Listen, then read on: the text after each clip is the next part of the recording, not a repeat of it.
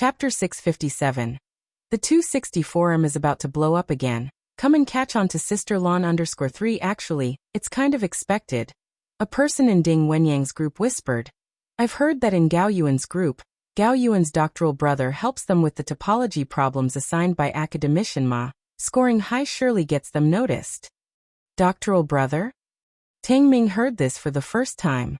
The ones who sit at the back every Tuesday, among that group of doctoral students, Ding Wenyang explained to Tang Ming and Ning Xiao. Gao Jiachen, you must have heard of him, right? Him. Kong Wei knew of this person. The one said to be on par with Senior Hewan? Right, Ding Wenyang said, feeling envious. Being in Gao Yuan's group, their final topology grades will definitely not be low. Academician Ma might actually remember them. The lights at Jiang University were not bright at night. Jiang Fulai stood at the crossroads, carrying a paper bag in his left hand. His features deep set and outlined by the hazy light into a cold curve, with lazy strands of hair draping over his eyebrows. Behind him followed a petite and delicately beautiful child. The child was dressed in a British school uniform, carrying a cabbage-patterned pouch that didn't quite match his outfit, bulging with unknown contents. He held a bottle of Wangzai milk, drinking with his head bowed, his eyes rolling around as he looked ahead. Passers-by dared not stare at Jiang Fulai, but they found the child behind him too exquisitely cute, cautiously watching the kid with sidelong glances. Wuxia World. Sight they wanted to take out their phones and snap a picture, but were wary of the man standing beside him.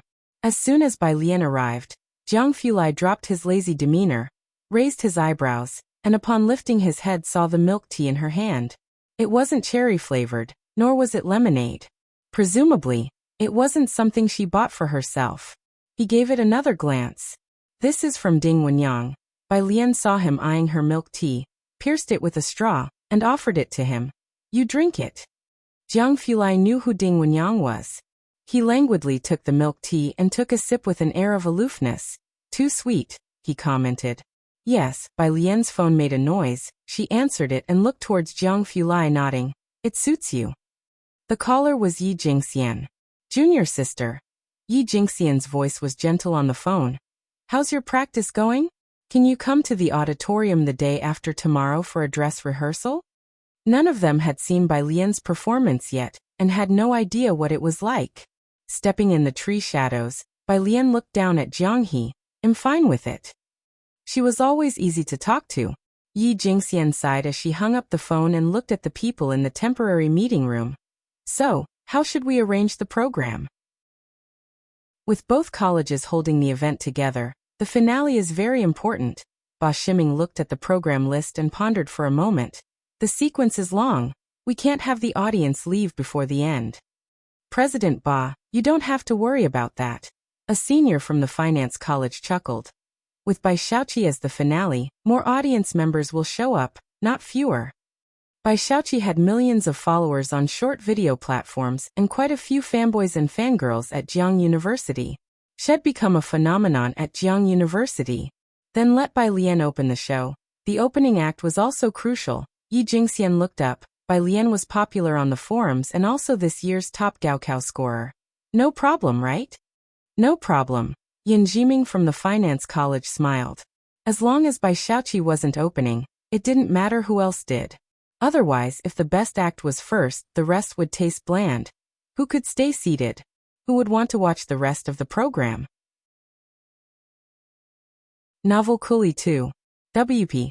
com/Wuxia World. Site/chapter 658. 261 Sending flowers. Can she still play after the opening? Second update. _1 Let's arrange it this way for now. Yi Jingxian noted down the rehearsal schedule with Bai Lian for the day after tomorrow in her notebook. President. She sought Ba Shiming's opinion. Ba Shiming sat in the front, wearing a neat shirt and casual trousers, his fingers idly tapping on the program list. Yin Jiming, does your finance institute have any other requirements? Bai Lian would open the show, and a few people would support the middle, with Bai Xiaoqi closing in the end. As long as Bai Xiaoqi was the finale, there basically was no question. Yen Jiming thanked him. No more, President Ba. The auditorium is left to your physics institute. After the people from the finance institute left, Yi Jingxian and Ba Ximing still had trivial matters to discuss. They were behind the people from the Finance Institute, and when they were going downstairs, they happened to meet Dean Huang and Professor Zhou Wenqing, who had just returned from the lecture hall. Dean Huang, Professor Zhou, Ba Ximing, Yi Jingxian, and a few others stopped and stood on the right side of the staircase, making way for Dean Huang. Seeing the members of the student council, Dean Huang stopped. He didn't recognize Yi Jingxian, but he had seen the student council president from the Physics Institute. "Boss student, you're still having a meeting this late? We're discussing this year's freshman welcome party." Ba Ximing showed the program list to Dean Huang. Dean Huang took a brief look, and Bai Lian's name was prominent right at the front. "Bai Lian is participating too? When is your party?" Ba Ximing was quite surprised that Dean Huang would ask about this event. "It's on the 30th at 5 p.m. in the main auditorium. Dean, would you like to come watch? Wuxia World site. I will." Dean Huang handed the program list back to Ba Ximing. After Dean Huang and Zhou Wenqing left, Yi Jingxian finally spoke cautiously to Ba Ximing. "I finally saw Dean Huang not just in the news. He's coming to watch our freshman welcome party?" "Yes." Ba Ximing straightened his sleeves, seriously adding, "Tell everyone to be spirited. This year the dean will watch our party. We must show them the best of our Physics Institute." "As if you need to tell me." Yi Jingxian had already taken out her phone, spreading the news in the group chat of the staff. Ordinary students might only see Dean Huang's photo on the school's official website from their freshman to senior year. Ba Ximing and the others also didn't expect their institute's freshman party to catch the attention of Dean Huang. Shanghai apartment. Bai Lian returned to room 303. Today was Friday, and Zhang Xiais was sitting in the hall writing test papers, still wearing the t-shirt from the affiliated high school. The teaching intensity at the affiliated high school was much higher than that of Xiangqing First High School, but he had gotten used to this intensity over the year. Seeing Bai Lian and Jiang Fulai, he stood up. "Sister Lian, brother Jiang." His glance shifted behind them, not seeing Ning Xiao and Tang Ming return. Jiang Fulai was still holding a milk tea in one hand, almost finished. His narrow phoenix eyes coldly swept over Zhang Xiais, handing a paper bag to Bai Lian with his other hand. "Do you have a monthly test next week?" "Yes." Zhang Xiais sat back down, venting his frustration. "I was ranked last in the recent test. Everyone in my class is so abnormal." Bai Lian took the paper bag handed to her by Jiang Fulai. These were books listed by an academician from Ma Institute. She couldn't find them online or in the library, so she had Jiang Fulai buy them on her behalf. Bai Lian went back to the study room, and Jiang Fulai glanced at Zhang Xiais, speaking with a cold face to explain the problems he didn't understand during this week living in the school. Inside the study room, Bai Lian placed her laptop on the desk, lazily opened the paper bag, and was about to take out the books inside when she unexpectedly found a touch of red. She slightly lowered her head. 2 white books. A single rose lay diagonally across the white cover of the books, with its crimson petals spiraling open like rosy clouds. Bai Lian reached out, slowly and deliberately pulling the rose from the bag. There was no vase in the study, nor in room 303, and Bai Lian couldn't be bothered to look for one. She leaned against the window, holding the rose in one hand and texting her dog-loving friend on her phone in the other.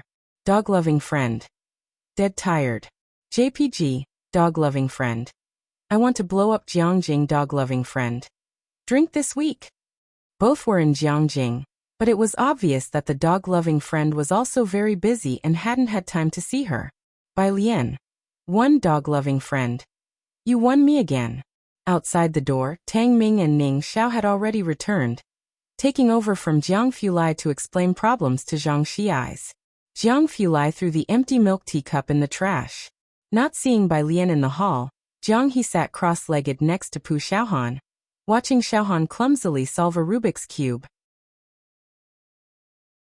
Chapter 659, 261 Sending Flowers. Can she still play after the opening? Second update. _2 He went to open the door of the study. Bai Lian still lazily leaned against the window, squinting at the outside. The community lights were on. On Friday, most of the alumni renting rooms were at home, and the street lamps on Zier Avenue were as bright as daylight, now reflecting in her dark eyes. The fair hand loosely held a bright red rose. like looking down at the city's ramparts, gazing back at the sea of lights. Jiang Fulai's hand rested on the doorknob, silently watching her. Mountains and rivers vast, human world full of stars. Just one. Jiang Fulai turned sideways, closing the study's door, looking at the rose in her hand, suddenly smiled.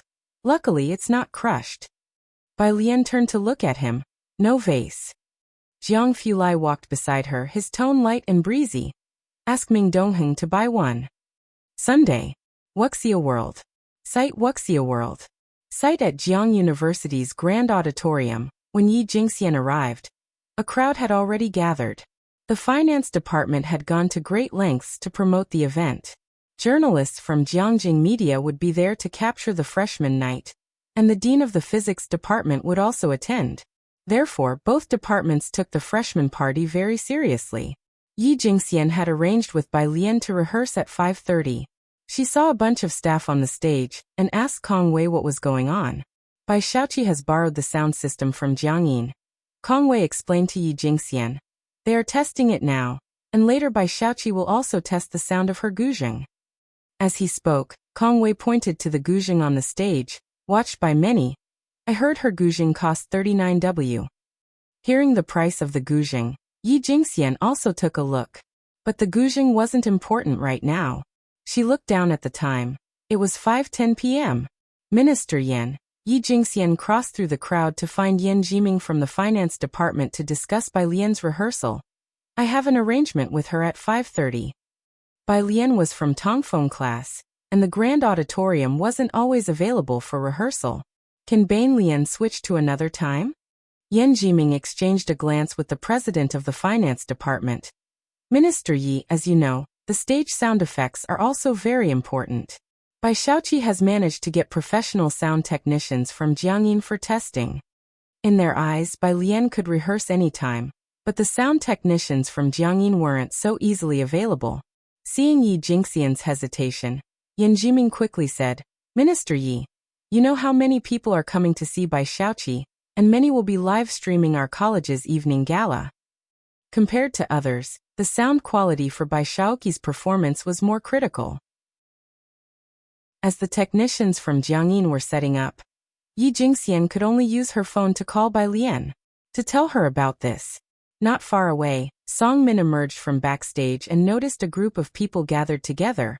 Walking over, Minister, have the people from the physics department arrived? It's fine. Yan Jiming looked at him. They wanted to rehearse, but I asked them to change the time. Zir Avenue.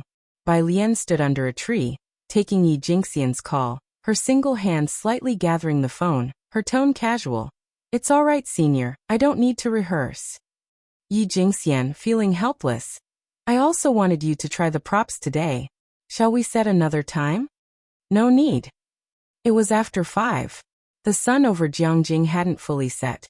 Slivers of light filtered through tree leaves, casting a splintered glow. Dazzling. Bai Lian walked towards the bus stop across the street. Since she didn't have to go rehearse, she decided to take the bus directly to Yinshao District. Yinshao District, Azure Dragon Bar. At the bar, Sun Chun was dressed in a silver camisole, her lazy hair trailing behind her head, exuding a futuristic vibe, handing Bai Lian a cocktail with a blue gradation. Why didn't you let me know in advance that you were coming? Mr. Xiaoqi has stepped out. Bai Lian sat on the stool, her gaze contained as she looked at the message from Wen Jixia, her leg casually propped up. I had plans with a friend here. Her fingertips danced on the glass, and beneath the lights, the liquid in the glass shimmered. When Wen Jixia wearing a baseball cap arrived, she saw Bai Lian seated at the bar. Today, Bai Lian wore a retro cheongsam top with silk fabric, beautifully embroidered, a matching long skirt below, and a white jade hairpin in her hair. Ignoring the backdrop of the bar behind her, at first glance, she resembled a classic lady from the Jiangnan water town leaning against a stone railing. Why are you sitting here? When Jixia led Bai Lian to the reserved booth, summoned the server to bring a bunch of drinks, and ordered a few servers to come over to keep them company. Bai Lian held her drink while sitting next to Wen Jixia. Wen Jixia seemed to be in a bad mood, just drinking one glass after another. Seeing her drink more and more, Bai Lian stopped her. Shall we go out for a walk? Chapter 660. 261 Sending flowers. Can she still play after the opening? Second update. _3 Su Nanjing said she had left a car for her. Speaking of drifting, when Zixia's expression worsened. No more drifting, the old lady keeps a tight leash. Bai Lian searched her memory. There wasn't much news about Wen Jixia, mainly just the two of them drifting in Beijing together. Then drinking and bitching about Song Min. That was all. You do look quite the part when you're serious, Wen Jixia said, watching Bai Lian dressed in classic attire, sitting quietly in the booth with a languid expression while two good-looking young men didn't dare to approach her. With a wine glass in hand, there was this disconcerting sense of a traditionally educated miss turned up at a nightclub. When Jixia pulled a cigarette from the table, held it in her hand, and a boy immediately lit it for her, she slowly blew out a smoke ring. Damn, it's perfect. My grandmother's kind will definitely prefer someone like you. Acting the part at home is freaking exhausting. Bai Lian knew when Jixia kept up the facade of a lady at home. She leaned back slowly, listening intently to Wen Jixia. Sure enough, midway through the drinking, Wen Jixia dropped a bombshell. I'm getting engaged. As for who the other party was, Wen Jixia didn't say, but it was just a business marriage. At 8 o'clock, Jiang Fulai sent a message, asking where she was. Wuxia World. Site Wuxia World. Site. Ko Bai Lian looked at the drunk Wen Jixia and sent him the address. She took Wen Jixia outside. The bar manager recognized Bai Lian and was about to ask if she needed assistance when he caught a glimpse of Bai Lian's cold eyes. He didn't dare to speak and silently followed behind her.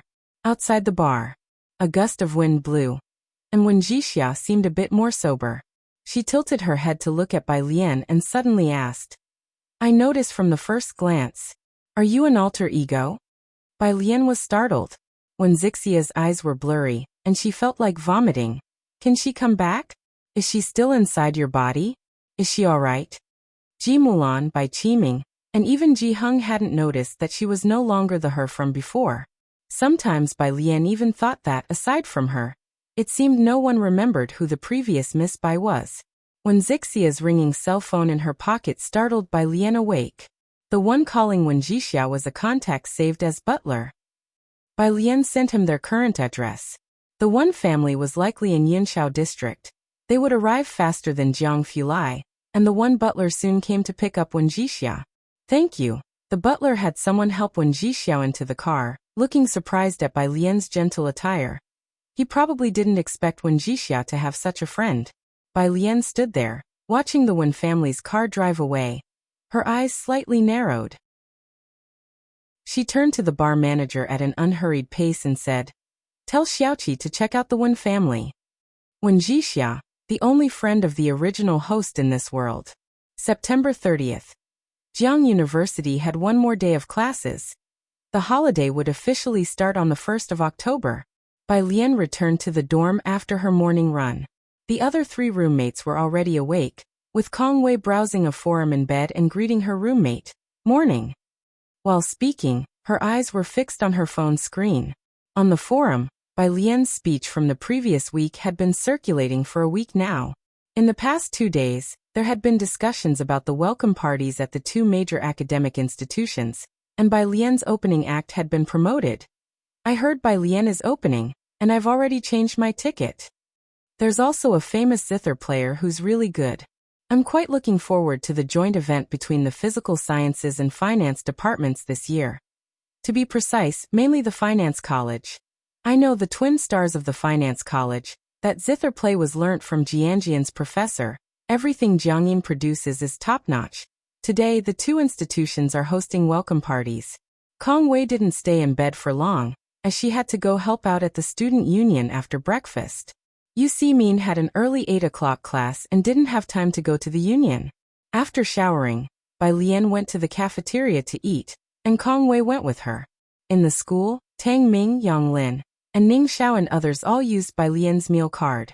After grabbing her meal, Kong Wei sat next to Yang Lin. She hasn't had her rehearsal till today. I'm a bit worried. Across from her, Tang Ming took a bite of his fried egg pancake and asked, What are you worried about her for? He continued nonchalantly, Sister Lu's shooting skills were taught by her.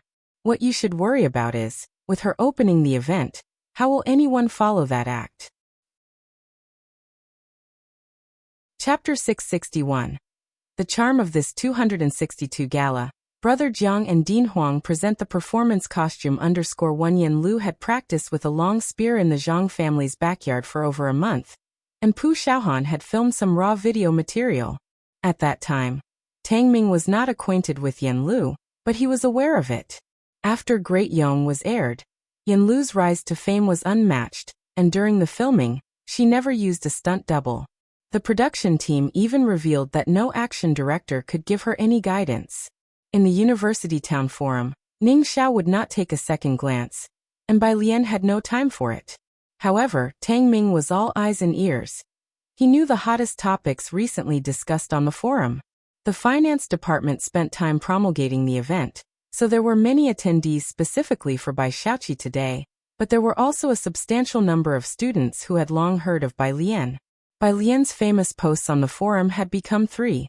The post from her initial trip to Jiangjing last year captured by chance, the thread with 2 images as the masters this year, and the last one was taken by the school newspaper in a lecture hall last week. The program list for the joint event of the 2 institutions was posted on the forum. After seeing Bai Lian would open the event, Tang Ming forwarded the news to Pu Xiaohan, and both discussed whether such an arrangement by the student union was really appropriate. In the morning, the cafeteria was crowded. Kong Wei, with Bai Lian's matter on her mind, didn't really catch what Tang Ming was saying. Wuxia World. Site Wuxia World. Site. But she pinpointed the word Sister Lu with accuracy. Sister Lu. Tang Ming. He didn't continue speaking. Fortunately, at that moment, Bai Lian came over with her meal tray and sat beside Kong Wei. Kong Wei didn't pursue the topic further, chewing on the straw of her soy milk. After all, ever since Bai Lian had given her and Yu Ximin Yan Lu's autographed photos, they had speculated how Bai Lian got them. And to give away 2 large photos at once, along with that intimidating black-clad bodyguard who handed them over. Even someone with a background like Yu Ximin was unable to guess the ins and outs of Bai Lian's connection. Kong Wei sipped her soy milk, glancing over at Bai Lian, who rarely spoke during meals, her back always impeccably straight, something that seemed etched into her genetics. Even when reading in the dormitory, she maintained the same posture, a lazy kind of grace. She was that kind of person, always giving others a sense of security. Reflecting on what Tang Ming had said earlier, Kong Wei also felt assured. After eating, Kong Wei, as an officer of the student association, needed to help set up the auditorium for the event. Bai Lian was off to her Tongfeng's class, while Yang Lin hurried to the biology building. Shen Qing had packed her things early in the morning and headed to Shanghai apartment. Ji Xiaojun was busy with work and felt sorry that he couldn't go to Jiang University to watch the program today. Last year, during the anniversary of Xiangqing No. 1 High School, Bai Lian did not inform them. This year, she had mentioned it, but unfortunately, Ji Xiaojun didn't have the time. Take plenty of photos, Ji Xiaojun, putting on his suit jacket, said as he smoothed out his dark red tie. And videos. Like you need to tell me. Shen Qing was in a hurry to leave, not even waiting for Xiaojie's car, choosing to take the subway to Shanghai apartment instead. At this hour, traffic was bad, so she'd rather squeeze onto the subway. After she left, the butler asked about Bai Lian's performance in the welcoming party tonight, expressing surprise. Is Miss Bai going to perform on the guzheng? He remembered Bai Lian learning the guzheng, even frequently reviewing basic music theory during the summer. No, Ji Xiaojun shook his head. But he didn't elaborate on Bai Lian's performance, instead taking his briefcase and leaving. The butler had come today indeed for a reason. Miss Mulan's child's first full month is today. The young mistress and her husband will be there, and neither you nor the elder have met the groom yet. The groom? Mu Yining's husband? Ji Xiaojun greatly disliked dealing with these affairs, along with the inheritance issues he shouldered. Settling into the back seat of the car, he began contemplating. He didn't even consider Ren Wanxian. Bai Lian could take over some affairs, but Ji Xiaojun thought about Shen Yu who had traveled to Xiangqing. And there was talk of a dean from the Ma Institute. Even Dean Jian returned defeated. Reluctantly, Ji Xiaojun silenced the thought. There was still an option, the child born to Ji Mulan, but that would require waiting for a significant amount of time. It was 4 o'clock in the afternoon. Jiang He's school let out early. Ming Dongheng took Ji Heng to pick him up. A row of first graders, like little turnips, came out holding hands one by one, with Jiang He the cool big brother among them, carrying his own backpack with both hands in his pockets, chin up and proud. Ji Heng, who habitually carried his smoking pipe, stood aside. Since this was a place full of children, he didn't light up. Upon spotting Jiang he lifted his other hand to show him. In that hand was a bag of sugar-coated hawthorns, dusted light with sugar frost. Ever since learning that Bai Lian favored sugar-coated hawthorns, those from the Ji family would always pick some up when they saw them on the street. Today was no different. Chapter 662. The charm of this 262 gala. Brother Jiang and Dean Huang present the performance costume. _2 Ming Dongheng's gaze swept the surroundings, ensuring the safety of the two. Let's go, Ji Heng said, handing the candied hawthorn to Jiang He and carrying his small backpack, heading to the front intersection to get in the car. Both of them were going to watch Bai Lian's performance today. At this time of day, the road was already getting a bit congested, so they didn't plan on returning to Shanghai apartment, heading straight to Jiang University's Grand Auditorium instead. Pu Xiaohan had no classes that afternoon, and along with Shen Qing, she had arrived early at Jiang University's Grand Auditorium. She had even saved seats for Ji Heng and Jiang He in advance. It wasn't even 5 o'clock yet, but the auditorium was already filled to capacity. Pu Xiaohan, who had taken a spot on the left side, was wearing her camera around her neck. She stood up and waved to Ji Heng and Jiang He upon seeing them. Grandpa, over here. It's really bustling here. Shen Qing, who didn't visit Jiang University often, looked at the red banners outside the auditorium bearing Jiangjing University School of Finance and Jiangjing University Department of Physics, and naturally felt a sense of pride and grandeur. Every passing student was a pillar of the country, and her niece was one of them. The grand auditorium was spacious, able to accommodate thousands of people at once, with seating radiating out from the central stage. Wuxia World. Sight Wuxia World. Sight. The performance hadn't started yet, and popular music was playing from the side speakers. Ji Heng took a seat to the side, resting Jiang He's backpack on his lap, while Jiang He sat next to him, nibbling on his candied hawthorn. Outside, Song Min and Bai Xiaoqi had also arrived. Bai Xiaoqi was dressed in haute couture today, wearing a purple gown that revealed her fair clavicles. Her demeanor cold and composed, neither humble nor arrogant. Even as an illegitimate child, the etiquette her mother had taught her since she was young was impeccable. Mrs. Song looked at Bai Xiaoqi appreciatively and nodded. I told you this dress suits you. The two of them entered with Mrs. Song. Song Min had distinguished himself as a member of the Student Union of the School of Finance, and the Student Union had reserved the 2 front rows in the middle, with the second row set aside for some of the key personnel, naturally including seats for Song Min and his companion. By this time, more than half of the first row had already been filled. The first row was reserved for some leaders and investors.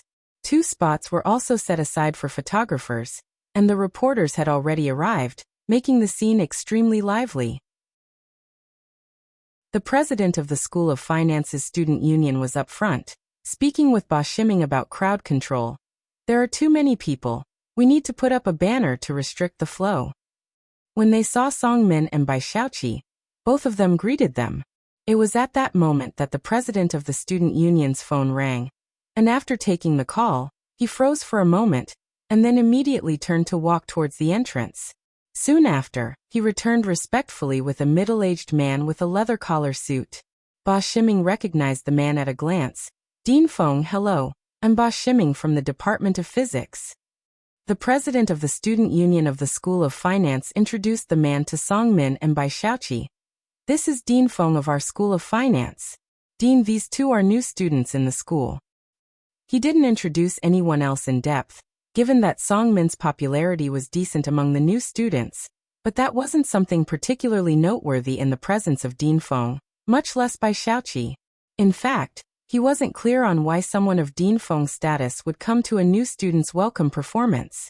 Dean Feng, chairman of the Jingjiang Business Federation, an individual specifically mentioned by President Yin Song-min, and by Xiaoqi exchanged a glance. He really came? They both greeted him respectfully. Dean Feng didn't say much. He left the middle seat open and sat down beside it. This year our school's new students are quite impressive. He started conversing with the professor from the School of Finance next to him.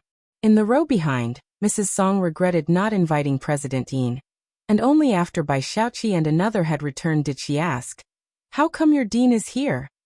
It might not only be Dean Feng. Songmin looked at the two empty seats next to the dean, shaking his head. "I just found out too. It's really strange." Ba Shiming also felt something was odd about this time, as Dean Huang had asked him to reserve 2 seats, and now Dean Feng had arrived as well. What exactly is so attractive about our new student orientation this time? Bai Xiaoqi? Ba Shiming thought it unlikely. Ah, the junior sister is still in class. Yi Jingxian glanced at the time on her phone. She's always in class with no time to rehearse, and I haven't seen her performance outfit either. Deans of both prestigious institutions were present, as well as the media invited by the School of Finance. Along the way, there were also students who started live broadcasts for traffic, putting huge pressure on the student union of the physics department, especially Yi Jingxian, who was afraid something would go wrong at the opening. It was also because Bai Lian was this year's new star of the physics department, and everyone recognized her ability. Otherwise, Yi Jingxian would never have taken her word that it would be fine without a rehearsal. Senior sister, don't worry. Kong Wei was now much more at ease than Yi Jingxian. As they were talking, Bai Lian came in from backstage. Seeing her, Yi Jingxian felt halfway relieved. She looked at Bai Lian, who was dressed in casual everyday clothes. "Junior sister, where is your performance outfit?" 4:45. Bai Lian glanced at the time on her phone. It's time. It was crunch time, and Yi Jingxian quickly handed Bai Lian over to a makeup artist backstage. "Junior sister has good skin, no need for heavy makeup, just add some shading to adapt to the stage lights." The makeup artist examined Bai Lian's face and indeed found no further need for correction.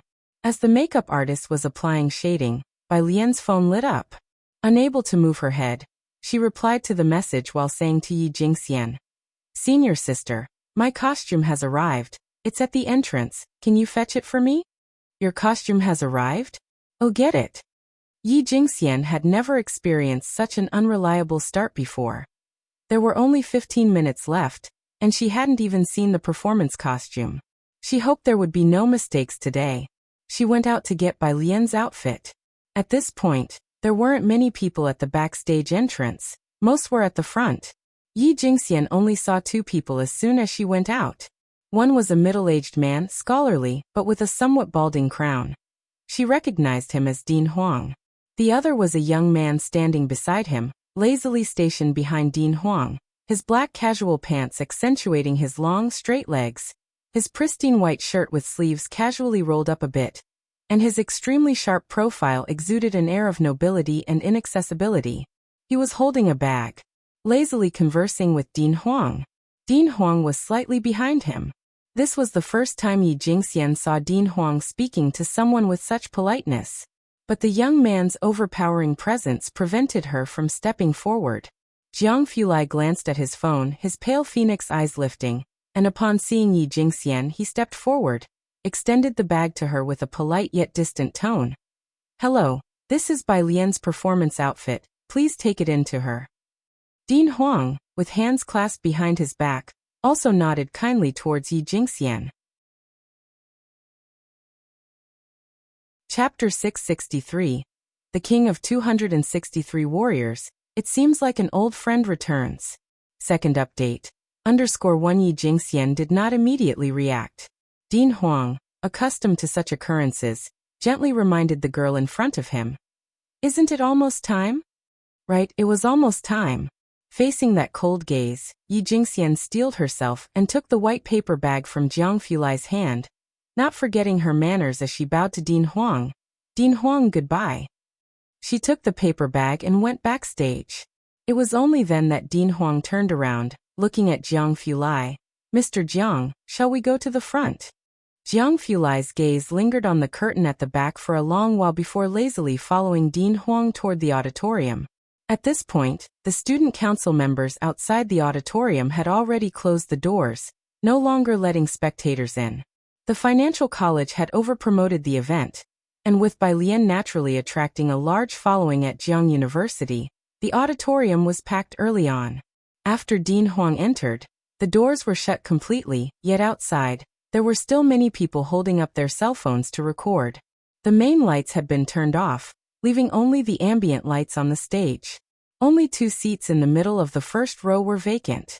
Dean Feng had been sitting in his place early on, and when he looked up and saw Dean Huang come in through the door with a tall man following him, he quickly got up to greet them. Dean Huang, he greeted Dean Huang in a low voice, his eyes then shifting to Jiang Fulai. Mr. Jiang. Source, web novel. Com. Updated on N0new. Jiang Shijue, a financial prodigy from Jiang University's Financial College, and the executive president of Zhongxing. But everyone knew who was behind Jiang Shijue. It was this student whom Dean Feng relied on to sit in the position of chairman of the Federation of Industry and Commerce. Dean Feng. Jiang Fulai nodded to him lazily, sitting down in the empty seat beside Dean Feng, leaning elegantly against the chair back, his fine features slightly composed, exuding a sense of aloof indifference. He didn't speak to anyone. Dean Huang sat on the other side of Jiang Fulai. Dean Feng only sat down slowly after the two of them had taken their seats. It was clear that he didn't fully sit back, showing his restraint. The noise of conversation in the front 2 rows quieted down around him, and the volume of talking decreased significantly. The students in the row behind who had witnessed this scene all took notice. Given Dean Feng's current status in the financial college, getting up to greet the guests and the presence of 2 deans seated next to him, just who was this person? With the front row lights off, one could only see the back of the person in the middle, which seemed particularly somber under the lighting. Backstage. The makeup artist was not that professional, but Bai Lian's complexion was fair enough. She only added some shadows and applied some lipstick to Bai Lian. This face, I dare not add anything more to it, the makeup artist remarked as she looked at Bai Lian's face, sighing. Yi Jingxian took out the clothes from the bag. They were not as lavish as Yi Jingxian had imagined, but simple white silk garments. Without much time to ponder, she passed the clothes to Bai Lian. Junior, let's change first. The 2 hosts were already waiting behind the curtains, ready to go on stage to announce. In the changing room, Bai Lian lowered her eyes to spread out the white gown, putting on not only the outer robe but also the practice pants underneath, before picking up the white sash and loosely tying it around her waist. Outside, Yi Jingxian was waiting for Bai Lian to change. She was still not entirely at ease when her phone rang with a call from Ba Shiming. Today both deans are present, and there's a distinguished guest, Ba Shiming said seriously over the phone. It's strange that they all came. The financial college is responsible for the conclusion. We won't have any issues, right? A distinguished guest? Yi Jingxian naturally thought of the person she had just met. President, rest assured, the junior won't have any issues. She reassured Ba Shiming. After hanging up, she continued to wait for Bai Lian to come out. Where is the prop, the long spear? Yi Jingxian remembered this, and Kong Wei hurriedly brought over the spear. Bai Lian came out of the changing room. She was wearing a simple white gown, bound at the waist by a white silk ribbon, her demeanor casually nonchalant. Yi Jingxian handed the long spear in her hand to Bai Lian. Junior, try this spear. This was the prop Yi Jingxian had prepared for Bai Lian. It had arrived last week, and she had wanted Bai Lian to practice with it during the rehearsal, but the rehearsal hadn't happened due to sound equipment issues. Some of the student council members nearby overheard Yi Jingxian and exchanged glances. Bai Lian hadn't even practiced with the spear? Would that be all right? As these people were pondering, Bai Lian stretched out her hand to take the red-tasseled spear, placing it upright on the ground. The spear was even taller than herself. The red tassel at the tip of the spear slowly fell with her movements, and the silver spearhead gleamed coldly. Everyone around noticed that the moment she took the spear, the atmosphere around her changed. She became like a lazy white tiger sunning on a rock that suddenly senses an intruder, inspecting her territory with majestic dignity. If you find any errors, ads pop up, ads redirect, broken links, non-standard content, etc., please let us know. Report so we can fix it as soon as possible. Chapter 664. The King of 263 Warriors. It seems like an old friend returns. Second update. _2 Yi Jingxian looked at her, and her restless heart instantly calmed down. When is my turn to go on stage? Bai Lian glanced at the phone lying on the table. It was already 5 o'clock. Ah, Yi Jingxian snapped back to reality. The host just went up. After they come down, you're next. Oh right, the music. Is the musician ready? Don't worry, President. The guy sitting in front of the computer, controlling the music, looked up at Yi Jingxian and gave her an okay gesture. Members of the Finance Student Council curiously came over to take a look. The music file that Bai Lian had was simply marked with the character Jian. What song is this? I've never heard it before. I don't know, said the guy controlling the music after listening to it. But it's not a song, it's an instrumental piece. Bai Lian sent it over. She probably found it herself. Outside on the stage, the two hosts dressed in a suit and evening gown were smiling and reading the opening lines, welcoming the new students to the university. In the first row on both sides, photographers had already set up their cameras. Nearly 1,000 seats in the auditorium were filled, with people standing on the steps and in the aisles, many of them live streaming on their phones. Source: web novel. Com, updated on new. The guy sitting in front of Tang Ming was among those live streaming short videos. Holding a selfie stick, he was doing self-media at Jiang University, usually live streaming meals and study sessions. Now, with 700 viewers watching online, his live stream was attracting more and more traffic after being promoted. I couldn't get in, so I can only rely on the broadcaster to relay it. Watching a bunch of valedictorians perform for us is really something. I heard Bai Xiaoqi will be there. Is that true, broadcaster? While streaming, the guy said, I've posted the program list. Yes, Bai Xiaoqi will be the last one. No worries, I deliberately changed my ticket to go home tomorrow morning, so I can wait with everyone. The backstage area was small, so Kong Wei and Yu Ximin didn't stay there. Instead, they returned to the front to watch the performances. Without seats, they squeezed together with latecomers Tang Ming, Ning Xiao, and Yang Lin. Yu Ximin, seeing many people live streaming the event, said to Kong Wei, Won't there be any trouble? Kong Wei patted the back of her hand, signaling her to be at ease. While they were talking on the left side of the stage, the two hosts had already bowed and exited. The stage lights went out. The evening had just begun, and the crowd couldn't stop moving, greeting, eating, and talking continuously. SHHHH.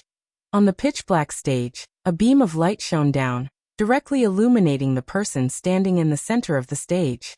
Everyone saw the girl standing in the middle, dressed in a white robe with a belt of the same color tied around her. Her ink-black hair entirely bound at the back of her head with a red ribbon, a strand of which hung down her neck, shining against the white collar of her dress. Above the stage, a huge screen displayed her figure. Her long black eyelashes drooped, and in her right hand, she held a long spear, the tip resting on the ground. She wasn't heavily made up, but even with just the spotlight on her, her face could captivate an era. The crowd fell silent for a moment before erupting into cheers. In the front row, Jiang Fulai, who had been lounging lazily, finally sat up straight, his narrow phoenix-like eyes turning toward the stage. Dean Feng, who was conversing with a professor to his right, noticed that the young master of the Jiang family had suddenly become serious. He ceased speaking and lifted his gaze to the stage, along with the other leaders in the front row, who also stopped their conversations. In the second row, Song Min's wife, sitting beside him, recognized Bai Lian and was slightly startled. Bai Lian is also participating in the evening party? Yes, Song Min said, looking at the stage unconcernedly. Seems like it's the spear. Song Min's wife nodded, no longer concerned, and bent her head to remind Bai Xiaoqi about the precautions. Boom! A drumbeat sounded, the stage's wind machine blowing the girl's skirt and hair, the tassel on the spear beside her fluttering frame by frame. She lifted the spear to begin. The drum beats were majestic, like the inspiring war drums before 1,000 troops set off. The stage's sound system, borrowed from Jiangyin, was extremely effective. The awe-inspiring drumbeats of the first half caused everyone present to stop what they were doing and involuntarily turn to watch the stage. The girl pulled back the spear, pressed down its tip, then twirled around twice, the spearhead trembling slightly with her movements. As the drumbeat abruptly fell, the sound of the flute began to rise. The spotlights on top of the stage went out for a second with the disappearance of the drum sound, then violently focused on her just as she took a leaping step, thrusting the long spear into the air. Above the stage, on the huge screen, everyone could see the moment the spear was thrust forward, the flexible spearhead shaking continuously. The frosty spear tip reflected a chilling light, flickering between solidity and void, breathtaking. The intense and ominous sounds of a peep arose as the girl turned around, the long spear swirling like a dragon in her right hand, her left hand suddenly pressing down on the spearhead, stepping forward to drive the spear. The audience in the auditorium held their breath. The girl still held the spear in her right hand, lifted the end of it over her head, the spear tip spinning to her left as she took the spear with her left hand under her arm, hiding it as she continued to pass it behind her back, the spotlight flashing again. Under the lights, she leapt into the air with the beat of the drum, her white dress billowing, the spear striking like thunder. The moment she hung in the air, captured by the camera, was like a slow-motion frame, pausing in mid-air before thrusting forward with the spear. The music tugged at the audience's hearts, the waving long spear captivating their gaze. It was like a prelude to a battle on the campaign field. The sound of the zither subsided, and in the middle of the stage, the girl faced the audience and retrieved her spear. Just as the audience finally started to relax, the final drumbeat fell, and the girl thrust the spear backward, spinning around at the same time. The sound of slicing air arose, filled with aggressiveness. A spear longer by an inch is stronger by an inch. This was Yen Lu's back-thrusting spear, recently famous throughout the network. Countless people had recreated it online, yet only the audience present today could feel the killing intent behind this thrust. King of all weapons, truly deserving of the title. In that moment, the entire auditorium fell into absolute silence. On the big screen, the moment was frozen in time. Behind her was a black backdrop, with only one beam of white spotlight above.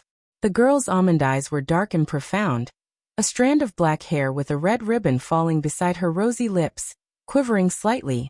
As the drum sound faded, she casually retrieved the long spear, bowed slightly to the camera with a composed and serene smile, her eyes lazy yet enigmatic, exuding a wild tension, magnified on the big screen. Behind her, the group holding phones live streaming, the barrage in the chat room paused for a moment, then started exploding with activity.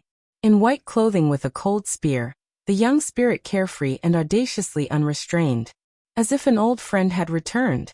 If you find any errors, ads pop up, ads redirect, broken links, non-standard content, etc., please let us know. Report so we can fix it as soon as possible. Chapter 665. 264 The True Moonlight by Lien. Can also play the Guzheng_1. This was a feast for both the eyes and ears. Jian Zhongyo and the group of teachers from Jiangyin made professional arrangements. The spear technique demonstrated control and fluidity, strength alongside softness, without any unnecessary flourish or reliance on wirework. It was only that final move, the unreplicable turnabout spear, which could not be replicated by anyone else, that made one truly feel the oppressive aura on sight. Unmatched. The show ended, curtains closed. Bai Lian turned around to head backstage, where the two hosts waiting behind the curtain didn't come out on time, standing by the curtain, motionless with scripts in hand, watching her. The backstage wasn't large. Bai Lian, with her right hand casually holding the spear, exuded an air of vitality that naturally made its way out, giving a slight nod to the two hosts. Is it your turn now? Ah, the female host's stunned face finally reacted, straightening her silver dress. Right, it's our turn. She tugged at the male host and walked through the curtain to the front.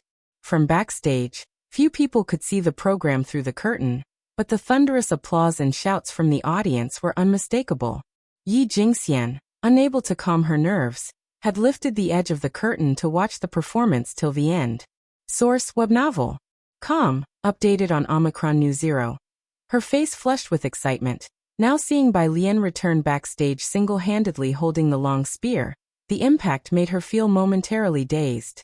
Senior, Bai Lian said, placing the long spear against the wall with one hand and greeting her before heading to the dressing room to change. This outfit wasn't unsuitable to wear outside, but at the end of September, Jiangjing was unseasonably hot. Outside, in the front row, the hosts were speaking on stage. Dean Huang and the professor beside him finally recovered from the overwhelming performance. They were closer to the stage and nobody could understand the pressure of the performance better than them. This spear, said Dean Feng, forgetting about the young master Jiang Fulai to his right, turning his head to speak with a familiar professor from the School of Finance, is even better than the kid named Yen Lu who performed this summer. Yes, and, muttered the professor from the School of Finance, pushing up his glasses and speaking softly, didn't she look a lot like our senior sister when she held the spear just now? Exactly, Dean Feng agreed immediately, nodding his head. Who is this person? This wasn't just his impression, but the first impression of everyone present. Senior sister was the term all students at Jiang University used to address the female disciple of Liang Zuan. Of course, Liang Zuan had more than one disciple, but his other disciple was Emperor Jiangwen, who had made numerous contributions for the Daong in the first half of his life, only to become suspicious and persecutory, causing harm to the loyal and good, making the people of the great Yong dynasties suffer. His merits and demerits couldn't offset each other, but in the end, the historians still awarded him the posthumous title One. Because of him, the Bai family left no descendants.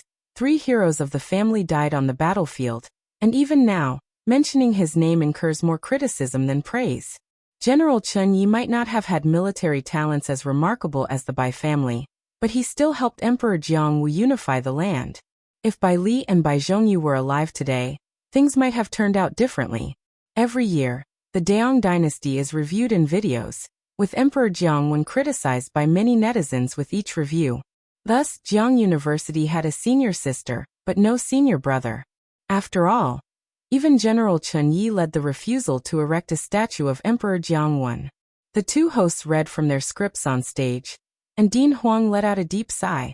Bai Lian's performance had impressed him deeply, and he planned to describe his younger sister's performance to his teacher the next time he saw him. She truly is our junior sister, possessing such skill. While thinking this, he glanced at Jiang Fulai. Young Master Jiang was as silent as usual. He sat in his chair, his long fingers resting on the armrest next to him, his profile as calm as jade, his gaze directed at the center of the stage, but his deep, pale eyes showed no focus. Dean Huang looked at Jiang Fulai, intending to say something, only to see him suddenly stand up. The next performance was a dance troupe, with only the main lights on the stage turned on. Dean Huang was surprised to see him get up. Are you leaving? Jiang Fulai said, checking his phone. Bai Lian had sent him a message. She was not coming in to watch the program anymore, and was heading back to solve math problems for the Buyuan class. He was here only to watch Bai Lian's performance after all. Dean Huang nodded, not surprised, considering that Jiang Fulai's attendance at the evening party had already been unexpected for him. He escorted Jiang Fulai to the main entrance. In fact, Dean Huang also wanted to leave, but it seemed inappropriate to walk out just after the event started, so he returned to his seat, planning to watch a few more performances before leaving. If you find any errors, ads pop up, ads redirect, broken links, non-standard content, etc., please let us know. Report so we can fix it as soon as possible. Chapter 666, 264 The True Moonlight, by Lian, can also play the Guzheng _2 Jiang Fulai walked out the door to the outside, where quite a few people were still gathered, watching in groups. Occasionally he heard words like spear, video, and Bai Lian. Jiang Fulai glanced at them and, with a cold face, went to wait for Bai Lian down the road behind them. Bai Lian had changed clothes and came out with her backpack, Yi Jingxian holding on to her arm the whole way out. Yi Jingxian wanted to talk more with Bai Lian, but as soon as they came out, she saw Jiang Fulai standing opposite, looking unapproachable. Yi Jingxian suddenly let go of Bai Lian's arm, not daring to hold on to it any longer. The auditorium's second act was a group dance, which was lively as well. Pop dance, with the music played loudly. But most of the audience was still engrossed in the spear performance and the music they had just witnessed. Compared with the classical arrangement of the drums, flutes, pipa, and zither, this pop music sounded somewhat crude, and didn't strike the heart as deeply.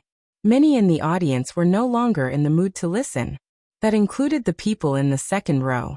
Lady Song had been talking to Bai Xiaoqi, advising her to stay composed and perform well later, so that she could be remembered by the professors and dean of the finance college. That way, people in social circles would seek her out. And as the saying goes, when the phoenix sings, the world listens. But once the music started, she couldn't help but look towards the center stage. Source: web novel. Com, updated on New Zero. Had that face not been the one she was familiar with, Lady Song might have doubted whether this was the same Bai Lian she knew before. She was truly shining. Is that really Bai Lian? Lady Song leaned back in her chair. Beside her, Song Min and Bai Xiaoqi said nothing. Song Min had also been looking at his phone. He had been investing with a group of people since the summer break, and even while watching the show, he was discussing these matters. However, his eyes began to wander from his phone. Xiaoqi, Lady Song, very attuned to Bai Xiaoqi's feelings, said, "You play the zither very well, no need to feel pressured." As Lady Song spoke, Song Min's attention gradually returned. Some in the front row had already left. And not just the first row, spectators from other sections were also trickling out. Back row. Tang Ming's classmate in front of him was as excited as if he had been injected with adrenaline. "Yes, it's Bai Lian, my live stream doesn't have playback. Is there already a high-definition recording online? Hey, don't leave everyone, there's still the final act to come." The evening event hadn't even ended yet, and the opening performance had already been posted online. Kong Wei and Yu Ximin also snapped out of it. Both were fans of Yan Lu. Her performance was even better than Lu Jia. Isn't Bai Lian actually from a traditional martial arts family? Yu Ximin opened Weibo and the videos, unable to help herself. Indeed, the eyes of the netizens are sharp. There's a trending post online. The power of short videos is immense. The words Jiang University and Bai Xiangjuan were already popular on their own. Once Jiang University's opening performance came out, it shot up to the top 5 on the trending searches.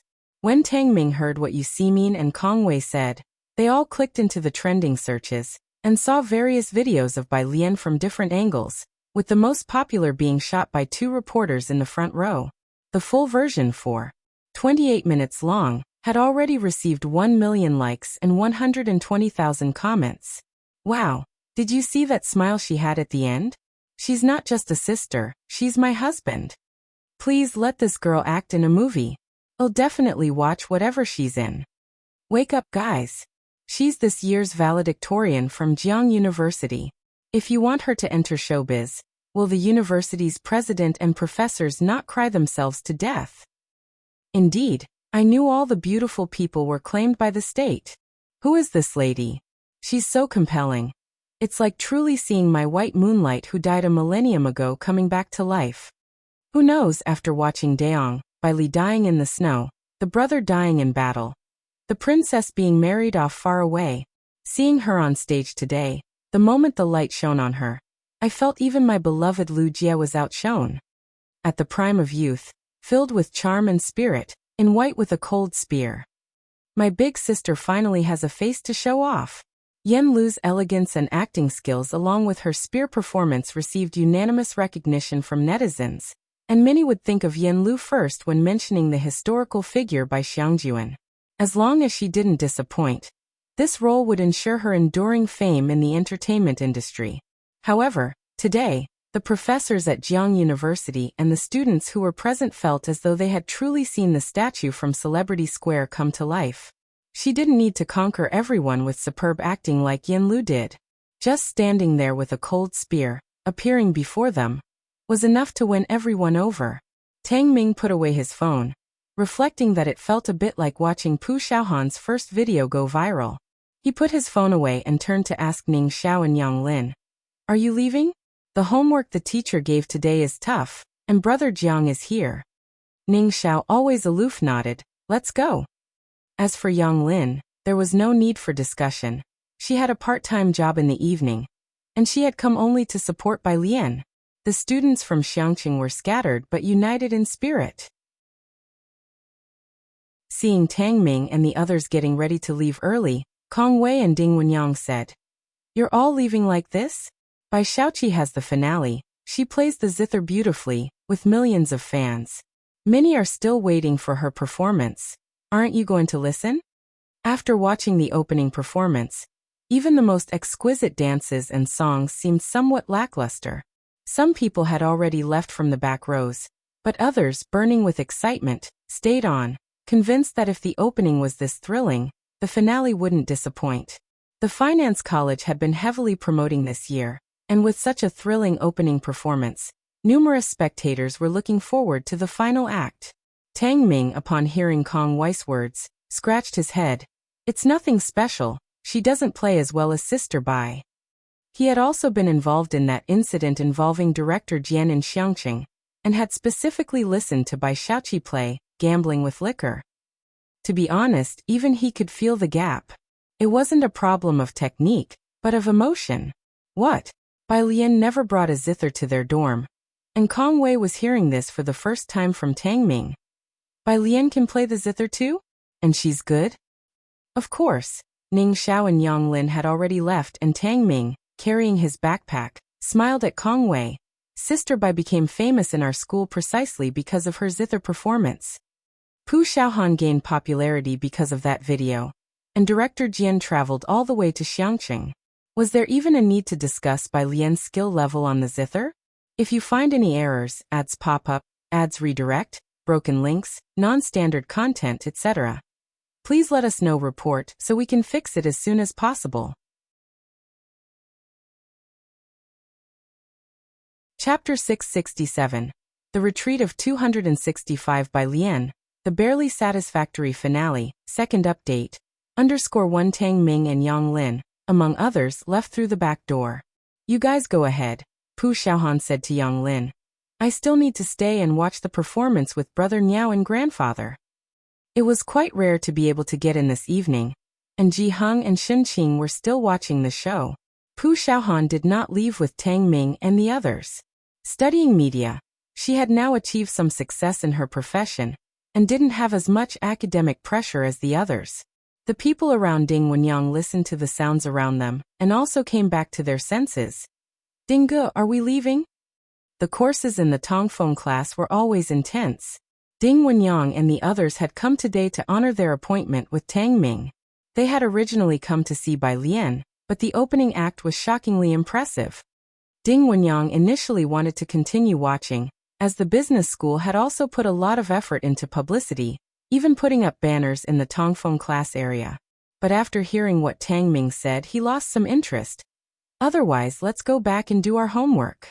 In the last few weeks, Tang Ming and Ning Xiao had been progressing a bit too quickly. Initially, only Bai Lian and Liang Wuyu could keep up with the 4-hour-long lecture pace of the Tongfeng class. Now Ning Xiao and Tang Ming were thriving in the Tongfeng class, as if they were fish in water. This adaptability placed immense pressure on Ding Wenyang and his groupmates. Since Tang Ming and the others had decided not to continue watching, and chose to go back to work hard, Ding Wenyang and his group unanimously decided to return to the study room. Source: web novel. Com. Updated on Omicron New Omicron. With that departure, nearly 10 people left, and the slightly crowded area at the back suddenly became a bit emptier. Why has everyone left? Kong Wei, as a member of the student association, had to stay to clean up the venue after the evening party, manage the props and backstage, and therefore couldn't leave. Yu Siming couldn't leave either. Let's watch a little longer.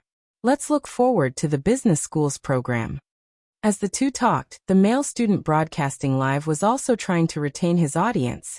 With such a fiery start, everyone think about it, the later part will definitely be even more exciting. Outside the auditorium, Yang Lin and Ning Xiao and the others went to the bus stop to wait for the school bus. Ding Wenyang and his group caught up. A professor, holding books, stood sternly by the bus sign, waiting for the bus. Today was a holiday at Jiang University, so there were fewer people around the campus. The professor glanced over the crowd and noticed Yang Lin behind them, narrowing his eyes slightly. Yang Lin was checking her part-time job messages on her phone when she noticed the glance. She recognized the person, Professor Xia. This was an old professor who taught freshmen in the biology department. During classes, he only introduced himself with the surname Xia and did not mention his first name.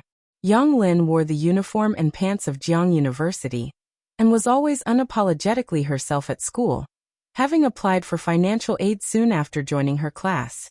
Professor Xia asked Yang Lin casually without a smile, "Are you busy during the holidays?" "I have 2 part-time jobs," Yang Lin responded with great respect to her teacher, even though she used to ignore everyone else. "One in the morning and one in the evening." Yang Lin cast her eyes down, her overly long bangs hiding her pale forehead, with only her exceedingly cold, black eyes occasionally becoming visible. "I've seen the homework you've submitted. It's been completed to a high standard." The school bus arrived and Professor Xia got on with her. Ning Xiao and the others gave up their seats to the old professor, who thanked a few students. Yang Lin just held on to her phone, always taking her homework seriously, never skimping on it. This summer, Bai Lian had been studying professional papers, and Yang Lin had also read a lot of literature related to bioengineering. She also spent time in the Jiang University library reading books related to her major. This summer, Yang Lin had already far surpassed the other freshmen of her batch. It was quite normal to catch the professor's attention. Professor Xia only rode 2 stops. Before getting off, he handed Yang Lin his business card. "If you finish with your part-time jobs, you can come help in my lab." Yang Lin looked down at the business card which bore a name Xiazhuiyu. Below it, an address for a laboratory and a contact number. Ming Dongheng was still waiting at the auditorium for Jiang He and Ji Heng. Bai Lian and Jiang Fulai returned to Shanghai apartment first. Jiang Fulai had come in Director Huang's car, and the two did not wait for the school bus, but walked out through the west gate. It was only 5:30, and the sky was still light. Jiang Fulai flipped through his phone. It seemed Su Nanjing had come across a video of Jiang University and was cautiously asking on WeChat why no one told him about Bai Lian's welcome party. Jiang Fulai glanced at it but ignored it. He was still holding the bag with Bai Lian's performance clothes. Bai Lian walked on the left side, scrolling through WeChat. On WeChat, Xiaoqi had just sent her a message. "Sister, I've sent the one family's information to your email. On WeChat, data would be archived." Bai Lian had been interacting more with academician Ma, and had learned to use Jiang University's email service to receive files and send data. Once Xiaoqi was done researching, she directly sent the information to Bai Lian's dedicated email address. If you find any errors, ads pop up, ads redirect, broken links, non-standard content, etc., please let us know. Report so we can fix it as soon as possible. Chapter 668. The Retreat of 265 Bai Lian, the barely satisfactory finale, second update. _2 Bai Lian sent back a message and lazily returned to the Jiangjing Preparatory Camp app, browsing through the challenge question bank. Su family's second child's full-month celebration. She was the first to speak up. Her tone was light and breezy. Jiang Fulai, holding her clothes and several books from her classes at Tongfeng, stepped through the shadows of the setting sun and listened to her calm words. "Are you going to go?" Bai Lian had long since deleted Ji Mulan. Ji Mulan never hid her utilitarian heart. The child was a tool for her to prove herself. As for Ji Heng, before Bai Lian left for Xiangqing, he had decided to take her back to that little courtyard. To Ji Heng, not understanding the previous Bai Lian might not have been a bad thing. "I suppose I will," Bai Lian said, tapping the screen with her fingertip, "but I'm planning to visit academician Ma's project during the National Day holiday." Although Suan did not look like a member of the Bai family, Ji Mulan did bear a striking resemblance to her own mother. She had not yet seen that child and wondered if he might also bear a slight resemblance to Bai Zhongyu. Jiang Fulai nodded slightly, not surprised by this, and walked to Bai Lian's right side. His eyebrows and eyes were cold, and his tone also appeared lazy. Go after you're done with your commitments. It's fine even if you really can't make it. He said nothing else, which made Bai Lian finally turn to look at him. Source: web novel. Com. Updated on Omicron New. Jiang Fulai always gave Bai Lian the feeling that she still had a way out. In her 2 lifetimes, the only time she was driven to a dead end was the final battle in Xiangqing. Even then, she had managed to find an escape route for Chen Yi and the army of the Bai family, allowing them to defect to Jiangyi. She wasn't acquainted with Jiangyi, but at that time, as she and Jiang Suyi were learning the Qin from Qinjiu, she knew that the renowned 7th prince, a peer in reputation and age, lived next door. After Bai Li went to the battlefield and did not return, Bai Zhongyu and Chen Yi went off to distant battlefields, and no one came to fetch her back to the general residence anymore. She had once received a lantern sent by a young servant by his side. Back then, she was still afraid of the dark. Later on, when he was exiled to his fiefdom by Emperor Jiangwen, Bai Zhongyu did not return, and Bai Lian was no longer afraid of the dark. When Xiangqing was under siege, she thought of the 7th prince she had never met. The Bai family was a thorn in Emperor Jiangwen's side, and wasn't this brilliantly talented 7th prince also a thorn in Emperor Jiangwen's heart? She asked Chen Yi to take Bai Li's token and seek him out, and fortunately, neither of those 2 men disappointed her. Bai Lian slowly withdrew her gaze, remaining calm and collected as she said, "It won't do, I can't miss it. My grandfather will overthink and be upset." Because she remembered this, she became somewhat silent. The 2 walked towards the gates of Jiang University. The setting sun cast a golden glow on Jiang Fulai's profile. He looked noble and haughty like a prince with his features of jade, though sometimes his words seemed to carry a mocking tone. Your grandfather is watching a performance right now and is not the slightest bit upset. He took out his phone and showed Bai Lian that Ji Heng had just liked a post in Xinqing's social circle. Bai Lian looked down, and as Jiang Fulai spoke, his long, cold, and pale fingers leisurely liked the post from Xinqing.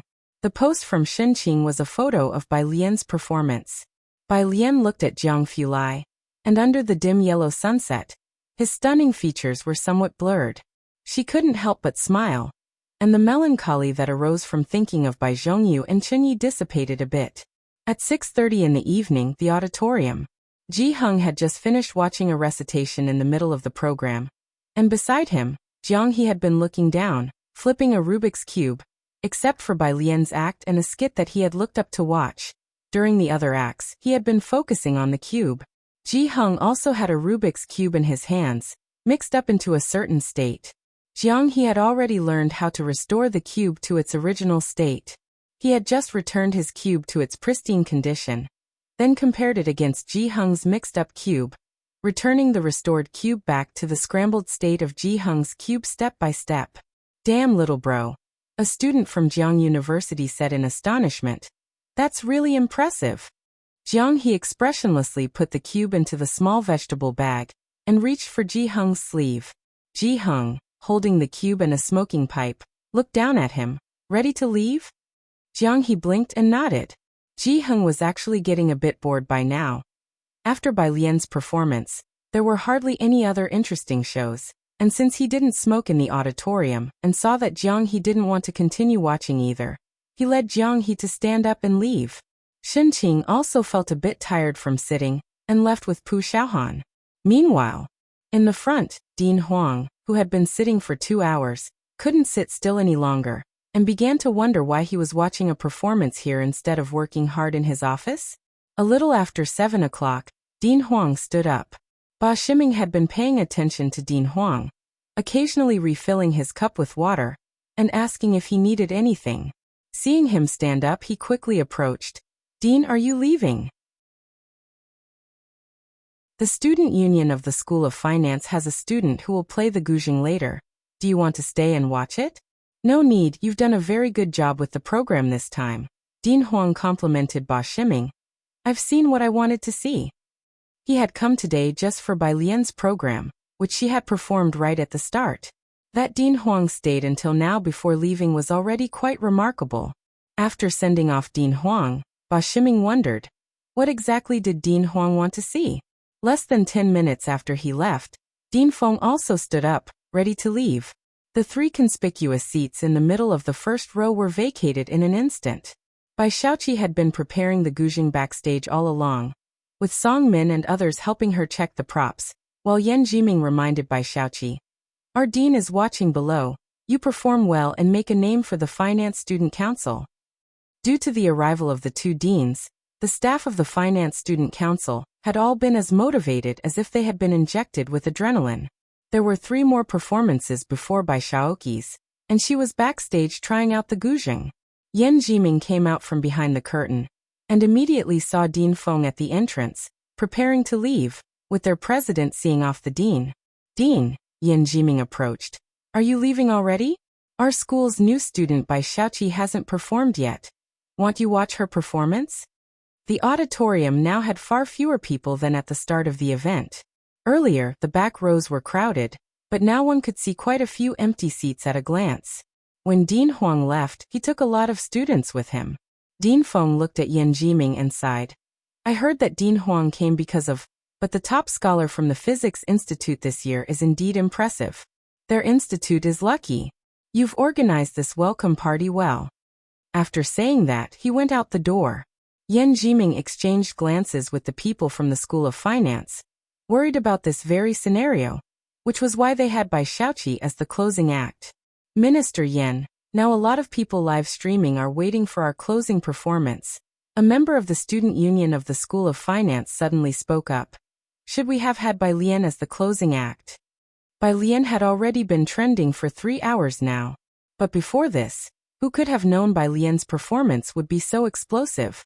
Yan Jiming also felt somewhat uneasy. The penultimate performance. Bai Xiaoqi went on stage with her false nails equipped.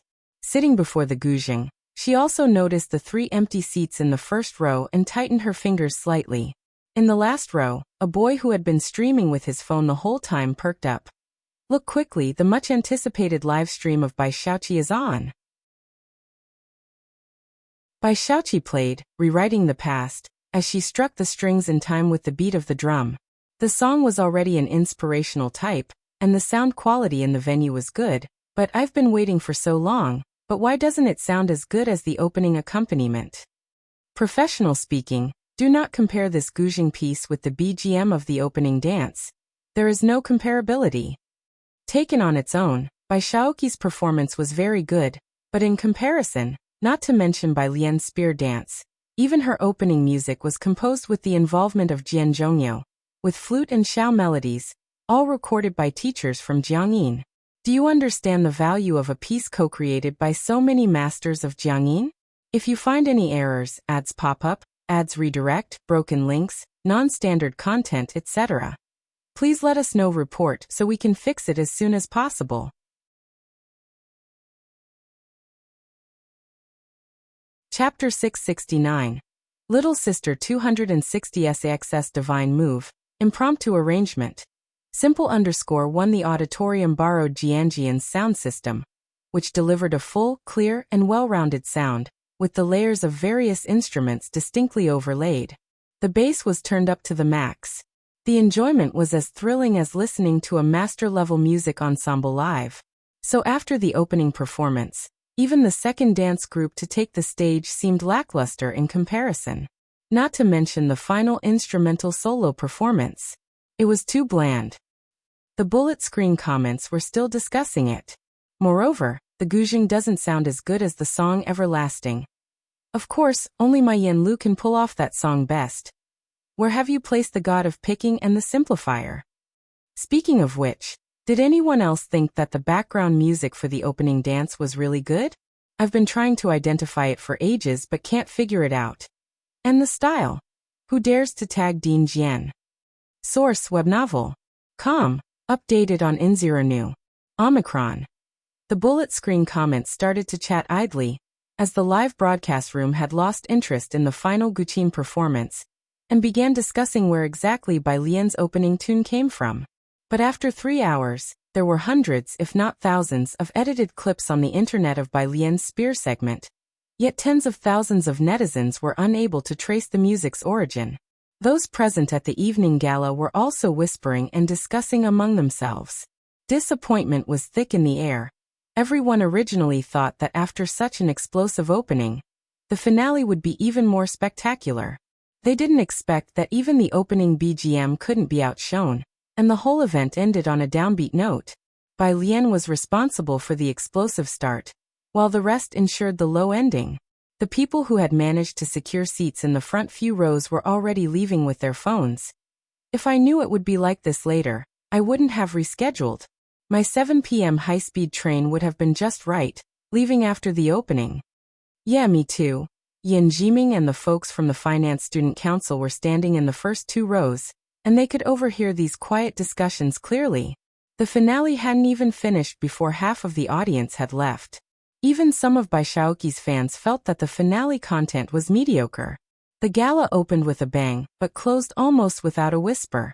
Everyone only remembered Jiang University and the physics department, along with Bai Lian, who even made it to the trending searches, while hardly anyone mentioned the finance department that had put effort into promoting from the start. When it did come up, it was mostly remarks about the later programs lacking in excitement. President Ba Yan Jiming looked at Ba Shiming. If your student council's program was that good, why didn't you say something earlier? If they had known earlier, they wouldn't have scheduled Bai Lian's performance so soon. Yi Jingxian thought about last week, when they were not even granted a few minutes for a dress rehearsal on stage, all for the sake of the finance department's newcomer sound check, and she smiled. Minister Yan, we wanted to rehearse first last week, and you didn't let us. Yan Jiming and the others had no response. Who could have known? Aside, Kong Wei and Yu Ximin were packing up their things, both feeling that Bai Shaoqi's guqin playing was actually quite pleasant to the ears. It just lacked the bombastic impact of the opening dance music. Not to mention the visual effects. We're talking about tens of millions of Yan Lu's fans who felt that Yan Lu's spear-wielding couldn't match up to Bai Lian's. What do you think? Kong Wei collected the cups beside the first row and lowered his voice. Tang Ming said Bai Lian plays better than Bai Shaoqi. What would it be like if she played the guzheng? Yu Ximin picked up the water bottle. Don't mention it, I'm curious too. It just felt like a missed opportunity this time. Shanghai apartment. Bai Lian was in the study room 303, pressing down a piece of draft paper, working on problems from the Jiangjing app. The window was half open, with the breeze moving the silver desk toy next to it. Her phone rang. It was Dean Jian's call. Bai Lian's fingertips were still pressing down on the draft paper as she lazily hit the answer and hands-free button, leaving the phone to the side. Dean Jian. Lao, who had sent the viral video of Bai Lian to Dean Jian. Bai Lian's online popularity that night was no less than that of Enlist celebrity. Almost everyone's social media and short clips were flooded by that final, defining smile. How was it? Dean Jian raised an eyebrow. The sound system I provided worked well, right? Bai Lian jotted down a string of numbers. She had washed off the contour the makeup artist had applied and sat in her chair, barefaced, with the hair at the back of her head pinned up again by the white jade hairpin. What sound system? She inquired, unfazed. Oh, Dean Jian remembered her dedication to studying at the physics department, oblivious to worldly affairs. Jiang University borrowed a sound system from us. No problem there, the effects tonight should have been good, but have you specifically trained with a spear? On the other end of the phone, Dean Jian was still in his office. He leaned back in his chair, his muddy gaze fixed on a tablet on his desk, with its screen displaying a slow-mo clip of a scene. If you find any errors, ads pop up, ads redirect, broken links, non-standard content, etc., please let us know. Report so we can fix it as soon as possible.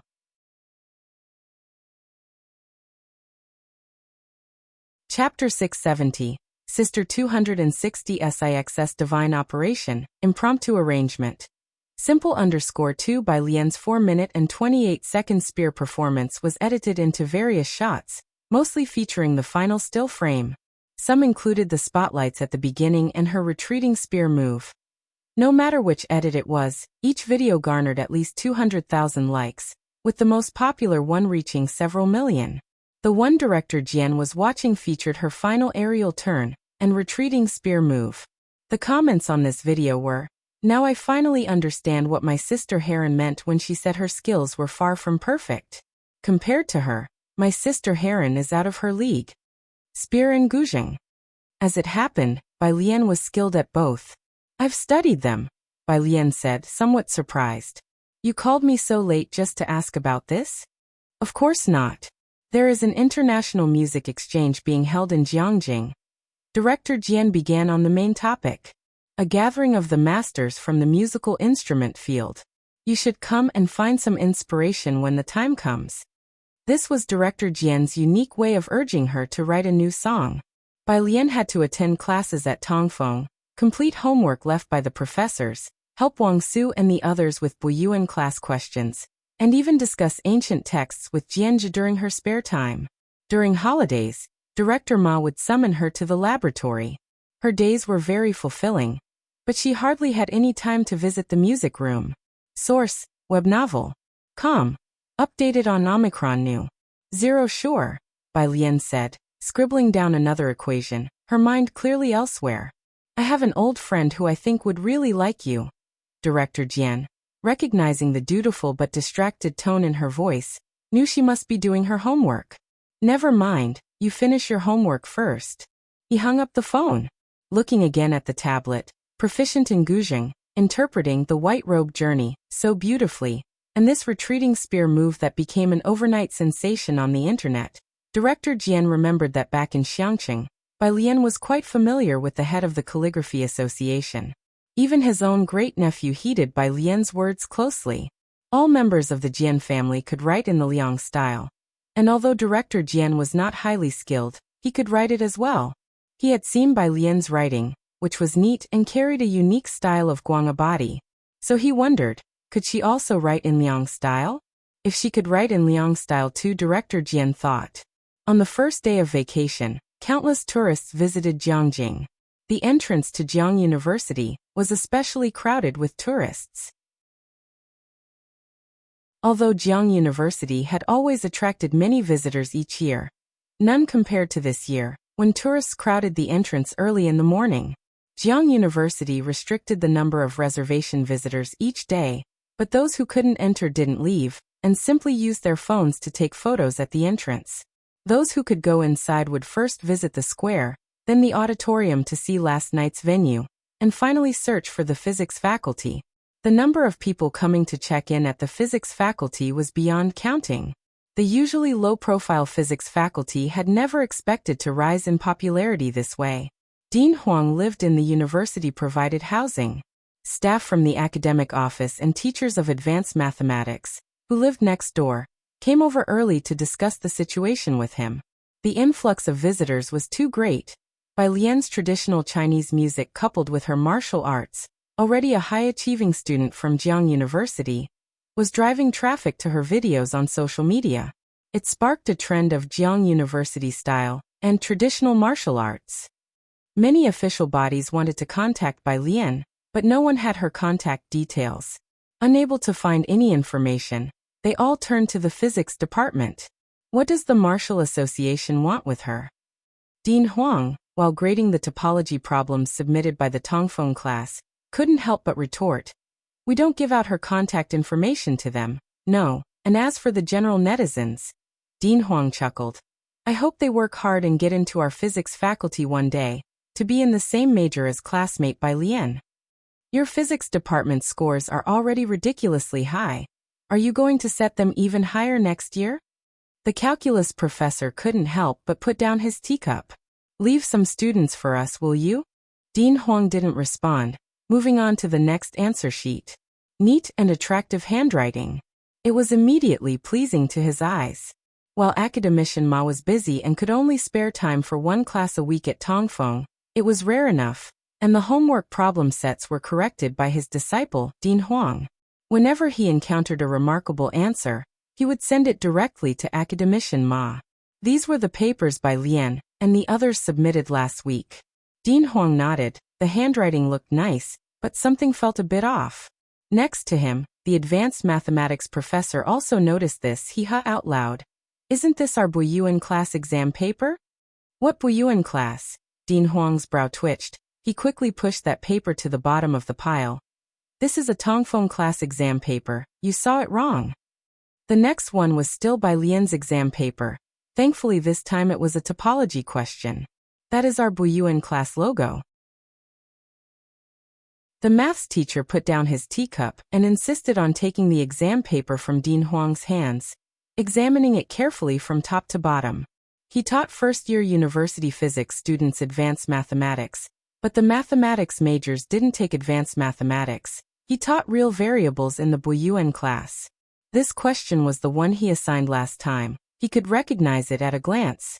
Dean Huang watched expressionlessly as the look on the maths professor's face grew brighter and brighter.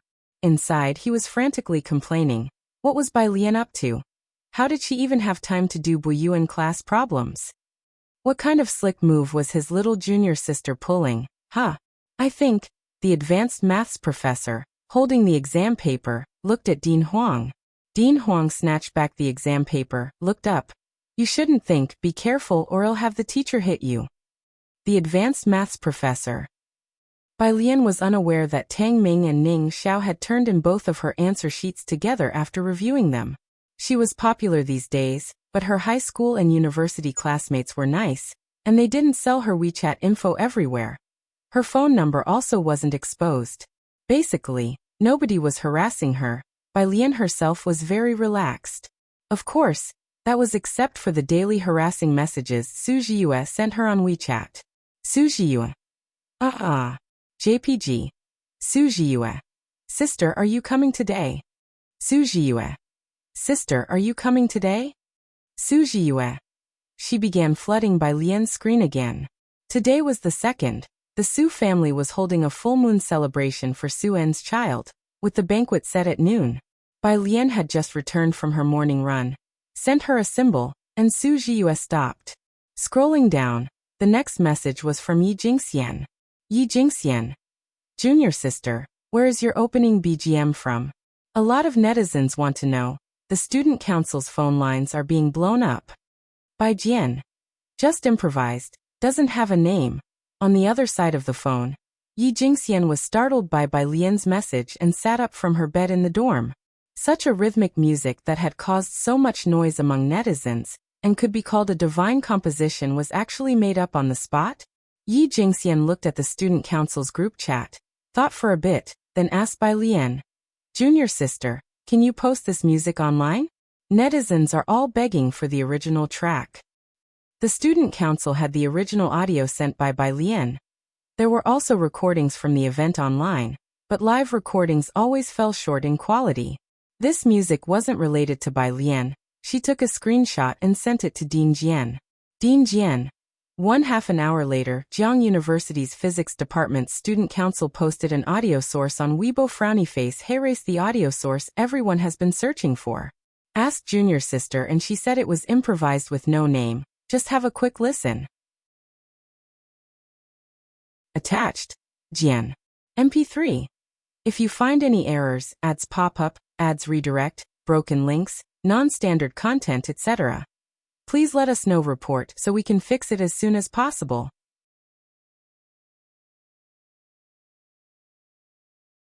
Chapter 671. 267. Are we still going to see the snowy mountain together? Second update.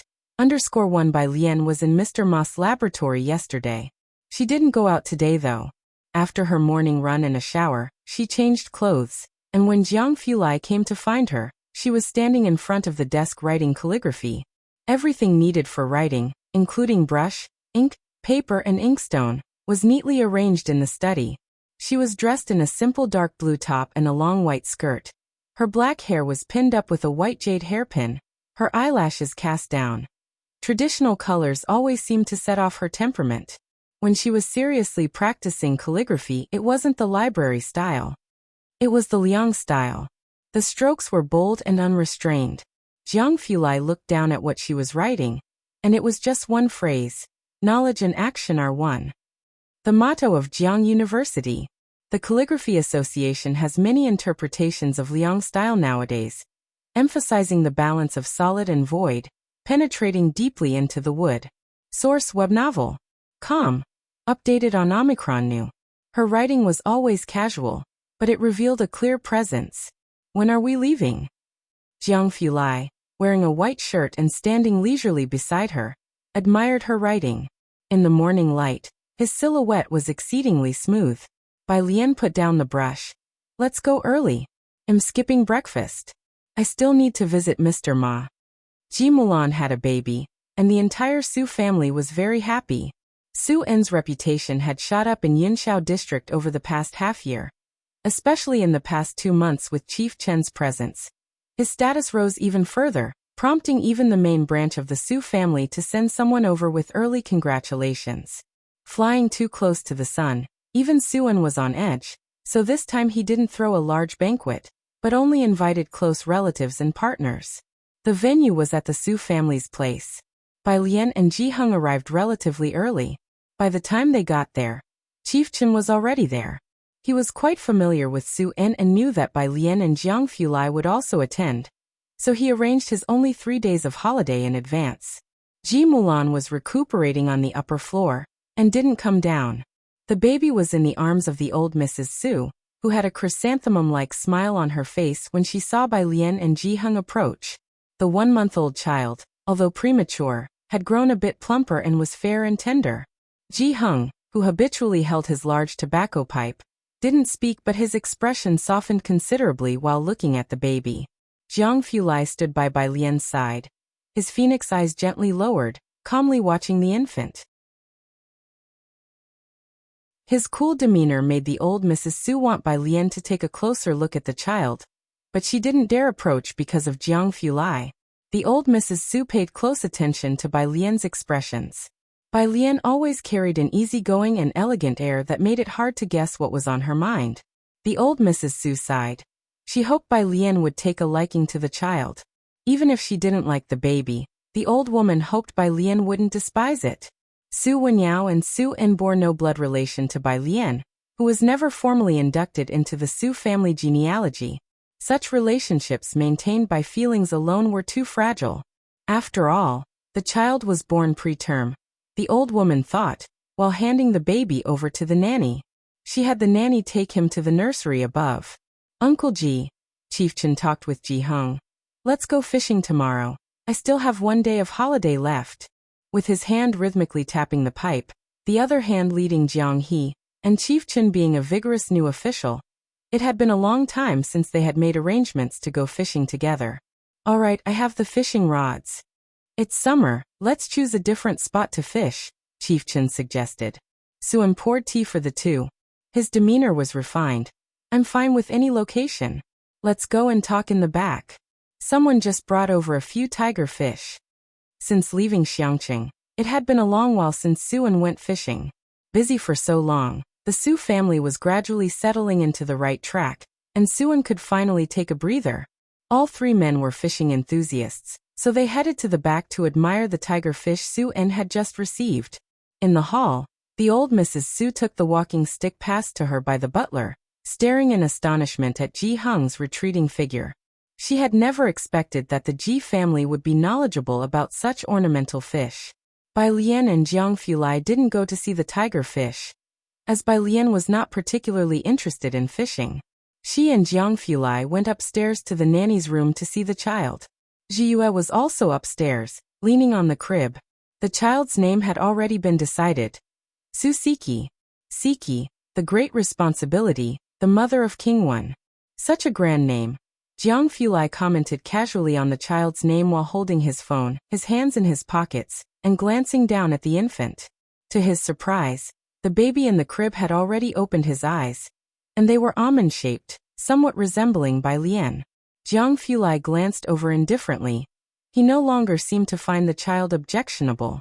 Let's go, Bai Lian said to Jiang Fulai after looking at Su Siki. Aren't you eating?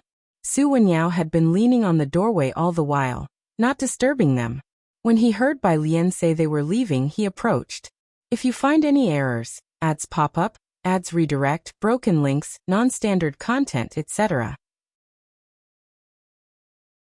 please let us know. Report so we can fix it as soon as possible.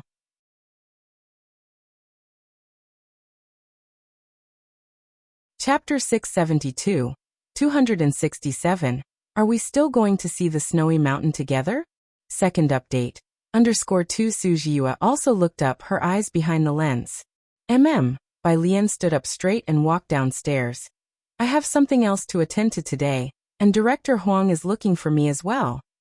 As soon as he heard it was Director Huang, Su Wenyao did not insist on keeping Bai Lian, and he accompanied her downstairs. After Bai Lian left with Jiang Fulai, Su Jiyue still leaned on the iron railing, watching Bai Lian's car until she finally spoke her first words. How could sister leave so quickly? You don't talk when alien is here, Su Wenyao said, looking down slightly.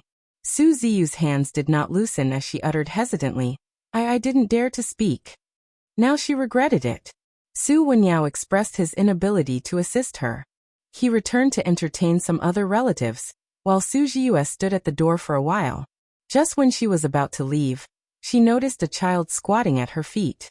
He held a Rubik's Cube in his hand, squatting beside her, leisurely twisting it. A white t-shirt with overalls that had cabbage pockets stitched on both sides. Su Jiyue knew this was a child who often followed Bai Lian closely. Thinking Jiang he was concentrating on the Rubik's Cube, she squatted opposite him and took the cube from his hands. To help restore it. Source web novel. Com, updated on Omicron New. 10 minutes later, Jiang he extended his hand to take back the Rubik's Cube from Su Ziyu's hands without any expression. In Su Ziyu's doubtful gaze questioning her own scholarly status, he restored the Rubik's Cube. Su Jiyue. She took out her cell phone and sent an exclamation mark to Bai Lian. Mu Yining was at her temporary residence in Yunqiao district. She looked at Dong Xiaobai sitting on the couch. She and Dong Chuan? Dong Chuan was Dong Xiaobai's brother's son. They knew each other because of Dong Xiaobai and walked together. Taking advantage of the National Day holiday, they invited Ren Wanxian to the Dong family. It just so happened to be the 2nd of the month. The Dong family was known for its scholarly heritage. Mu Yining had never expected these two to come together. I just found out too. Dong Xiaobai was also frustrated. She's going to the Dong family. You know my dad really appreciates her. It's not right for me not to go, so we'll have to visit your granduncle another day. Sure, then she probably can't make it today either. Mu Yining glanced at her phone. Xiaojie was already downstairs waiting with Ji Xiaojun. She picked up the gift box in her bag and went downstairs. Dong Xiaobai saw her off. How is the old man's health? He always stays in the ancestral hall. The family doctor said his health is about the same as that of the Chen family. Mu Yining stepped into the elevator. The medical summit is in Jiangjing, and several researchers from the MTR and WMA will be coming. Well, see then. Dong Xiaobai sighed too and asked no further, escorting Mu Yining to the car. Today Xiaojie was the driver, with only Shenqing and Ji Xiaojun in the car. Mu Yining handed the gift box to Xiaojie and sat in the passenger seat. The car drove towards Mingfeng district. Most of Mingfeng district was populated by fringe families. Neither Xiaojie nor Mu Yining paid much attention to it. At 11 o'clock, the car arrived at the Su family's front gate, a very ordinary villa district. Zu's assistant had been waiting by the iron gate early to welcome Ji Xiaojun and Shenqing. Seeing Mu Yining, who got off from the driving seat dressed in a professional style, he was a bit startled. His gaze shifted to Ji Xiaojun. Mr. Ji, this lady is? Ji Xiaojun briefly introduced Mu Yining. Hello, President Mu. Zu's assistant bowed and invited them in.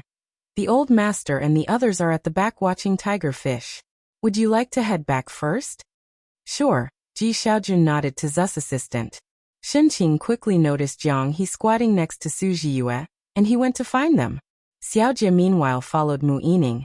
Feeling puzzled why the Su family didn't come out to welcome Mu Yining and Ji Xiaojun, and instead let the two guests go looking for them at the back. Quite pompous, he thought to himself. Beside him, Ji Xiaojun and Mu Yining discussed some business matters. By the artificial pond in the backyard, an official named Chen held a lit cigarette, pointing at a tigerfish swimming in the pond, and turned to Ji hung above him. This one indeed has good quality. The smoke twirled around. Chen caught a glimpse of Ji Xiaojun and waved at him. Ji brother, you've arrived just in time. I was discussing with Uncle Ji about fishing tomorrow. Are you free? I am free. Ji Xiaojun approached, greeted Su-en, and introduced Mu Yining beside him. As I mentioned before, the guest I brought today, my cousin Mu Yining. Suan had not met Mu Yining before, but having attended countless banquets with the Chun family, Chun knew Mu Yining. He snuffed out his cigarette in the nearby ashtray. He politely smiled at Mu Yining, somewhat surprised inside. Miss Mu, I didn't expect you to be G Brother's cousin. If you find any errors, ads pop up, ads redirect, broken links, non-standard content, etc., please let us know report so we can fix it as soon as possible.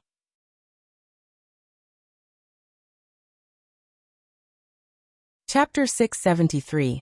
267. Are we still going to see the snowy mountain together? Second update. _3 Director Chen knew her, and Mu Yining was of course more familiar with Director Chen, the politician who was often the talk of the Yunshao district headlines. The rising star put forth by the Chen family. Not to mention Mu Yining, there were countless people from both the Su family and the Chen family eager to take the opportunity to participate in a banquet related to Chen Yongquan.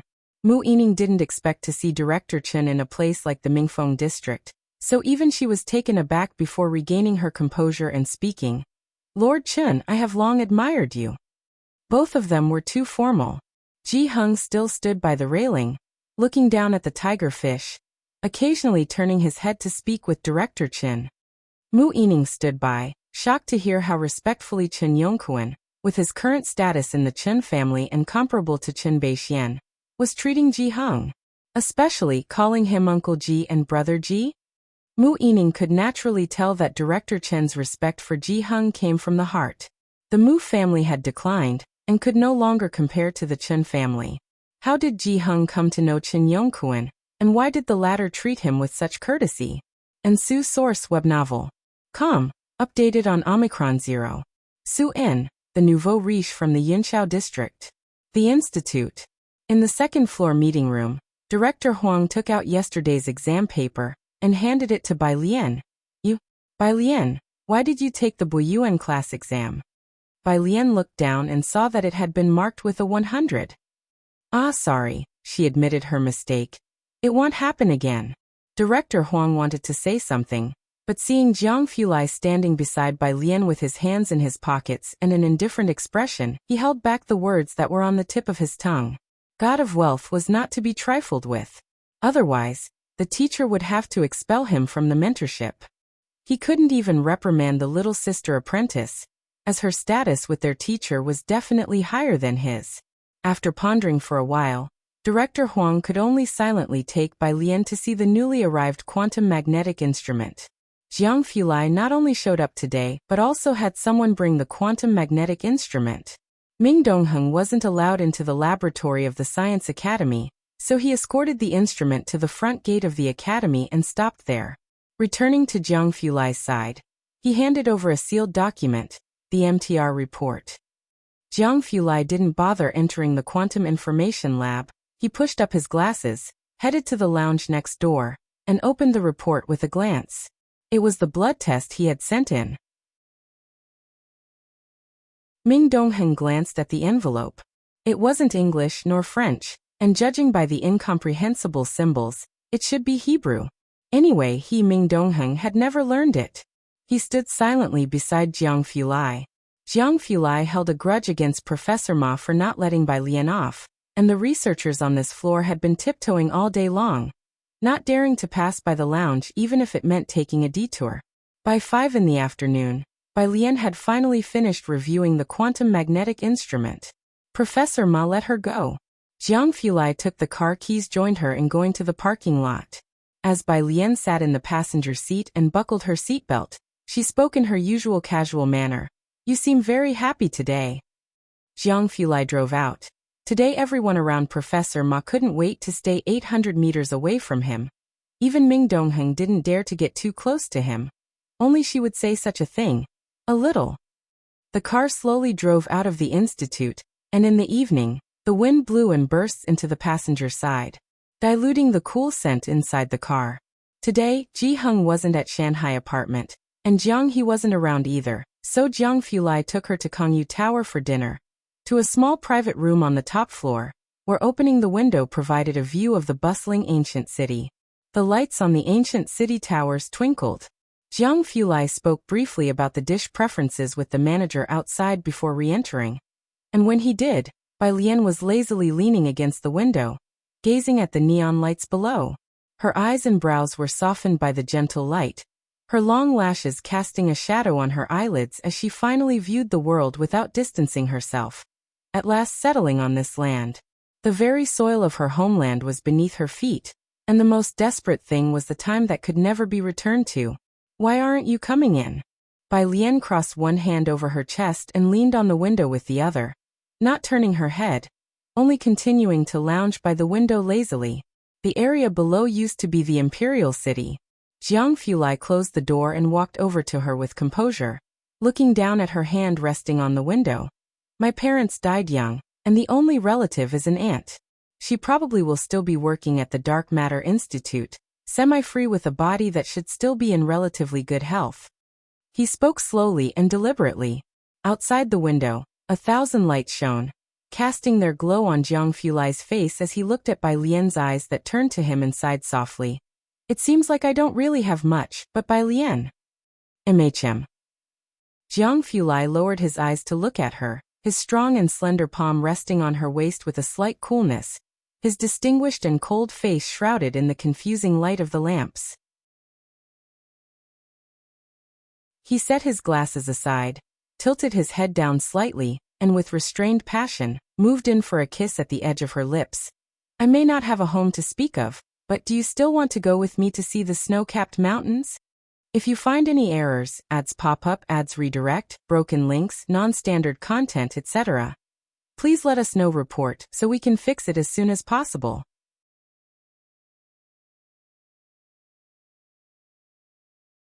Chapter 674. 268 roses look good in her hands only.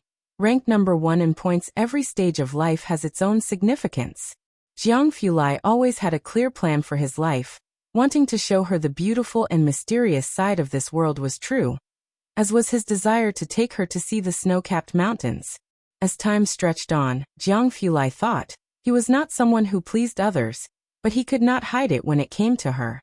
He hung his head low, blocking the light from the side, casting his profile in a distinct chill, while his usually profound and aloof features now seemed somewhat softer. Outside the window, someone was setting off fireworks, and a rose-shaped firework blossomed in the sky. It was rare for this area to have fireworks, and the sudden explosion of fireworks brought many exclamations from below. Bai Lian looked up, her wrists still casually resting on the windowsill, not seeming too surprised. She had been in this world for over a year, and Jiang He was the first friend she made here. She remembered that night vividly. The moon was beautiful, and she was waiting with Jiang He for his brother, calling the wrong name at their first meeting. A memory too significant to forget, yet she realized that it was often this man who stayed by her side. Together, they had walked through the countless quiet and deserted streets of Purist Street. But indeed Jiang Fulai was someone who did not indulge in worldly pleasures. A man who stood above the clouds, revered and feared even by He-One, proud and arrogant. That kind of noble son. The fireworks outside continued to climb and explode in the air, the light flashing on and off in his eyes. Jiang University's confident and composed young master seemed not so confident at this moment. Source: Web Novel. Com. Updated on Omicron. His other hand was placed on her wrist that rested outside the window, his fingers always cool, the temperature at the tips showing distinct restraint. Bai Lian looked at him for a while. Go open the door, there's someone outside. Jiang Fulai made an O sound, subconsciously loosened his grip, and turned to walk to the front to open the door. The meal had arrived. The manager bowed his head, conscientiously serving the dishes with respect. At this window, one could still see the last fireworks blooming. He served the dishes and then quickly withdrew. They also brought a pot of tea, purple sand teapot and cup. Jiang Fulai extended his hand out of habit to pour a cup of tea for the position opposite him, bending calmly to set the teacup and pot in place, his shirt outlining the slight arc of muscle on his body. Bai Lian still leaned casually by the window, hands clasped together, her right hand holding his glasses that were left on the windowsill, still in a very relaxed state. She watched Jiang Fulai pouring tea and arranging the tableware. The yellow, Bright tea soup was fragrant with orchid notes as it was poured. They serve old banjong here? Bai Lian looked at him and laughed. Jiang Fulai started uncovering the silver lids on the silver dish, his voice ever calm and steady. All stores under the Jiang family have it. When do you think is the best season to go? Bai Lian moved to the side of the dining table, the fireworks outside having vanished. Jiang Fulai did not catch on. What? I mean, Bai Lian sat opposite him, setting his glasses aside. She looked up leisurely. When are you planning to take me? Jiang Fulai sat in place. The feelings hidden deep inside his heart spread through the corners of Xiangqing along with the fleeting fireworks outside. Receiving a response. He was still lost in thought. Any time is fine. When do you want to go? Bai Lian picked up the teacup and slowly took a sip.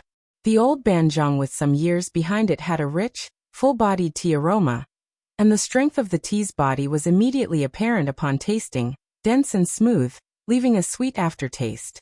Let's go during the winter break, Bai Lian thought for a moment. But it's not fixed, there seems to be a summer camp during the holiday. As she spoke, Jiang Fulai finally came to his senses. He sat up, blinked, and pressed his right hand against the table edge to stand, his rolled-up sleeve revealing his cold white wrist with slightly pronounced veins, and his left hand, roughened by calluses, gently caressed her chin, and he almost whispered as he kissed the side of her lips. Okay. After eating, they returned to Shanghai apartment. They passed by the affiliated middle school. At this time, even the students of Jiang University affiliated middle school were on holiday. Aunt Zhang had opened a flower shop at the affiliated middle school, and her business was not yet closed at this hour, seemingly doing quite well as delivery guys would come by to pick up flowers. Jiang Fulai parked the car on the roadside. He usually did not care for the frivolities of romance, whether it be roses, Chinese roses, or even foxtail grass. They were all the same in his eyes. Facing young Master Jiang, Aunt Zhang also felt somewhat intimidated. She asked, "Still just one rose? If you find any errors, ads pop up, ads redirect, broken links, non-standard content, etc. please let us know, report, so we can fix it as soon as possible."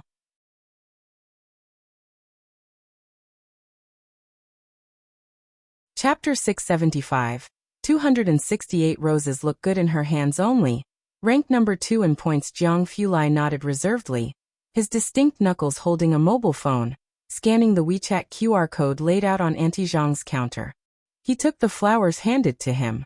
Very fresh roses, unwrapped, with petals in the shape of wine cups dotted with droplets on their snow-white underbellies, making the rouge-colored roses even redder.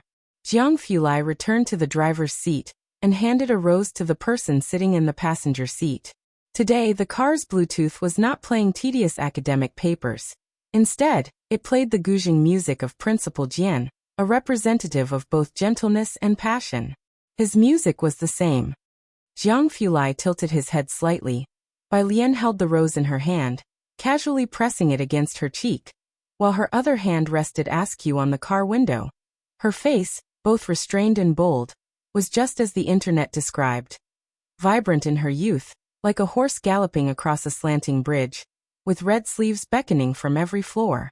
Indeed, roses look best in that person's hands. Ji Shan's residence. Mu Yining had brought Ji Xiaojun and Shen Qing back, and after such an eventful day, she accepted Ji Shan's invitation for a cup of tea. Shen Qing had little to say to the Mu family, so she left Ji Xiaojun to talk with them while she went to the balcony to collect laundry. Source: web novel. Com. Updated on Omicron. New. Deng Xiaobai had just brought Ren Wanxian back, when Mu Yining had not yet left.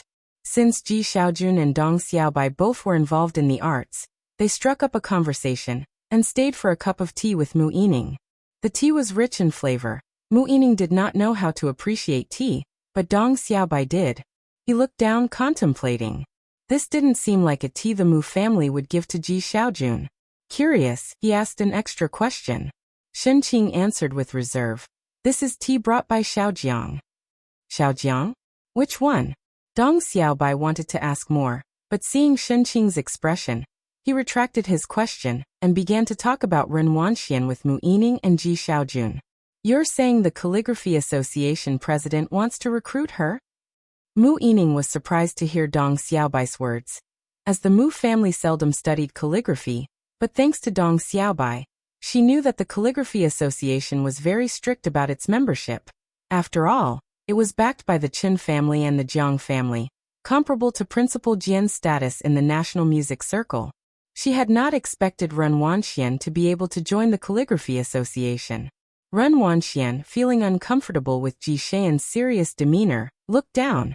Just lucky. She knew Bai Lian was also proficient in the Liang script, and wondered whether her calligraphy had improved over the year. There's a bit of luck involved, Dong Xiaobai smiled. Ren Wanxian was far behind in skill. After all, calligraphy needed a certain talent, and Ren Wanxian lacked it. But due to the Dong family's connections, the Calligraphy Association president was willing to show some face. The calligraphy circle really favored the Liang style. My dad himself didn't master Liang script, but he sees Wanxian as quite fond of it. The Dong family had many who studied painting and calligraphy, but only a few seriously knew the Liang script. And among them not a single girl. It was inevitable. Girls inherently have less wrist strength, and in Beijing, the only girl who wrote the Liang style well was the vice president's disciple, Su Yajun. Alien's handwriting is also very beautiful. Amid their conversation, Xin Qing suddenly spoke. Ji Xiaojun had indeed heard from Ji Heng that Bai Lian had spent some time last year practicing large characters by suspending a piece of heavy iron. But Ji Xiaojun had only seen Bai Lian's Guanga style. Were Ji family's genes that good? Dong Xiaobai looked toward Xin Qing. She writes, something Guan. Xin Qing had heard Tang Ming and others talk about Bai Lian practicing some script that made the science students feel inferior because their teacher complained about not finding answers. Guanga style. Dong Xiaobai knew immediately which style she meant but also lost some interest. It's quite a bonus for a girl to practice this style. He and Mu Yining didn't stay long at Ji Xian's place. After leaving, the two got into the car together. Because Xin Qing brought up Bai Lian, Dong Xiaobai inquired more about Bai Lian.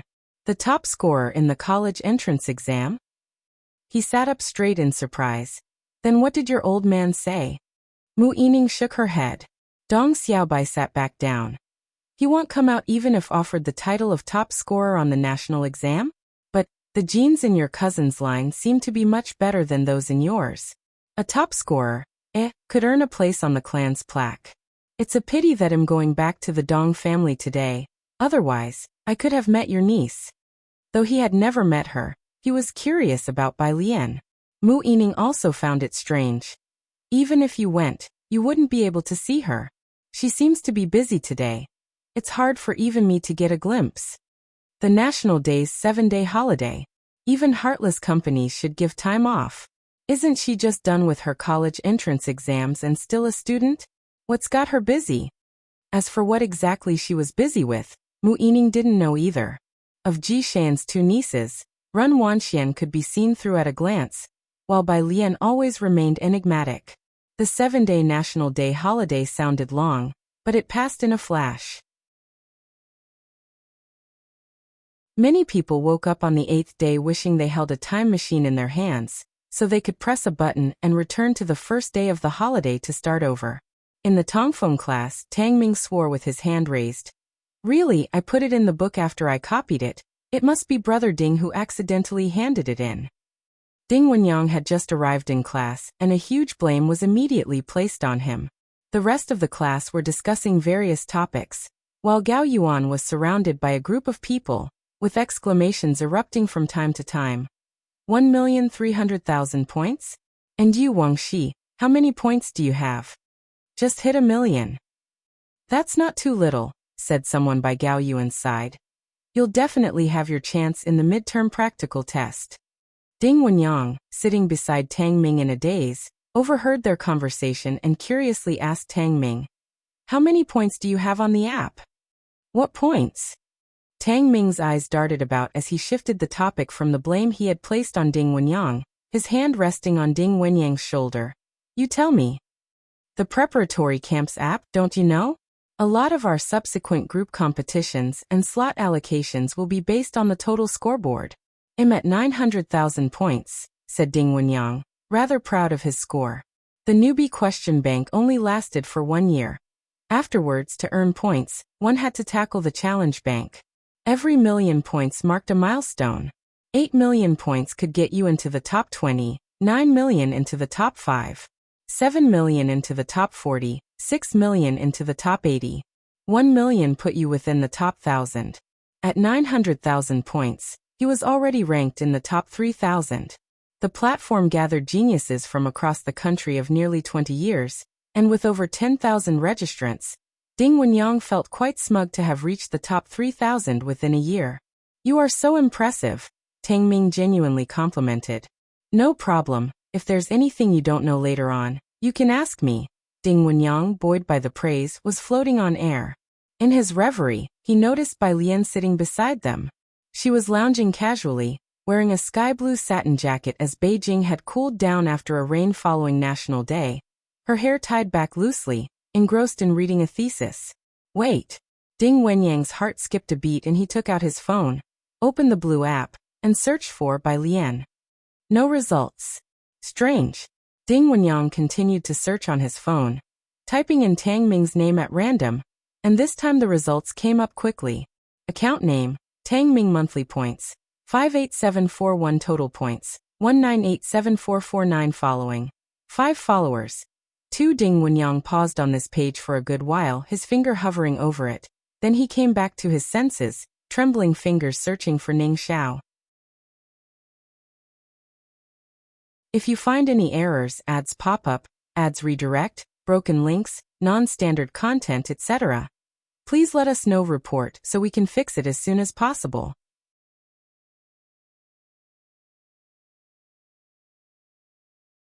Chapter 676, 269 by Jian, The Arrival of Lance. Second update. _1 The campus network was SOSO, but Ding Wenyang managed to refresh the page pretty quickly. Account name, Ning Xiao monthly points. 0 total points, 2717458 following. 2 fans 3.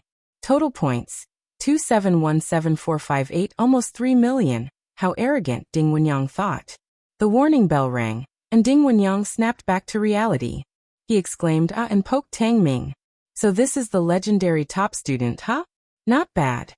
Tang Ming shrugged. Last night, he was criticized by Jiang Fulai for stretching his leg too far. Ding Wenyang. Were these people really from Xiangqing? Source web novel. Com. Updated on In0 New. His gaze shifted to Bai Lian next to him, who was still holding the original document in her hand.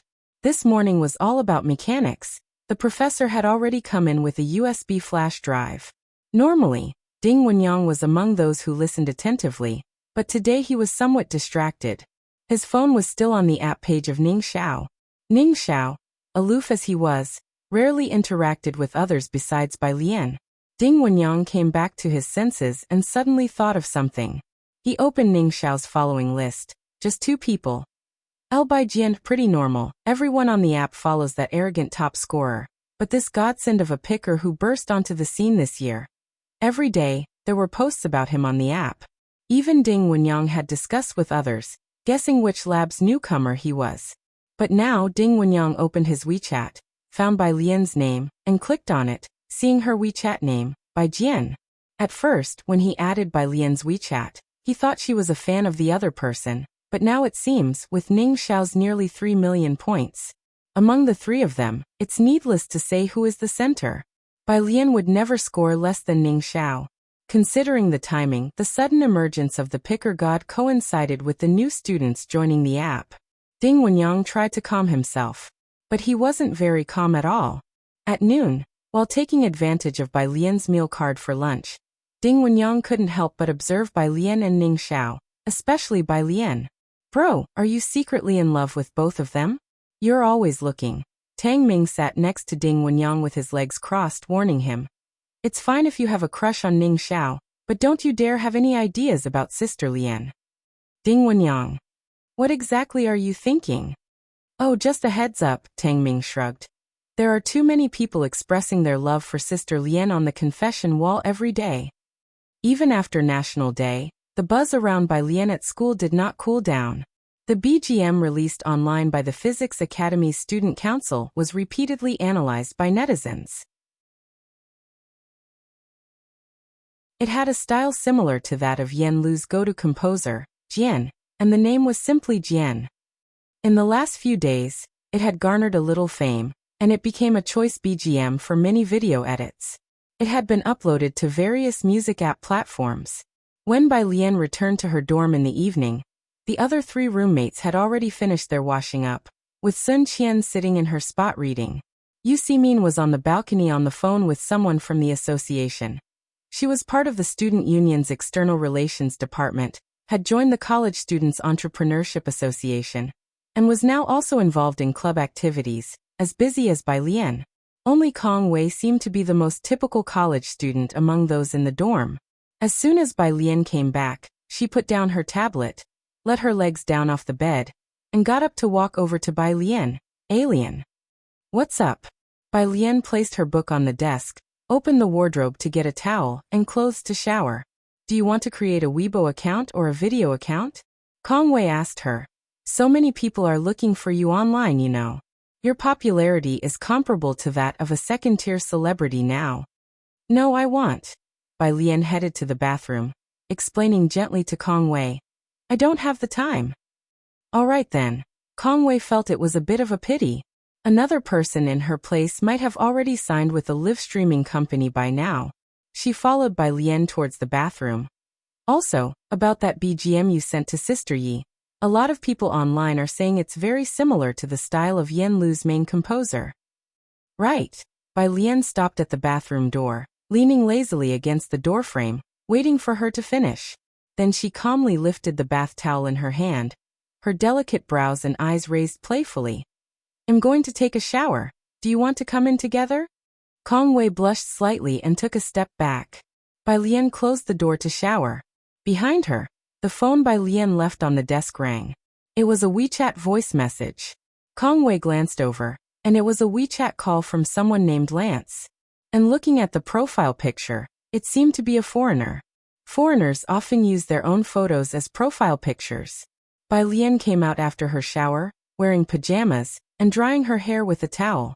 If you find any errors, ads pop up, ads redirect, broken links, non-standard content, etc., please let us know. Report so we can fix it as soon as possible.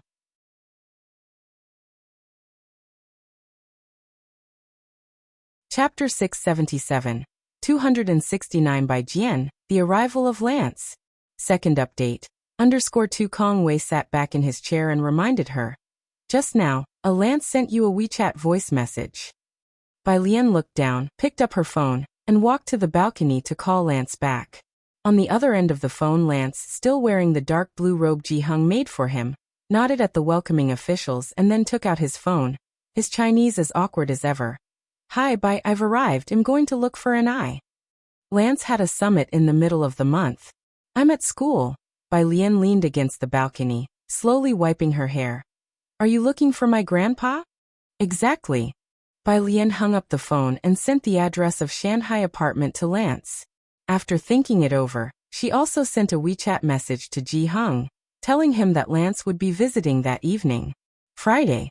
In the private residential area of Jiangjing, the cemetery. A shower had just passed, and it was nearly autumn, the sky as if washed clean. Source web novel. Com. Updated on new. This was a joint tomb. The woman bent down to place the chrysanthemum she held in her hand, then took a handkerchief to wipe the photo of the woman on the tombstone, mumbling to herself for a while before stepping down the stairs. At the bottom of the stairs, Jiang Fulai was wearing a black trench coat, one hand in his pocket, the coat making his figure look extremely slender, his brows and eyes as clear as the rain-washed sky, deep, cold, and serene. He didn't look friendly, and his presence was strong. Ming Dongheng held a long-handled black umbrella, standing a meter away. I've heard from Yen Yen, said Gao Shu, dressed in a cheongsam, the deputy head of the National Theater, holding a high position, having recently gone abroad with the theater for international exchanges, and having just returned home. She exuded a graceful and elegant air. I didn't bring anything back as gifts, so I bought her a hairpin, but I don't know if she'll like it. She wasn't very tall but had a gentle demeanor. She had seen the photos sent by Gao Yan. Walking down the stairs with her, Jiang Fulai's voice was cool and clear. You should change the gift. He didn't explain why. Gao Shu was slightly surprised. She glanced at Jiang Fulai and after a long pause smiled. All right, I'll discuss it with Yan Yan again. But, when do you plan to take me to meet her? She's busy.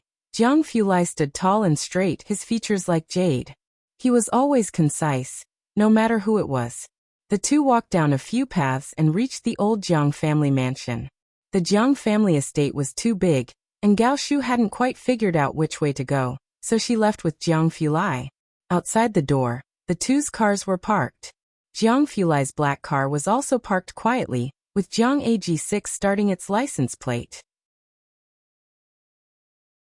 Gao Shu's car had the license plate of Jiang AG9. Ming Dongheng, holding the car keys, opened the rear door of the car, and from Gao Yan's car, a young man and woman got out. The girl, with a clear and beautiful face, politely greeted Gao Shu, Aunt Gao. Shuha, Gao Shu smiled at her. You and Xiaojie wait for a moment, I'll be right there. Jiang Fulai didn't greet the others, giving only a slight nod to Gao Shu before bending over to get into his car, his black trench coat hem wrapped in a layer of cold frost. Gao Shu wasn't surprised because she was his aunt, and his politeness to her was already quite adequate.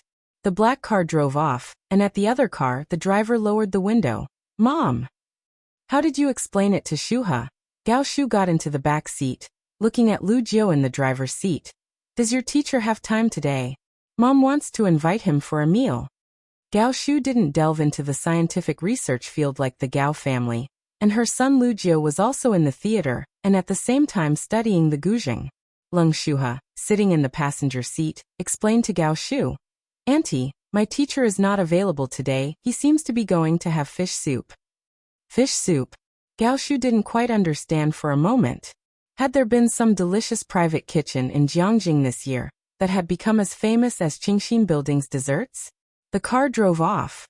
Soon they were at a stoplight, and as the Gao family lived in Xinjiang district, Gao Shu glanced at Jiang Fulai's car, which was heading toward Jiangjing University Avenue.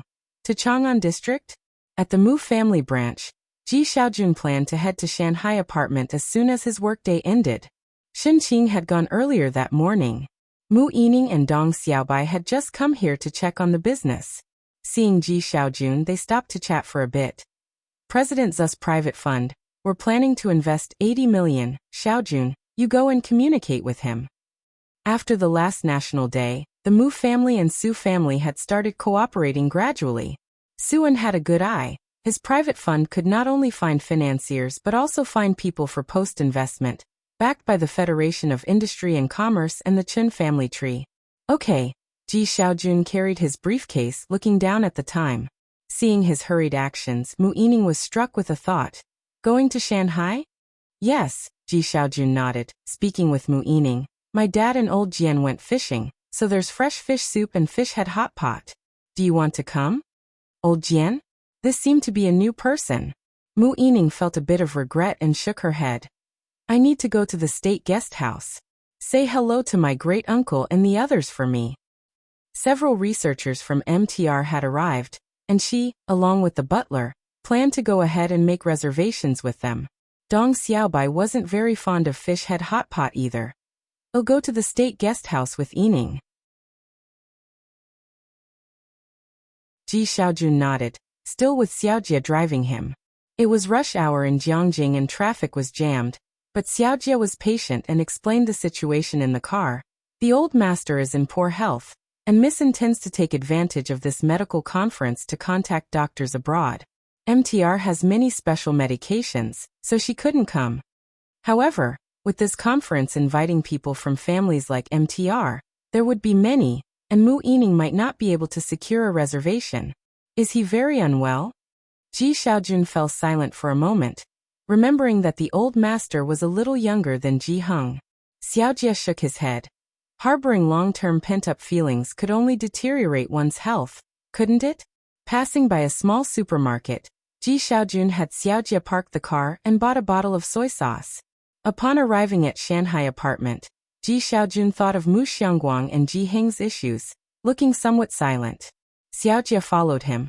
and the door to 103 was closed. Xiaojie pressed the doorbell. The door was quickly opened by an old man with bright blue eyes and dressed in a sunflower-patterned shirt. His gaze landed on Ji Xiaojun and he brightened. "How come you've come back? Where's the soy sauce?" It had been a while since they met. How come Mr. Lance's Chinese had regressed?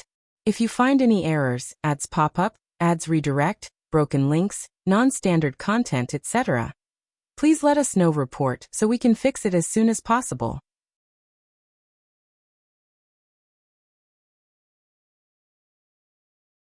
Chapter 678. Jiang family's unique ruler. The invitation from President Jian_1 Ji Xiaojun carried the soy sauce in, and the voice of Director Chen from the kitchen promptly came through, instructing Ji Xiaojun to quickly bring him the soy sauce.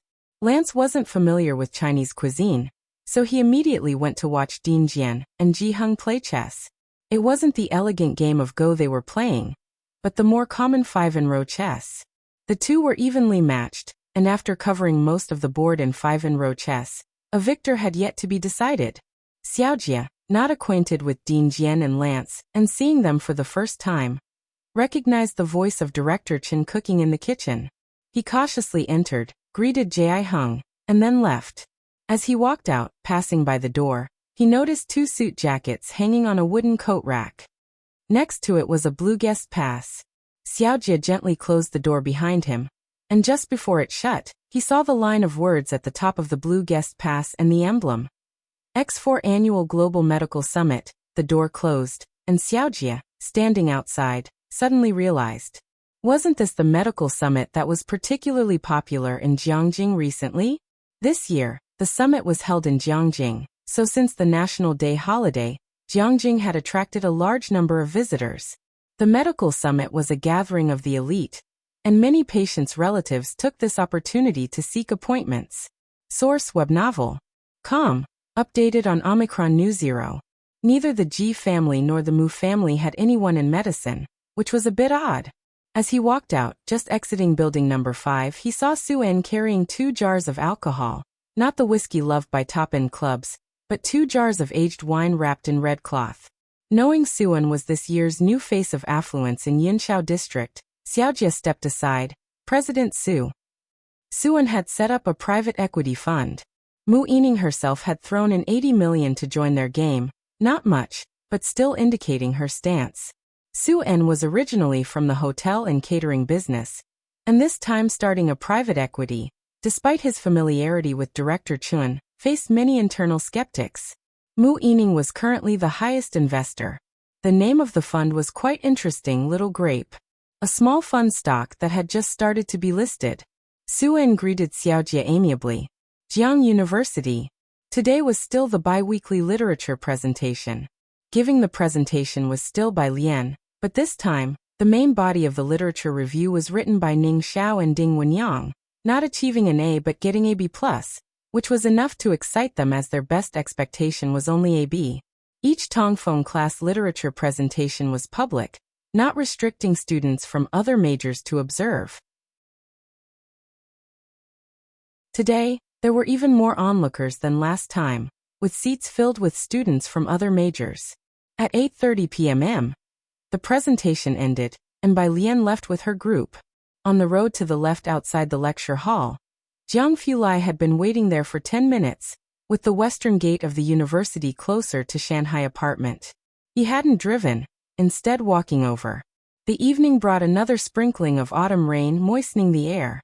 Grass and trees along the path were covered in droplets, and the pavement was still damp, occasionally with a small puddle reflecting the sheen of the streetlights. The atmosphere of the school was always serene and harmonious. Jiang Fulai stood lazily by the roadside, his gaze fixed on the distant gate, about to take out his phone when a group of students burst through the gates. He straightened up slightly, and soon Bai Lian came into view. The weather had gotten cooler, and today she wore a beige sweatshirt that was somewhat long. Its collar featured 2 red decorative buttons, and the cuffs were spliced with a band of red split embroidery. The hem of the sweatshirt was irregularly stitched, draping lazily, perfectly highlighting her casual and gentle temperament. Many female students had taken a liking to this sweatshirt. While chatting, they asked for the link to the sweatshirt. Bai Lian then paused and patiently explained to them, looking down at her mouse, that it was a custom modification by her grandfather, without a link to Bai. Fulai waited patiently not far away, the girl under the lamp looking unbelievably pretty and gentle. As people came and went along the road in front of the lecture hall, her silhouette was reflected by the light behind her. Tang Ming and Ning Xiao didn't dare walk with Bai Lian at this time, so they took another route towards the cafeteria with Ding Wenyang and others. It's a bit cold today, are you just wearing that? Once Bai Lian approached, Jiang Fulai took her computer in one hand and with the other, gently took her right hand, his fingers leisurely weaving through hers to hold tightly. I'm not cold. He was wearing an extra coat, and his fingertips were even cooler than hers. Bai Lian turned to him and said at an unhurried pace, You should dress warmer, young Master Jiang. The cold's going around, be careful. Jiang Fulai felt a bit gloomy and changed the subject. My auntie is back.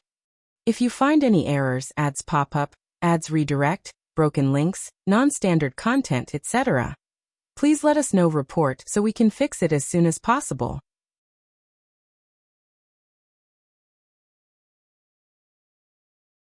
Chapter 679. Jiang family's unique ruler. The invitation from President Jian_2 last time he mentioned that he only had one relative, which was his aunt. Bai Lian Ed, still waiting for what he'd say next, but Jiang Fulai didn't continue speaking. He just gave Bai Lian a conclusion. Just letting you know, everyone else doesn't matter. Young Master Jiang, the unique ruler of the Jiang family, never used to take other people into consideration in his schedule, mentioning them only to change the subject. After all, even the current second-in-command, Jiang Shijue, hadn't met Bai Lian in person yet. The two of them walked all the way to Shanghai apartment. The street lights weren't on, and there were many people outside at this hour. A few recognized Bai Lian, but because of the intimidating man by her side, they didn't dare to strike up a conversation with her. It would have taken courage to even glance his way. The two made their way back to 303, where Ning Xiao and Tang Ming had already returned, and were looking at Zhang Shi's papers. Pu Xiaohan was down in 103. Bai Lian went to 103 to get the fish soup Shenqing had left for them. Jiang Fulai pushed open the door of the study, set down Bai Lian's laptop, and helped her print out the documents. The printer buzzed away, and he felt oddly at peace, as though time had stood still, while looking at the door. 103. By the time Bai Lian came down, Director Lance and Chief Chen were playing mahjong with Ji Heng in the lobby downstairs. Source, web novel. Com. Updated on N0 New. Su En and Ji Xiaojun stood behind Lance, advising him on how to play mahjong. This group of people was smoking. Although the glass door of the courtyard was open, the scent of smoke was still heavy. Shenqing brought out a bowl of soup for Bai Lian, and urged her to go up quickly. Director Lance put down his cigarette. He was rarely this leisurely, and when he saw Bai Lian he nodded. The day after tomorrow at 6 in the evening, they'll have old who come to pick you up. He was talking about the music exchange event. Bai Lian, who was already standing at the door, heard him and made an okay gesture in response. Pu Xiaohan, who had been asking Su En questions, saw Bai Lian coming back and went upstairs with her. After the two went up, Su En finally had the chance to chat with Ji Xiaojun. I heard that Chairman Mu is going to help you and Mulan with a ceremonial return to the clan? Ji Mulan was still recovering. She had bled a lot, and her body was not in good shape. The Mu family had yet to inform Ji Mulan of the plans, but based on Su En's and Ji Xian's understanding of her, she would definitely agree to hold the ceremony. Speaking of which, Su En was surprised to find out that Ji Mulan was a member of the Mu family. Although the Mu family had fallen on hard times, a skinny camel was still bigger than a horse, and their centuries of family heritage were something to be envied. A lineage almost comparable to the direct line of the Su family. A family of true noble standing. Play the two of bamboos. Ji Xiaojun stood behind Lance and directed him to play the two of bamboos. Then he responded to Su En. Our household registration has all been moved there, and Aliens is still with my dad. She's not moving it. When will you contact my cousin, and move Mulan's registration to? Bai Lian's registration was with Ji Heng's lonely household registration. Old Mrs. Su and Mu Yining were both very envious, but neither had dared to make a move. As for Ji Mulan, everyone present knew her well. She never concealed her own self-interest. That household registration was probably something nobody would want to move, except for Ji Mulan. Is there a set time? Su-en, upon hearing Ji Xian's words, was also full of wonder. Who would have thought that the Ji family from Xiangqing would turn out to be descendants of the Mu family from Jiangjing? The news was bound to cause excitement in Jiangjing. Su-en was pondering this when he began to wonder about the Bai family from Beicheng, and what they might think of this revelation. Ji Xiaojun was unhurried in his reply. End of the month. Originally set for the beginning of the month, because of Ji Mulan's situation, the Mu family had postponed the ceremony to give Ji Mulan time to recover. Jiang Fulai had just finished printing when Bai Lian came up from downstairs. Pu Xiaohan was excitedly discussing the little grape incident with Tang Ming. Jiang Fulai took an extra look at Pu Xiaohan. Pu Xiaohan also had a good grasp on her stance toward young Master Jiang, and she began to explain the little grape fund incident to Jiang Fulai in a lower voice. She didn't study finance and had just been inquiring about private funds from Su-en downstairs. Little grape? Jiang Fulai leaned back elegantly against the sofa, his distinct knuckles resting on the armrest, his posture relaxed and graceful as he watched Bai Lian sitting at the living room table, picking up a pen to write down answers for Zhang Xi's. He stood upright and made his way downstairs with poise and elegance. Private funds all have thresholds. Once the Little Grape Fund was launched, some big players adopted a wait-and-see attitude, while others were already looking for ways to get involved. The Yin family was no exception. On a weekend, Song Min went back to the Yin family to discuss the matter with Mr. Yin. Meanwhile, Bai Xiaoqi and Mrs. Song were discussing the music exchange event. If you find any errors, ads pop up, ads redirect, broken links, non-standard content, etc., please let us know. Report so we can fix it as soon as possible.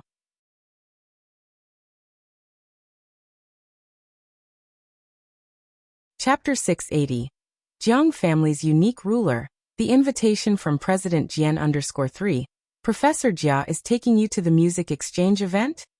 It was no surprise to Madame Song that Professor Jia valued Bai Xiaoqi so highly, given that the Bai family and Song family had poured quite a bit of money into his support. It's on Sunday. Dean Jian and the principal of Jiangyin will also be there. Bai Xiaoqi set down her teacup. Auntie, will you be joining us? Such large-scale music exchange events were filled with people from the inner circle, so naturally, Madame Song wouldn't miss it. After their chat, Song Min also finished discussing private equity matters with President Yin. Once Song Min and Bai Xiaoqi went upstairs, President Yin turned to Madame Song, and upon hearing about the music exchange event, he couldn't help but speak up. You haven't been in touch with this Dean Jian? I heard the private equity is somewhat related to the Chun family. He should know some inside information. No, Madame Song shook her head. Forget it, Dean Jian isn't so easy to approach. Having lived in Jiangjing for so long, she was well aware of the local dynamics. Indeed, President Yin nodded. Sunday, Jiangjing's large music exchange event. There were still 2 days left until the medical summit concluded, and now there was the music exchange event. The past month in Jiangjing had been truly lively. 6:30. Source: Web Novel. Com. Updated on new. Lao Hu's car stopped at the site of Jiangjing Music Exchange event. Bai Lian got out of the car, took her phone and the invitation Lao Hu had given her, and entered while talking to Sister Xian on the phone. Sister Xian was asking her if she had time, as Mei was in Jiangjing during this period, and together with Wan Qiushan, they wanted to invite her to dinner. Bai Lian handed her invitation to the hostess at the entrance in a calm and unhurried manner, and followed her through the gates. I'm quite busy with classes.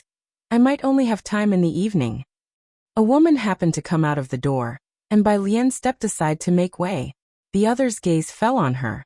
Bai Lian glanced down. It was a woman in a black cheongsam with golden flowers, her facial features refined and her bearing quite graceful. When the woman saw Bai Lian's gaze, she smiled softly and nodded at her. Bai Lian slightly nodded back at the woman, and then they passed by each other. After Bai Lian entered, outside, Gao Shu hadn't left yet. Her gaze followed Bai Lian's retreating figure. Bai Lian's face was so recognizable that even from just a photo, Gao Shu could identify her.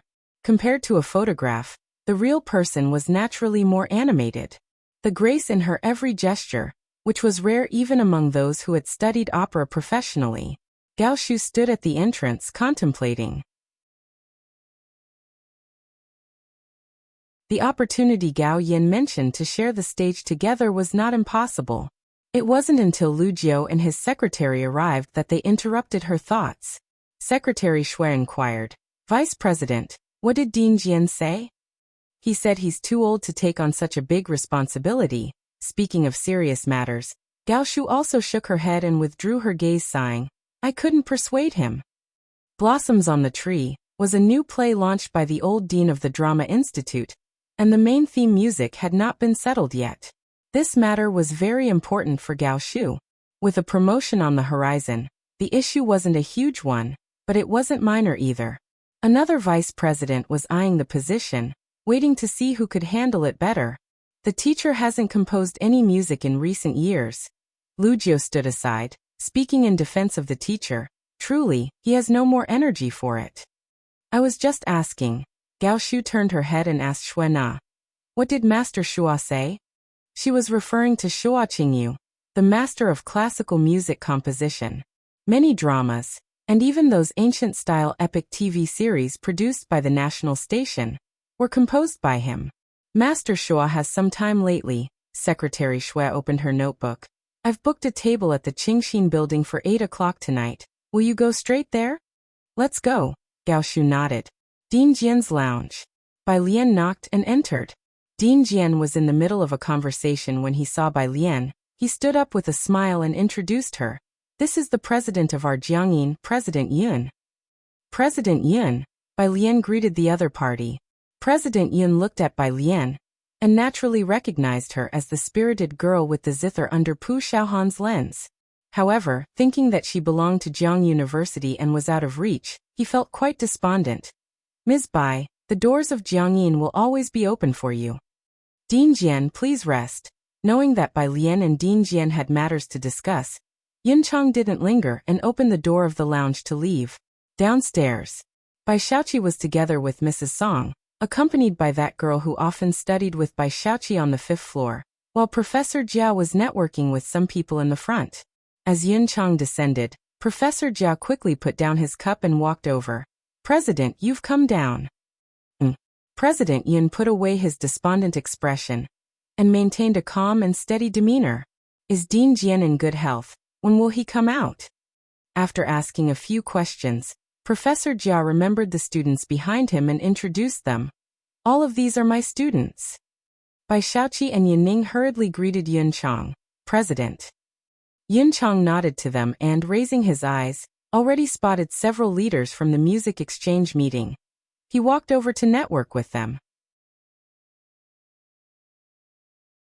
After Yun Chang left, Mrs. Song lowered her voice slightly. "Was that the president of Jiangyin just now? He must be quite familiar with Dean Jian, right?" "Right." Bai Xiaoqi also withdrew her gaze. Although Jiangyin didn't have the influence of Jiang University, it wasn't an institution ordinary schools could compare with. Holding the position of president of Jiangyin meant having significant political influence. The Song family was able to sway Professor Jia with money, because Bai Xiaoqi was introduced by the president of Beijing Music School. They were all acquaintances. They could offer resources and gifts to Professor Jia who would accept them. But if it were the president of Jiangyin, without a familiar intermediary, who would dare to accept mysterious gifts from a stranger? Upstairs. "Let Yan Lu go receive the award." Bai Lian inquired Dean Jian about the Huachu Award. Dean Jian casually mentioned, "I have to talk to a few sponsors for a while. Let old Hu take you down for a bite. It doesn't start until 7, there are many booths downstairs." "Okay." The two of them left the lounge together. Old Hu followed behind Bai Lian. At the staircase entrance, Dean Jian suddenly remembered something. "By the way, there's a play needing composition, an ancient-style battlefield type, and the theme music hasn't been decided yet. I think it's very suitable for you. Are you interested?" Bai Lian hadn't written music for quite a while. Not to mention Yan Lu's fans are eagerly waiting. Dean Jian himself was persistently urging, but Bai Lian remained immovable as a mountain. Nowadays, few young people seem to be studying drama, and Dean Jian thought that if Bai Lian composed, he was willing to do the arrangement for her. Given Bai Jian's appeal among young people and the impact of every single one of Bai Lian's songs, Dean Jian thought, why should the name Bai Jian only circulate in the entertainment circle?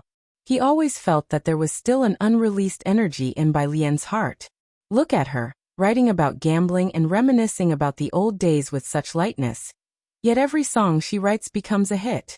If she really exerted that energy, might there appear a piece as enduring as Bai Yi Xing? White Robe. A rare surge of enthusiasm welled up in Dean Jian's heart, and he stopped, hands clasped behind him, looking at Bai Lian. What do you think? Do you want to get serious and have a go? If you find any errors, ads pop up, ads redirect, broken links, non-standard content, etc., please let us know. Report so we can fix it as soon as possible.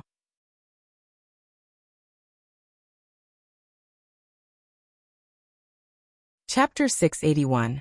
271. Following her was the special assistant to President Jian, Gao family _1. Ancient style battlefield? The dean spoke with earnest, prompting Bai Lian to seek clarification. A play.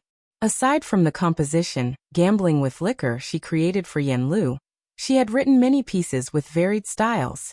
The National Theatre's original play, Blossoms on the Tree, the dean explained, outlining the context. It's a work launched by the former head before retiring, and its theme song remains undecided. Bai Lian had also heard of the National Theatre. Yan Lu was currently preparing for examinations at the National Theatre. This was True Art, an original work launched by the previous head. Dean Jian. Bai Lian withdrew her gaze. You must be joking. If it was about opera, she had seen plenty during palace banquets, but she had never watched a play and didn't understand the form or style. The essence of what we're interested in is the drama's core. Dean Jian discerned Bai Lian's reluctance. Drama is just another form of performance. Once you've seen the script, you'll understand why I recommended you. Lifting her eyes, Bai Lian noticed that the organizers were already waiting nearby. She made her way downstairs. You should attend to your important tasks. She descended the stairs while Dean Jian stood at the top. Bai Lian was probably one of the few challenging people he had met in his life. Source: web novel. Com. Updated on NewZero. The concert hall was vast. Bai Lian paused at the Kong Ho exhibition stand to listen for a while before moving on to the next one. Lao Hu followed closely behind her, only approaching to converse in a low voice when Bai Lian needed an explanation. His demeanor was very respectful.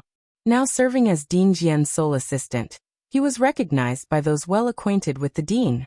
Mr. Hu, a middle-aged man, approached from not too far away, shaking hands with Lao Hu before turning his attention to Bai Lian. And this is... It was neither Leng Shuhe nor anyone he recognized. This is Miss Bai, Lao Hu answered, then gently introduced her to the approaching figure. This is Director Li, a member of Dean Jian's previous team. Nice to meet you. Bai Lian was polite. With Lao Hu's attitude, even Director Li didn't presume too much. Looking at the stand and listening for a while, he said, surprised, So you're Miss Bai. You originally studied the pipa. He had just wanted to make conversation. And finding Bai Lian knowledgeable about pipa music, they talked a bit more. After meeting several people who knew Director Li, Bai Lian finally excused herself to check out another exhibition. When Professor Jia arrived with 2 students, Director Li was getting ready to head backstage. This is Yaning, I've mentioned her to you before. Professor Jia introduced his protege to Director Li. And as for Bai Xiaoqi, because she was studying as an amateur, he didn't elaborate more. This is Bai Xiaoqi, my student from this summer's intake. Both Yaning and Bai Xiaoqi greeted Director Li respectfully. Before coming, Professor Jia had already informed them that Director Li had been a part of Dean Jian's team, a cultural bureau's core member, and also served as a professor at Jiangyin specializing in pipa. Director Li's demeanor was quite official. In such a setting, Madame Song stood beside Bai Xiaoqi without getting involved in the conversation. It was evident that Professor Jia was keenly paving the way for Yaning, introducing her to many industry moguls throughout the evening. As both were about to leave, Director Li caught sight of a group through the crowd. He moved forward, smiling and greeting the arrivals. Principal Miss Bai. Yin Chang, who had run into Bai Lian, was in the midst of discussing Jiang University's matters, asking about her studies, when Director Li called. Both stopped. Old Li, I was just about to take Miss Bai to see that new instrument that arrived. The tone was one of familiarity. Speaking, Yin Chang explained to Bai Lian.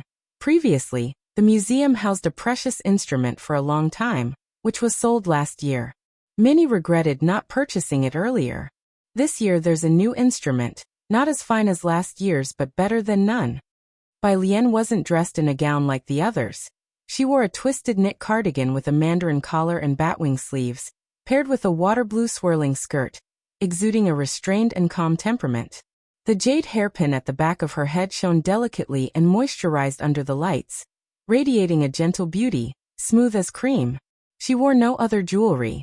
Even in an assembly of famed individuals, she didn't seem out of place next to Yun Chang, composed and at ease.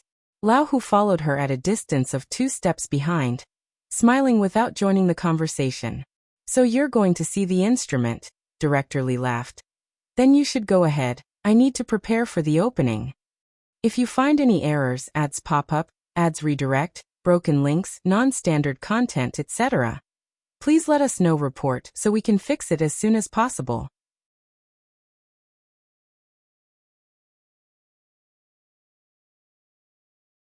Chapter 682.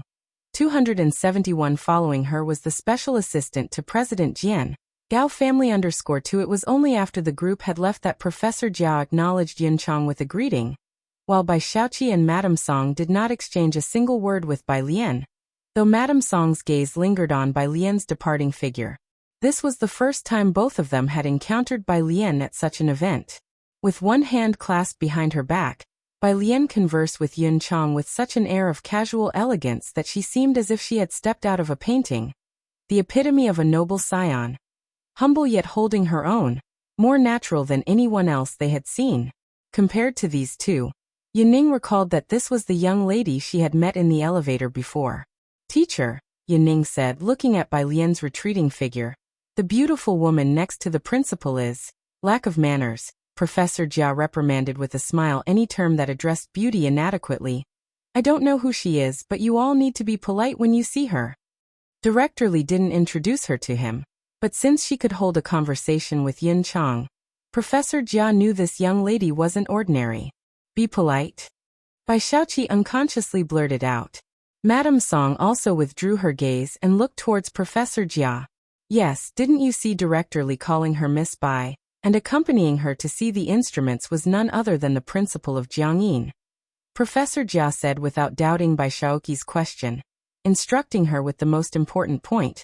And did you notice the person who was following her on her left? Yanning and Bai Xiaoqi turned their heads back again, but Bai Lian and Yin Chang had already walked far away.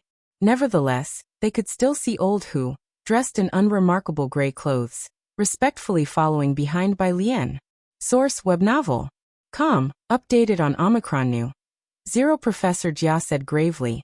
That is Dean Jian's first assistant. Even Dean Jian's 3 senior disciples call him uncle, and his status in Dean Jian's heart is by no means lower than that of his disciples.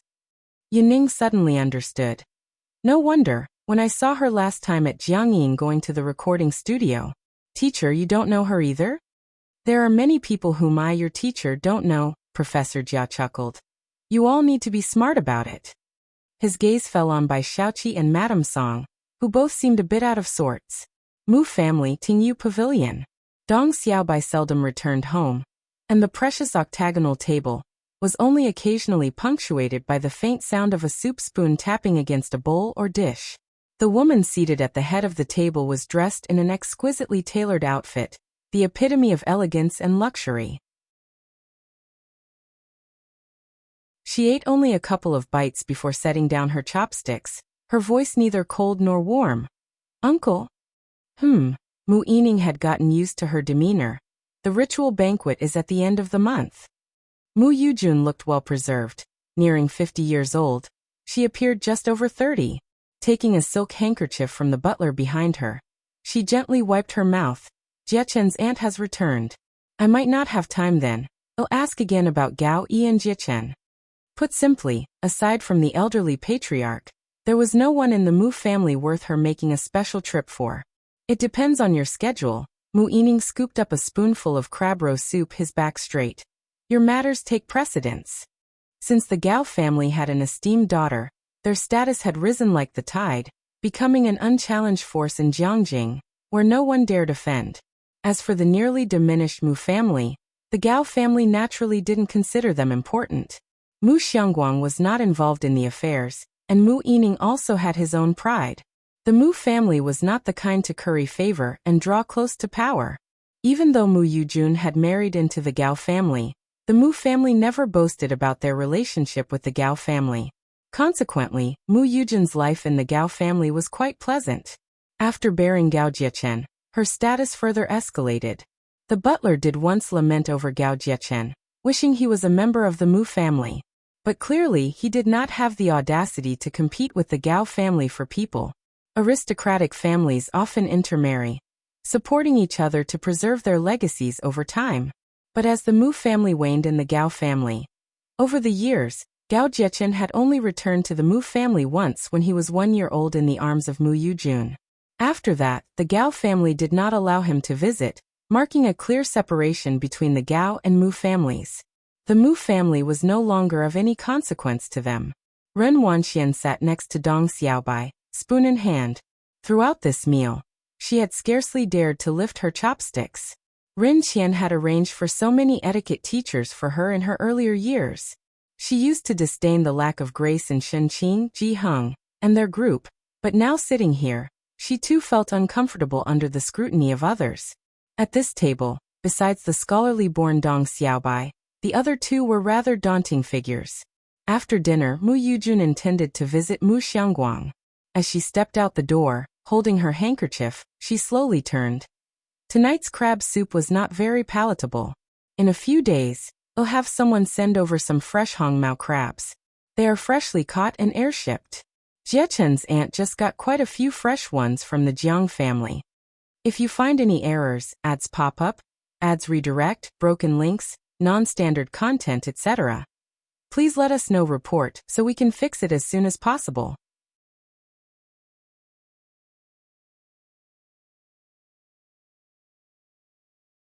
Chapter 683. 271. Following her was the special assistant to President Jian. Gao family _3. Mu Yining was momentarily startled, then remembered who Gao Jiechen's young aunt was, and the relationship between the Gao family and the Jiang family. All supported by that one aunt, all right. Just caught from the coastline, there were few families so wealthy and bold as to use their own planes to transport these goods. Mu Yining accompanied Mu Yujun to visit the old master. After they left, Ren Wanxian finally exhaled a long breath of relief. Dong Xiaobai stood by her side, watching her reaction with amusement. That's your aunt too. That's just the way she is. The Gao family has many rules, but she doesn't come back often, so you needn't be too nervous. Her son, Gao Jiechen. Now that's a formidable character. Dr. Gao. Ren Wanxian blurted out in shock. Wasn't this Dr. Gao the same man, whom even with a lot of money, Ren Qian found difficult to meet once in Xiangqing? Such a family. She and Ren Qian wouldn't have dared to imagine back in Xiangqing. Are they really relatives of the Mu family? Oh, seems like you've also heard of his name. Dong Xiaobai was not surprised. Shanghai apartment. When Bai Lian returned, Jiang Fulai was still in room 103, having been invited by Ji Heng to play chess with Lance. Lance had picked up the game of Go quickly, and by the time he left last year, he could play Ji Heng to a draw, winning most of the time. Source, web novel. Com, updated on Omicron New. C0. In these past few days, ever since Lance arrived in Jiangjing, Ji Heng hadn't won a single game. Ji Heng had specially called over Jiang Fulai, who was free that evening, to play against Lance. This game isn't fun at all. Having lost yet another game, Lance, with his not-so-fluent Chinese and his hands pressing on the board, was ready to stand up. Jiang Fulai was seated opposite him, loosely holding a white jade chess piece between his right index and middle fingers. He calmly looked up, his noble phoenix eyes resting on Lance, an attitude of an idle man of wealth. The esteemed chief physician of MTR, with just a casual glance from him, stifled any curse that was on the verge of being spoken. Lance, wanting to curse but not daring to, silently sat back down and finished the game with extreme frustration. Then they began a new battle. Ji Hung stood behind Jiang Fulai, holding his pipe, lazily blowing a ring of smoke. Bai Lian entered with her fingerprint. Room 103 had only recorded her and Ji Hing's fingerprints. As soon as Lance saw her, he quickly jumped up. Bai, come here. Bai Lian walked over, glanced at the situation, and realized that Lance was almost being massacred. She casually picked up a black piece and placed it on the board. Opposite her, Jiang Fulai. He silently smiled. All right, how was he supposed to make a move now? Only then did Ji Hung put away his smoking pipe, drawling, "Let's call it a day." Lance was relentless, insisting on having Bai Lian play in his place against Jiang Fulai. Ji Hing threatened him. "I'll have alien play go with you all day tomorrow." Bai Lian would be even more terrifying than Jiang Fulai. Lance silently returned to the dining table, letting Ji Hung brew tea for him to calm his nerves. It's not that he didn't want to brew it himself, but Ji Hung didn't want to let him fuss over it. Bai Lian followed Jiang Fulai up the stairs. In the echoing stairwell, Jiang Fulai told her about the incident tonight when Tang Ming almost drove him mad. After he finished speaking, Bai Lian spoke unhurriedly. "Teacher Jiang, I think I saw your aunt tonight." There were many individuals who stopped to admire Bai Lian upon seeing her. But Gao Shu's gaze was special, one of appreciation mixed with surprise and a caring gentleness. And that cheongsam, it was made by the same person who made the daily clothes for Gao Yan. Almost at first glance, Bai Lian recognized it. Gao Shu had just finished talking with Shuo Qingyu. Her car was on the way back. They happened upon Mu Yujun's car, and naturally, Mu Yujun recognized Gao Shu's car. She got out of her car to greet Gao Shu. Gao Shu sat in the back and did not get out of the car. She rolled down the window, and leaning lazily against the back seat, nodded to Mu Yujun. "Did you like the crabs I sent you?" They were very fresh. Jichen liked them too. Facing Gao Shu, Mu Yujun naturally couldn't maintain the demeanor of a haughty lady. "That's good." Gao Shu chatted idly with her for a few moments, then raised her window and signaled the driver to continue driving. Jiang Fulai's call came through, and Gao Shu's spirits lifted. She sat up straight and answered the phone. "If you find any errors, ads pop up, ads redirect, broken links, non-standard content, etc., please let us know. Report so we can fix it as soon as possible."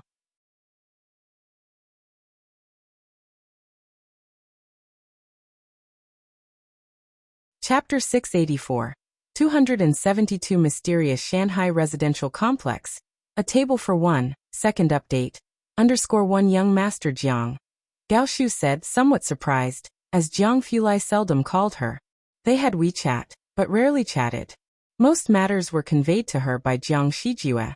"Why are you calling me?" It was indeed out of the ordinary.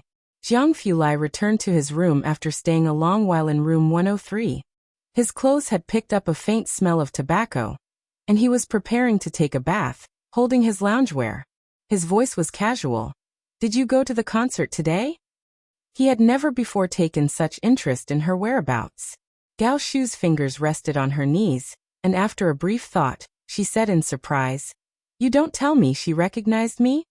Without speaking a word or giving Bai Lian overly attentive looks, she had been concerned about revealing anything to Bai Lian.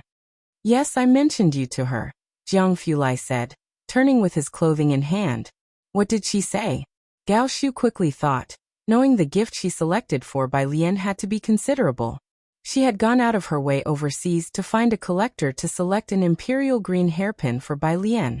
Jiang Fulai dashed Gao Shu's hopes of giving Bai Lian another hairpin, and at the moment, Gao Shu had not yet found another appropriate gift for Bai Lian. Luckily, there was an auction later in the week, and Gao Shu had already had Secretary Shui schedule it in. Gao Shu stated formally, "If not, then don't wait any longer. Take me to meet her." Jiang Fulai reached for the bathroom door, stopping in front of the mirror. "It depends on her schedule." Source web novel. Com updated on Omicron. Omicron, I know, Gao Shu smiled, knowing about Bai Lian's existence through news from Gao Yin. She did not dare to inquire about the people around Jiang Fulai, Just let me know in advance when she is available. She hung up the phone. Jiang Fulai casually placed the phone on the washstand and began to unbutton his shirt. The Gao family. Mu Yujun waited for Gao Yi and Gao Jiechen to return, standing at the door to take the overcoat off Gao Yi. He spoke to Gao Jiechen at his side. Have you had any contact with Professor Ma at the Tongfeng class or at the Ma Institute? As you know, Professor Ma always leaves right after his classes, Gao Jiechen said indifferently. They discussed some research matters. Once they were done talking, Mu Yujun brought up the encounter with Gao Shu she had on the road. Gao Yi narrowed his eyes, turning to Gao Jiechen. Your young aunt is back. Try to arrange to meet her in the next couple of days. Her word carries more weight than that of our entire family. It couldn't be helped, after all. Gao Yi was Jiang Fulai's uncle. But Jiang Fulai had long blocked his phone number. At one time, Gao Yi dared to leverage his status as the uncle, but now, even seeing Jiang Fulai was not easy, let alone anything else. Apart from those in Jiang Fulai's laboratory, even ordinary people found it difficult to meet the young Master Jiang. Since marrying into the Gao family, Mu Yujun had only visited the Jiang family estate once.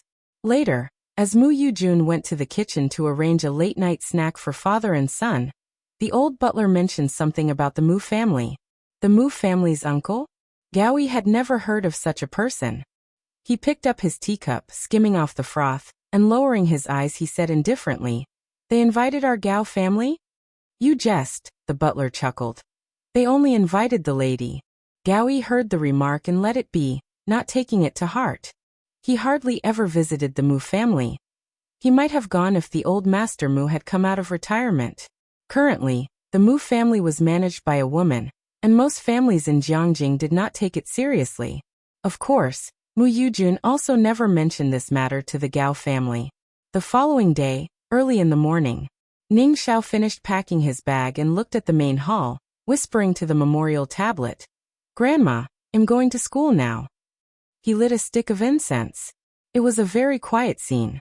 Until Tang Ming's voice came from the front door. Brainiac, hurry up, the elevator's here. Tang Ming spent his weekends in Ning Xiao's guest room. Ning Xiao lived alone and the group would come over every week, either freeloading food and drinks at room 103 or at Ming Dongheng's place. In the elevator, Zhang Xi's yawned, greeting Ning Xiao and Tang Ming, good morning. Their breakfast usually came from Kangyu Tower, prepared by Ming Dongheng in room 301. Today's crab roe buns taste even better than the last time. Tang Ming picked up a bun with his chopsticks. The sleepy Zhang Shi's eyes lit up. Your Highness. Pu Xiaohan's eyelids twitched, signaling Tang Ming. Tang Ming stuffed a bun into Zhang Shi's mouth, dismissing him. Your Highness, just eat and be quick about it. Pu Xiaohan, holding his chopsticks, glanced over. Zhang Shi's had a very handsome but foolish face, acting silly every day. It hadn't been long since they came out, and he was already showing his true colors. Why couldn't he be more like Qi Lu, who was always steady? If you find any errors, ads pop up, ads redirect, broken links, non-standard content, etc., please let us know report so we can fix it as soon as possible.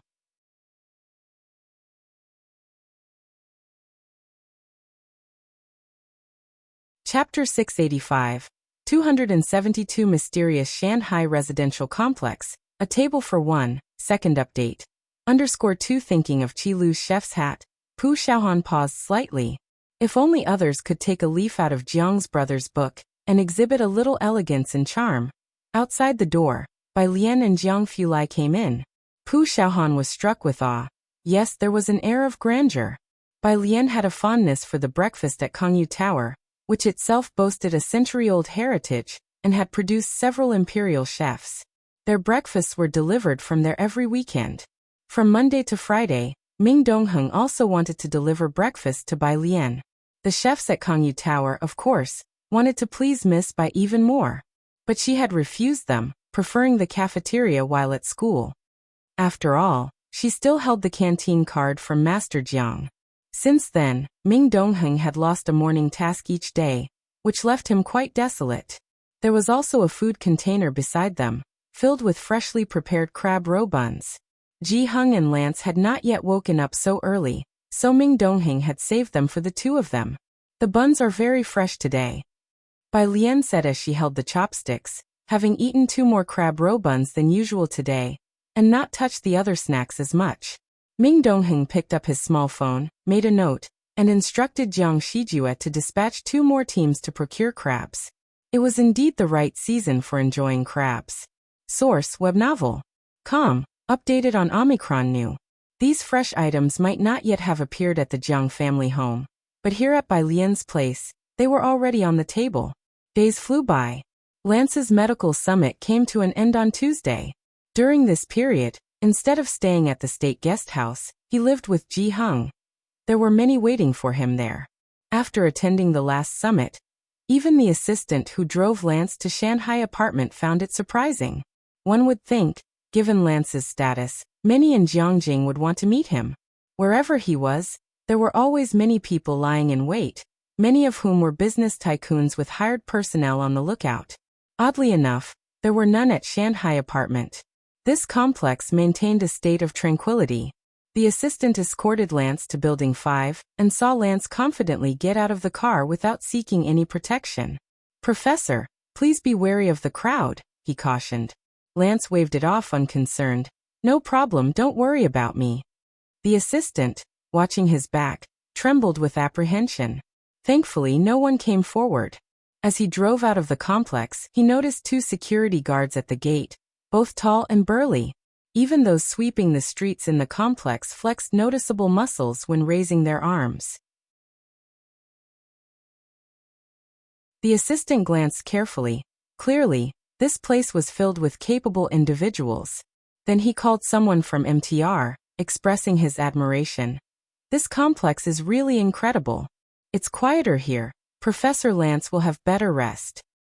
Whenever Lance was free, he would join Ji Hung, taking their chessboard to the nearby park to challenge the students of Jiang University. The Jiang University Forum even had a post about 2 mischievous old legends playing Go in the college town park, unbeatable by any gifted student. Many talented students were eager to test themselves, making the morning hours bustling with activity. In the afternoons, the pair would go fishing. They were also invited to attend a small-scale concert by director Jian. On Friday morning, Ji Hung took Lance to visit the Su family to see Susiki. The 2 old men seemed busier every day than Bai Lian. Afternoon. 1:03. As the end of the month neared, the building butler came to see Ji Hung with 2 boxes of gifts and to discuss the end-of-month ceremony. He also delivered a crab sent by Mu Yujun to Ji Hung's home. Very fresh. It was just 2 in total. The Mu family kept 1, and the other was for Ji Hung. Half the size of a pot.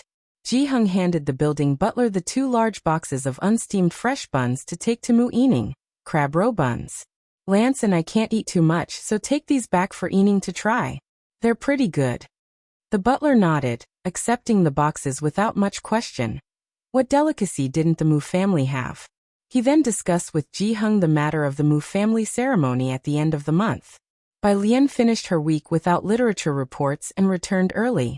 She pressed her fingerprint on room 103 and greeted Ji Hung first. "Grandpa, I'm back." Tang Ming followed behind her, calling out, "Grandpa, I'm back too." Ji Hung smiled, his eyes crinkling with joy as he went to the kitchen to bring them fruit to take up to their rooms while they did their homework. The building butler promptly stood up from the sofa to greet Bai Lian. "Miss Bai, will you be coming next Saturday?" To accommodate the students' schedules, Mu Yining had also moved the date to the weekend. Holding her laptop and dressed in a white coat with tendrils of hair falling over her forehead, her eyes and brows relaxed, Bai Lian glanced at the butler. "Next Saturday?" Concentrated on her studies, Bai Lian hadn't been told by Ji Hung about Ji Shan's upcoming event. He handed her the fruit and explained leisurely, "It's about your uncle." He didn't bring up Ji Mulan. Mentioning her might indeed make Bai Lian too disinterested to continue listening. After thinking for a moment, Bai Lian agreed. "Then I'll go." The butler internally rejoiced at her decision. If Miss Bai attended, the old master would certainly make an appearance. He hid his excitement and added, "Your classmates are also very welcome." Tang Ming thanked the butler. Without lingering, Bai Lian simply told Ji Hung before leaving, Grandpa, I'll be going out to eat later. Ji-hung acknowledged with an "oh," and asked Tang Ming, shouting, will you all go out to eat too? Grandpa, she's going to eat with Brother Jiang, Tang Ming whispered, raising his hand to speak with Ji-hung. Ji-hung. He lifted his smoking pipe just as Jiang Fulai was mentioned. Is Xiao Jiang coming on Saturday? Bai Lian, unbothered, replied that Jiang Fulai was having dinner with his aunt later. I'll ask him later. He wouldn't miss it, Tang Ming muttered under his breath. As the young people ascended the stairs, Ji-hung closed the door, stuffed his pipe with tobacco, and lit it up. To prevent a repeat of the last incident, he methodically said to the butler, Xiao Jiang will probably go too. Suan is sitting with your business partners. Just prepare a separate table for us. If you find any errors, ads pop up, ads redirect, broken links, non-standard content, etc., please let us know. Report so we can fix it as soon as possible.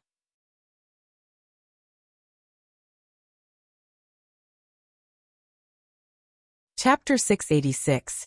Meet at 273. Out of the mountain _1 just one table by itself? The butler looked at Ji-hung, hesitating a bit. After all, Ji-hung was an elder, and it didn't seem right for him to sit with a bunch of kids. It's fine. Ji-hung had never been particular about these things. If not for Bai Lian and the others, he wouldn't have come back to Jiangjing.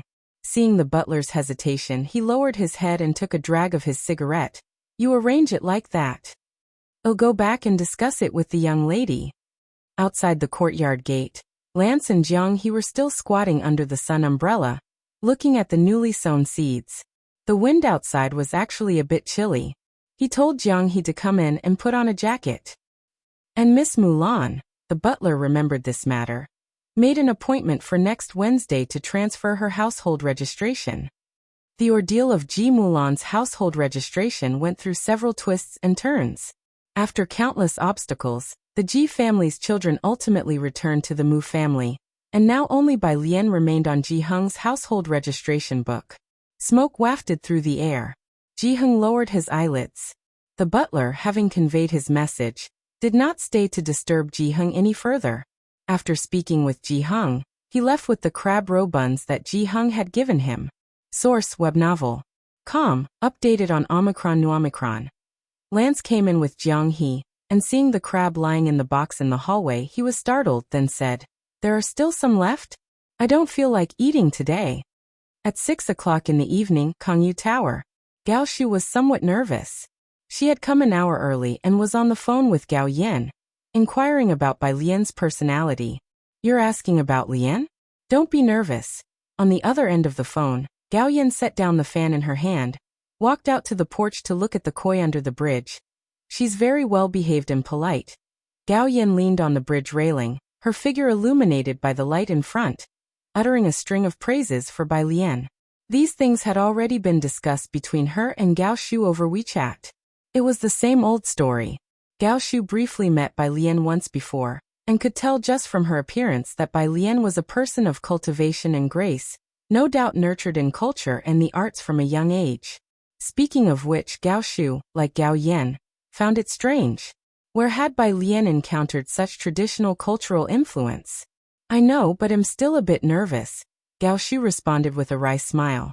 She had reached the position of deputy director in her 30s, and now a promotion was imminent. She had never been this nervous, not even when she alone had managed to protect her unconscious nephew. Sigh, it hasn't been easy getting to today, and I still don't know if that girl can put up with his temper. Jiang Fulai and his sister and brother-in-law bore no resemblance to each other. Since his parents passed away at the age of 8, he turned into a completely different person, aloof. He was indifferent toward everyone, sparing little words or laughter, even scolding Jiang Shijue for no reason. You don't have to worry about that, Gao Yin said, raising her eyebrows when Gao Shu mentioned this subject. Gao Shu hung up the phone, somewhat surprised. She had just asked Gao Yin about Bai Lian's preferences, and had Secretary Xue call over Kangyu Tower's manager to discuss the dishes, pastries, and teas to be served later. The manager bowed respectfully as he entered, replying to Gao Shu, Jiang Xiao has already arranged these. He did it himself. Gao Shu stood up, surprised. Yes. Gao Shu was quite astonished. Considering Jiang Fulai's expression, which always seemed to say, "Who are you?" he was nonchalant even about his own meals. Jiang he was so picky, and only Ming Dongheng and Jiang Shijue would look after him. It seemed somewhat fantastical. After the manager left, Gao Shu took her seat by the window again, and Secretary Shui poured her a cup of tea. "Now you can relax too." Gao Shu took the teacup and nodded his head. There was still time. Secretary Shui stood beside her, bringing up a formal issue. "Yesterday Xiaoli saw Mr. Shua having dinner with Deputy Director Jiu." "Deputy Director Jiu? Why is he so persistent in his grudge against you?" "Shua Qingyu had dinner with Gao Shu last week, where they discussed the issue of composing. This week, Jiu Yinghui reached out to Shua Qingyu. Gao Shu had a certain influence in both the Jiang family and the scientific research circle. However, in the drama theater, Gao Shu had fought her way to where she was today all on her own. Her son, though learning piano behind Master Jian, knew Master Jian treated all three of his disciples equally. If only Master Jian were still composing now," Gao Shu said softly, skimming off the surface foam. "I wouldn't have to contend with Jiu Yinghui anymore." Master Jian was Gao Shu's first choice. Secretary Shui was momentarily at a loss for words, aware of the difficulties Gao Shu had faced along her journey, but aside from Lu Jiu, no one in the Gao family stood side by side with her. Lu Jiu was still an apprentice and hadn't inherited Gao Shu's artistic talent. What he could do was indeed minimal. At 6:50, Bai Lian and Jiang Fulai arrived. "If you find any errors, ads pop up, ads redirect, broken links, non-standard content, etc., please let us know report so we can fix it as soon as possible."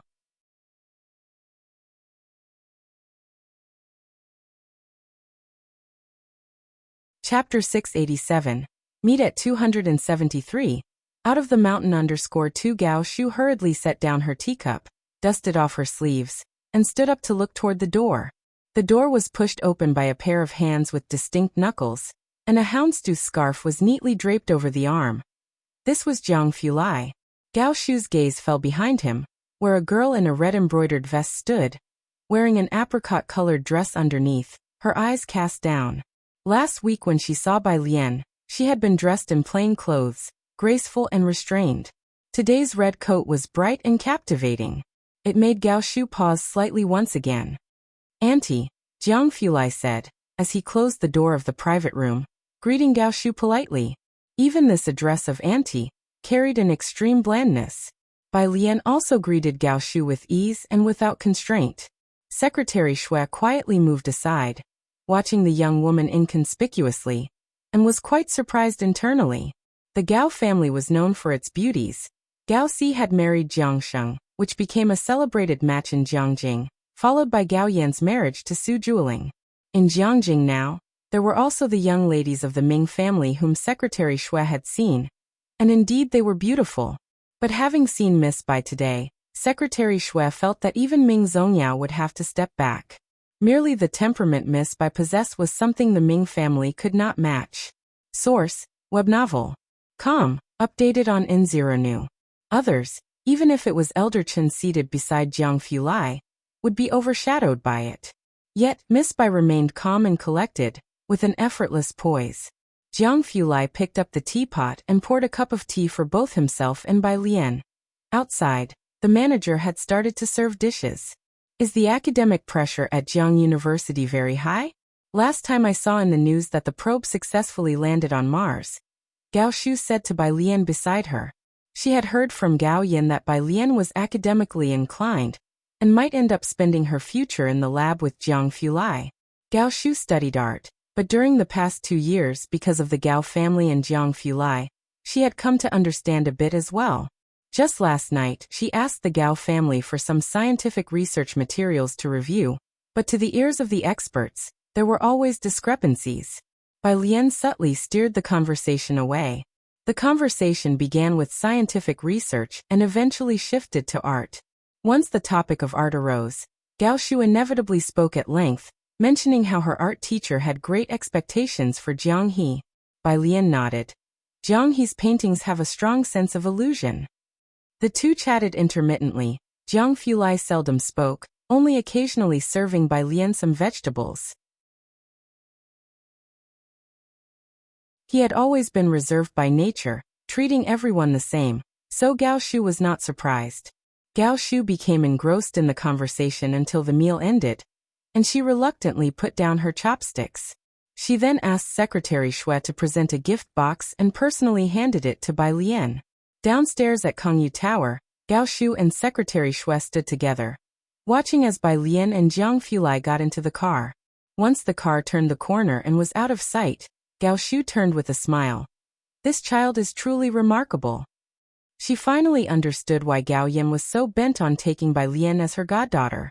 Secretary Xue saw that she was pleased but didn't want to distract her with other matters. Nevertheless, he spoke up. Dr. Gao has asked to meet with you. Dr. Gao. There was no one else it could be but Gao Jiechen. Gao Shu's smile faded as she pressed her brow. Tell him I don't have time. The Gao family members only sought her out to join Jiang Fulai's group or to enter the Ma Institute. What else could they want? Recently, Gao Shu had been busy with matters of the theater, and indeed had a full schedule. When Gao Shu returned home, Lu Jie was practicing piano. Seeing her come in, he came over to help her with her house shoes. Mom, Lu Jie said, placing the slippers beside her without leaving, but instead he said, my teacher asked if he could see the script Four Blossoms on the Tree. The play had not yet premiered, and rehearsals were underway. Even the theme song was not settled. Copies of the script Four Blossoms on the Tree were only held by those involved internally. Last time, to convince Dean Jian to compose the music, Gao Shu briefly shared the main plot with him. Your teacher wants to see the script for the play? The script was not a secret, and Gao Shu couldn't figure out why Dean Jian would want to see the script if he wasn't interested in composing, but she didn't refuse. I will send it to you from the study. Jiangjing Shua family.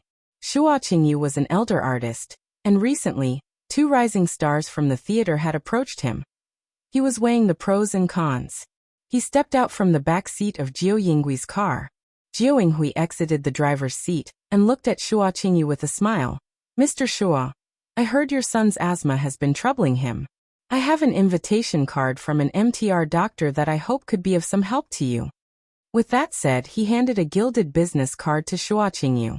Shua Qingyu accepted it, looking at Jiao Yinghui. Thank you, Dean Jiao. If you find any errors, ads pop up, ads redirect, broken links, non-standard content, etc., please let us know. Report so we can fix it as soon as possible.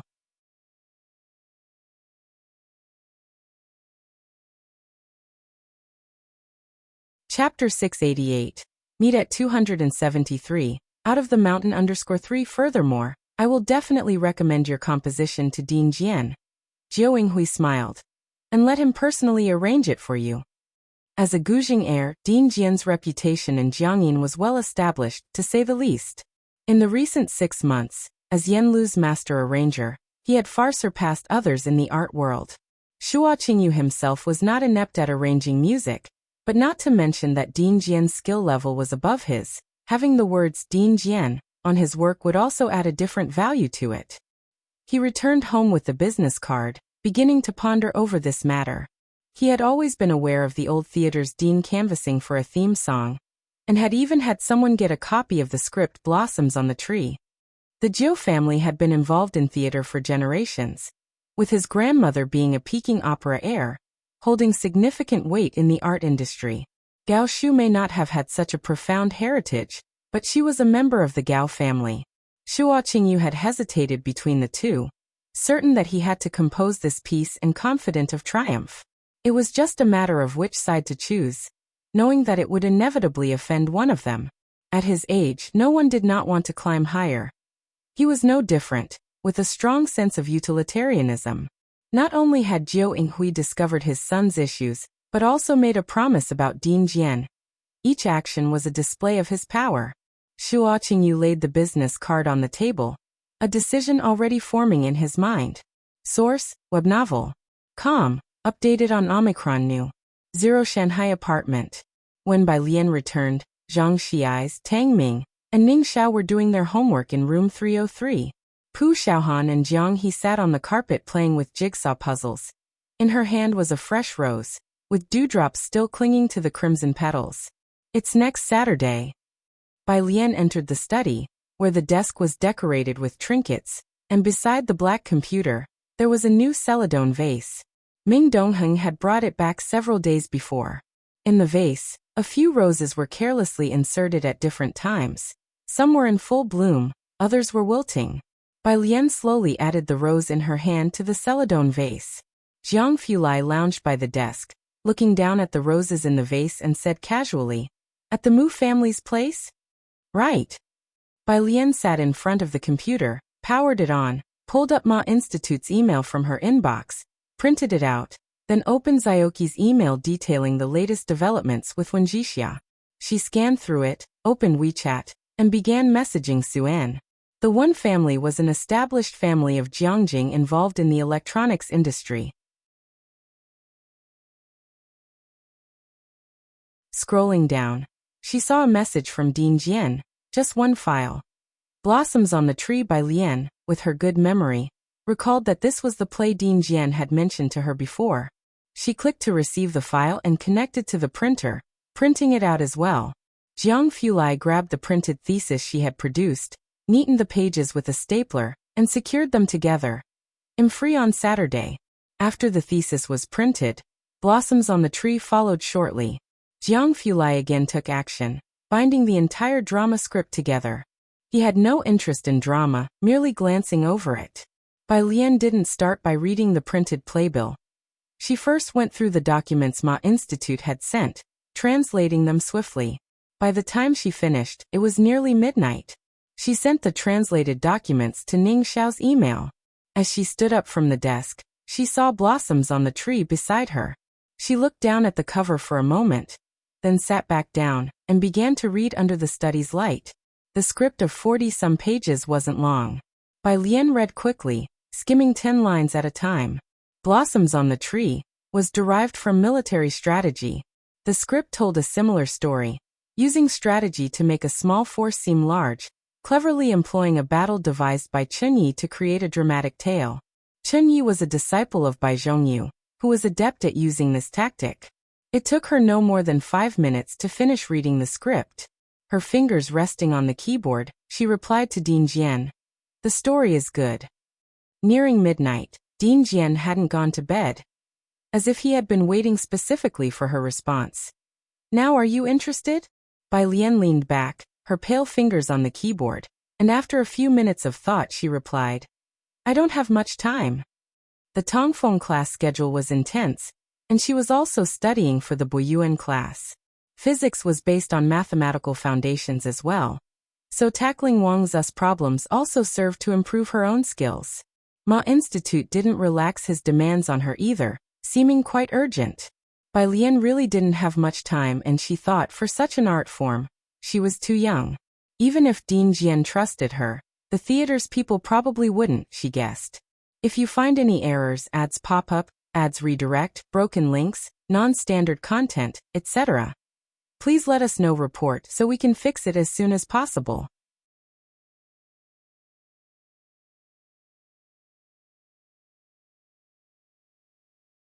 Chapter 689. Meet at 273. Out of the mountain _4. Of course, she had no idea that the name Bai Jian had caused such an earthquake in the music world over the past year. The winters in Jiangjing were quick to get cold. It was simple for Ji Heng to make summer dresses for Bai Lian, but winter clothes were not done as quickly as before. One piece of clothing could take half a month, or even longer to finish. Bai Lian's wardrobe had some additional clothes sent over by Ming Dongheng. After Gao Yan learned of this from Ming Dongheng, she asked Bai Lian to meet at Qingxin Building on a Sunday afternoon, so that the tailor could measure her size. Upon hearing this, Gao Shu also brought out several pieces of rare fabric. Looking at the fabric she brought, which were fine and shimmered on the surface, these were jobs that only Gao Yan and Gao Shu could undertake, apart from those Jiang Fulai hurriedly worked on.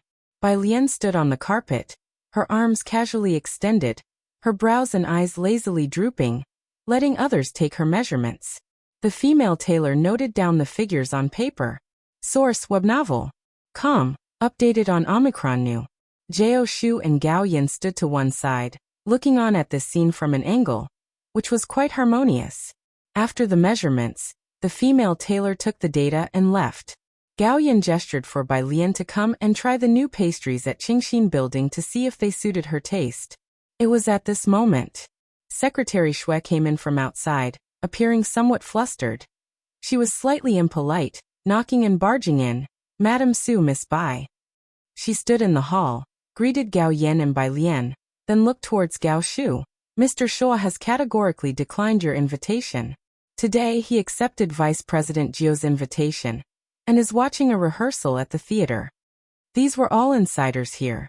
Gao Yan and Gao Shu had decades of friendship, and as for Bai Lian, she was someone that Jiang Fulai and a few others had high hopes for. Secretary Shui had no intention of avoiding the topic.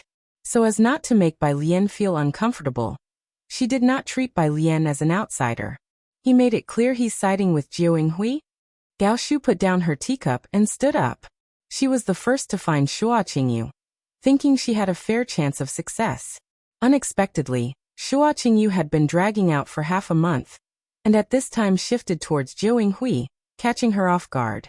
Gao Yan, who usually enjoyed watching Gao Shu's dramas, had some understanding of the situation. She straightened up. "Is it troublesome?" "A bit." Gao Shu stood up, smiled at Bai Lian and Gao Yan. "I won't be able to join you two for dinner tonight. I'm heading to the theater." "No worries." Bai Lian stood up, dressed in a simple white top, her eyes dark, reflecting the warm hues of the entire room. Her voice steady and unhurried. Hearing her voice, Gao Shu calmed down. "Come over to my place for dinner in a couple of days." She grabbed her bag and hurried off. After Gao Shu left, Gao Yan finally had the chance to explain the theater situation to Bai Lian. It hasn't been easy for her these years. It's all right with the old dean around, but if he retires and hands over the position to Jiu Yinghui, Shu will struggle even more at the theater. Butler Su stood behind Gao Yan, frowning as well. This Jiu Yinghui always plays dirty politics. When Miss Gao was up for the position of vice dean, he tried to sabotage her too.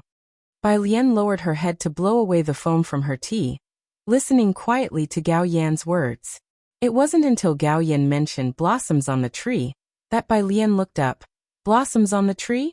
"Yes." Gao Yan pinched off a piece of plum blossom cake and bit into it. "The theater has launched a new major play, the last piece of work from the old dean before retirement. 5 years in the making, with many actors auditioned. When it's formally performed, we'll take you to see it." "Couldn't find anyone else?" Bai Lian closed the white porcelain lid of the teacup. "Such a masterpiece, most people don't dare to take on." Shu initially approached Dean Jian. In Jiangjing, it's pretty much just the two of them, but Dean Jian didn't agree. Saying this, Gao Yan tapped her fingertips on the table, looking at Bai Lian, an idea crossing her mind. Lian, you're close to Dean Jian. How about you persuade him?" Gao Yan was aware that Bai Lian and Dean Jian were very close, almost paternal friends. She had seen Leng Shuhe with Dean Jian. There wasn't the same ease and harmony as when Bai Lian was with him, and Gao Yan always felt there was some indescribable respect from Dean Jian when he spoke of Bai Lian, especially when mentioning Bai Lian's teacher.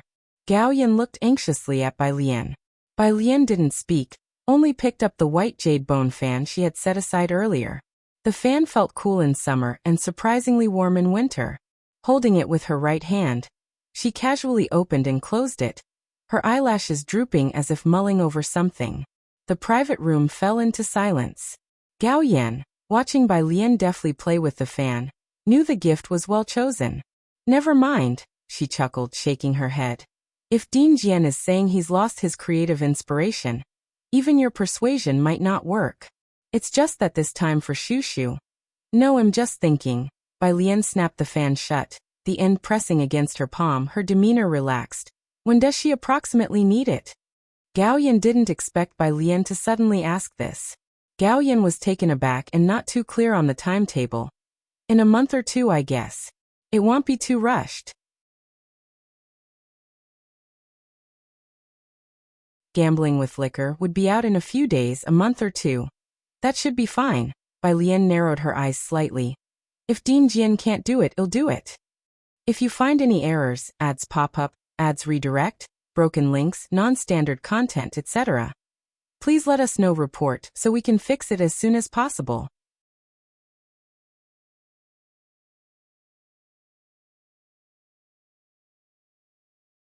Chapter 690.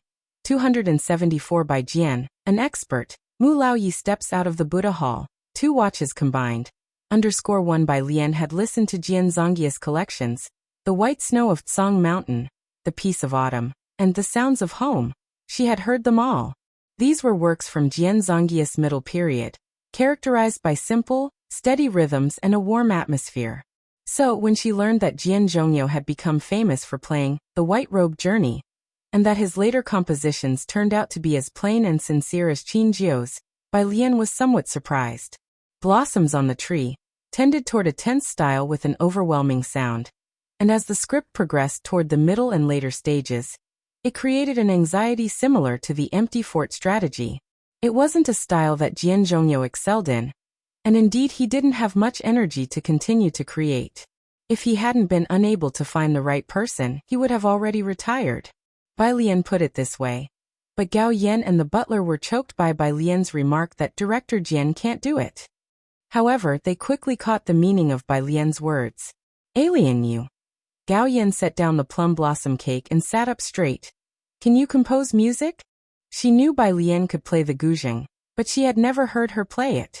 And judging by the way Director Jian interacted with her, Gao Yan knew that Bai Lian's guzheng skills must not be too shabby. But composing music and such, people without professional skills couldn't just start doing it. With something like a research competition, it was easy for Gao Yan to look toward Bai Lian. Gao Yan had never associated Bai Lian with composition. Source, web novel. Com, updated on new. Omicron. Now I suppose I can, Bai Lian said, holding her folding fan. I haven't seen a stage play before. I might not be suitable, just giving it a try. We'll choose the best option later. Gao Shu would certainly seek others too. It's just that they might not measure up to the expertise of Mr. Shua. Director Jian had a lot of faith in Bai Lian, and although music had no clear boundaries, the stage play's theme song style was somewhat direct. Bai Lian still wasn't clear on the style. Okay, good, Gao Yan said, still not fully processing. I'll tell Shu. Ming Dongheng's car was waiting downstairs, and Gao Yan escorted Bai Lian to the lobby.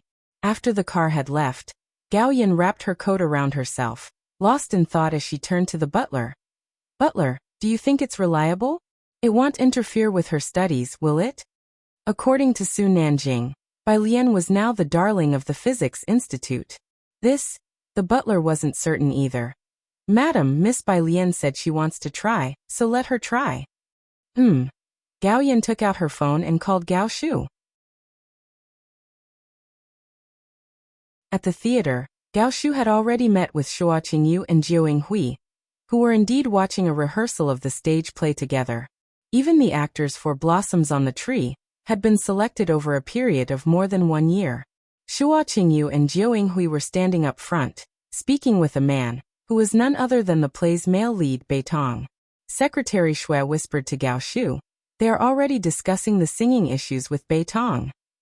Shua Qingyu had prepared for so long, and the compositions he held were surely already more than half complete, eventually to be presented before the old director through Bei Tong's performance. I know, Gao Shu said with a grim face, turning to go to the back. What about Teacher Xia? What did he say? This was her backup plan. He needs it by December. Teacher Xia said he wouldn't dare to take on something belonging to the old director. Secretary Shui had a notebook in hand. He's currently in Beijing. Do you want to go to him? Beijing. Gao Shu climbed the stairs, surprised he was in Beijing but still instructed. Pick a couple of days and prepare a plane ticket to Beijing for me. She reached her office just in time to answer Gao Yan's call. Bai Lian had mentioned wanting to try composing for her. She said just to give it a try. Gao Yan sighed. I've told you before she plays the guzheng, maybe she really could come up with something. Hearing about Bai Lian, Gao Shu's mood also improved significantly as she sat at her desk. Really? Then she might even have something in common with Lu Jiao. Gao Shu continued. Whatever she writes, no matter what, they'll have someone from the theater sing it. That's what I think too. Gao Yin laughed, the two of them ending up on the same wavelength. Gao Yin merely mentioned it in passing, and Gao Shu noted it down, but after all, even director Jian didn't dare to take on the song, so Gao Shu didn't expect Bai Lian to produce any kind of composition. After hanging up the phone, she discussed the trip to Beijing with Secretary Xue. Shanghai apartment. When Bai Lian got out of the car, she saw workers busy in the yard of number 103, installing transparent glass on the wall and roof. Miss Bai, it gets cold in Jiangjing during winter. Ming Dongheng got out of the car and stood behind Bai Lian explaining, putting up the glass will make it like a sunroom. Jiangjing winters were indeed cold. Bai Lian nodded slightly, but remarked that it was much better now than before. In the past, winters in Jiangjing were truly cold, almost like a mini ice age. If you find any errors, ads pop up, ads redirect, broken links, non-standard content, etc., please let us know report so we can fix it as soon as possible.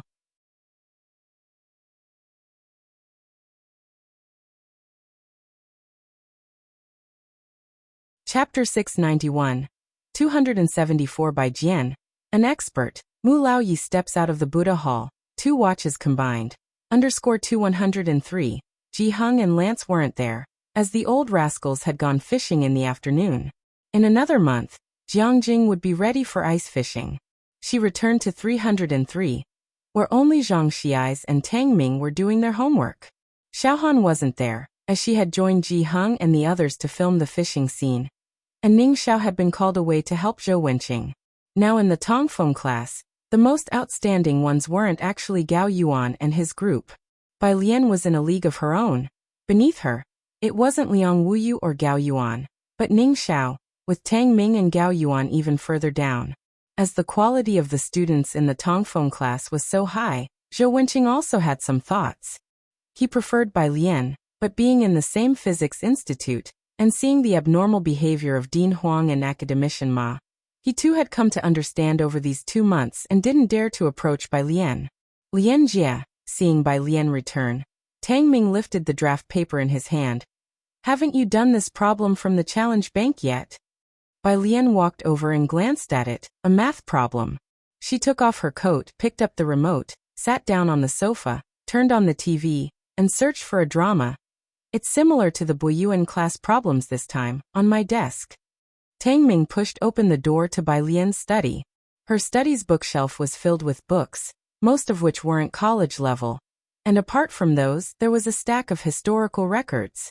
Tang Ming approached her desk where a stack of neatly bound A4 papers was placed, with the translation Bai Lian had just done for them the day before being the topmost on the left.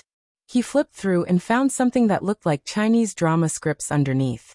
Thinking it was Yen Lu's script, he flipped another page and finally found the Buyuan class papers. He pulled it out, closed the door, and left. Bai Lian was lying leisurely on the sofa watching the play, and Tang Ming glanced at it, but didn't have the artistic talent to appreciate it. Downstairs, the group that had gone fishing had already returned. Tang Ming received a message from Shen Qing, and went downstairs to get fruit. The glass roof in the courtyard was almost finished, the workers were skilled, and there was hardly any noise during installation. I'll take these too. Tang Ming noticed there were also sunflower seeds left on the table, so he took another pack. Lian Jie is watching a play, let her have some seeds to crack. Next to him, the dean who was looking at the fish with Lance heard the keyword and paused for a moment. She's watching a play? The dean followed Tang Ming to 303. Bai Lian held a black remote in her right hand, leaned against the sofa, and rested her legs lazily as she calmly watched the TV. The dean looked toward the TV. It was a classic domestic, ethically themed drama. He sat on Bai Lian's left. Why did you suddenly start watching a play? Bai Lian tapped the remote with her fingertips, her tone unhurried. I want to give it a try. Following suit, the dean had an inkling already in his heart. Yes.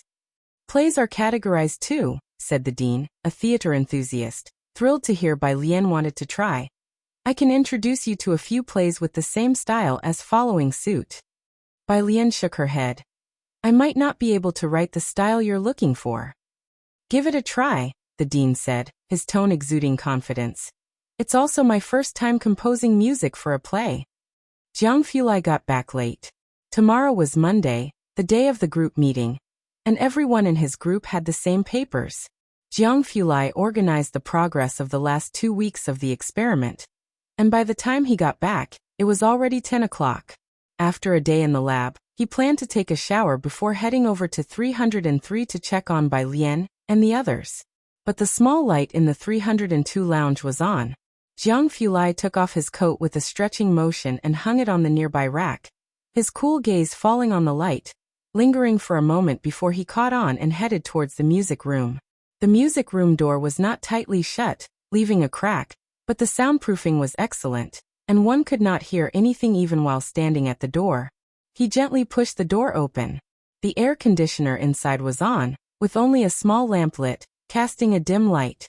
Bai Lian wasn't sitting on the piano bench as usual, but rather in simple loungewear, lazily seated on the thick black carpet, the piano resting beside her with several sheets of paper scattered around, some with writing, others blank. Oh, and there was a lighter. She seemed a bit lazy, her slender fingers too lethargic to pluck the strings, so she just picked up the lighter next to her, clicking it intermittently. Jiang Fulai was somewhat fastidious about cleanliness. She had only brought a lighter with her. The pale blue flame reflected in her deep black eyes, casting a long shadow of her eyelashes. Seemingly noticing someone at the door, she turned her head, sat up a bit, her hair casually pinned up with a few strands falling onto her brow. She put the piano down and stood up. Looks like I've been idle too long, you're already back. If you find any errors, ads pop up, ads redirect, broken links, non-standard content, etc., please let us know. Report so we can fix it as soon as possible.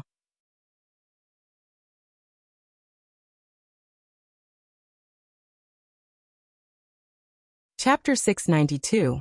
274 by Jian, an expert. Mu Laoyi steps out of the Buddha hall. 2 watches combined.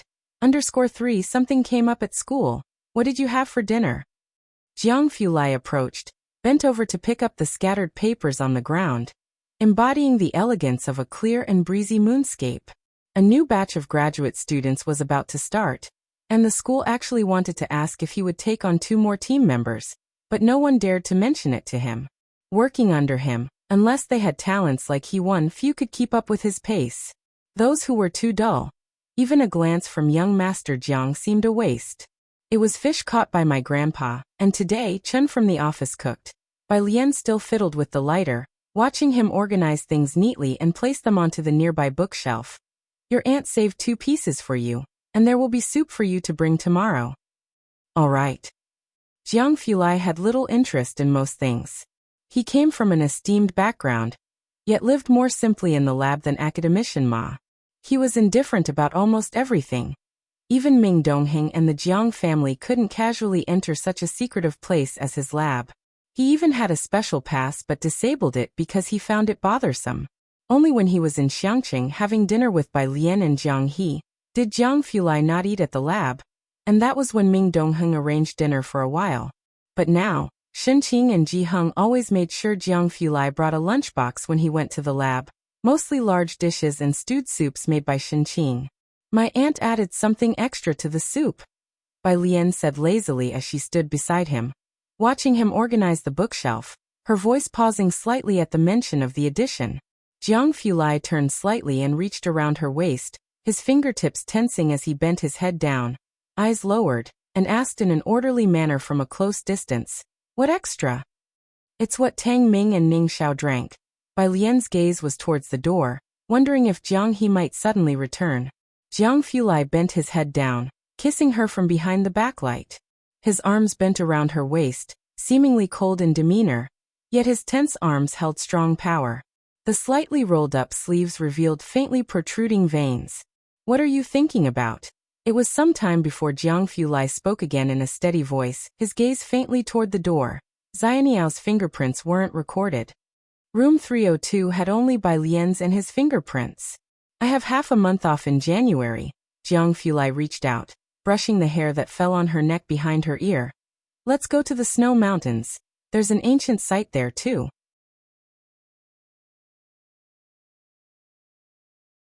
Taking such a long break, Bai Lian looked at him.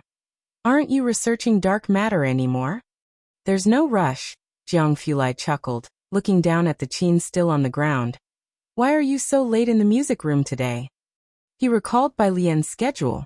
Yen Lu was in Beijing preparing for a new play, and there was no intention to release new music. I wanted to try composing for a stage play, Bai Lian replied to him. Jiang Fulai thought for a moment about Gao Shu and narrowed his eyes slightly. Monday. Early morning. Mu Yining got up early. She lived in an outside house and only steamed some breakfast with Dong Xiaobai. Dong Xiaobai set down the milk for her, and the two discussed the matters of Saturday. How many distinguished guests? Not many. Mu Yining sat beside him, took a sip of milk, and then spoke. The Gao family won't come, but Elder Chen and President Su will arrive on time, along with my business partners. That was almost enough. Mu Yining's partners were also among the top circles in Jiangjing. It wasn't as grand as Elder Zu's birthday celebration, but there were still many who were eager to get in. These crab roe buns are really good. Dong Chuan and Wan Xian will go together, Dong Xiaobai said. Dong Chuan, Dong Xiaobai's nephew, his mother a member of the Jiang family, was already set to be the heir of the next generation of the Dong family. His standing in the Dong family was significant. Otherwise, Dong Xiaobai wouldn't have accompanied Ren Wanxian on her last visit to the Dong family. Hearing this, Mu Yining straightened up. He's coming. Dong Chuan didn't usually mix in these circles, and had a higher status than other Dong family members. Being so distinguished, he shouldn't be interested in the affairs of the Mu family's side branches. Why would he come? Wanxian requested it. Dong Xiaobai held his chopsticks. She's returning to the clan and asked Dong Chuan to accompany her just to make an appearance. This Ren Wanxian, she really has good luck, Mu Yining exclaimed. With Dong Chuan showing up, even the main Mu family lineage wouldn't dare to speak ill of Ren Wanxian. If Dong Chuan is coming, we need to notify the butler. After all, he is no ordinary person.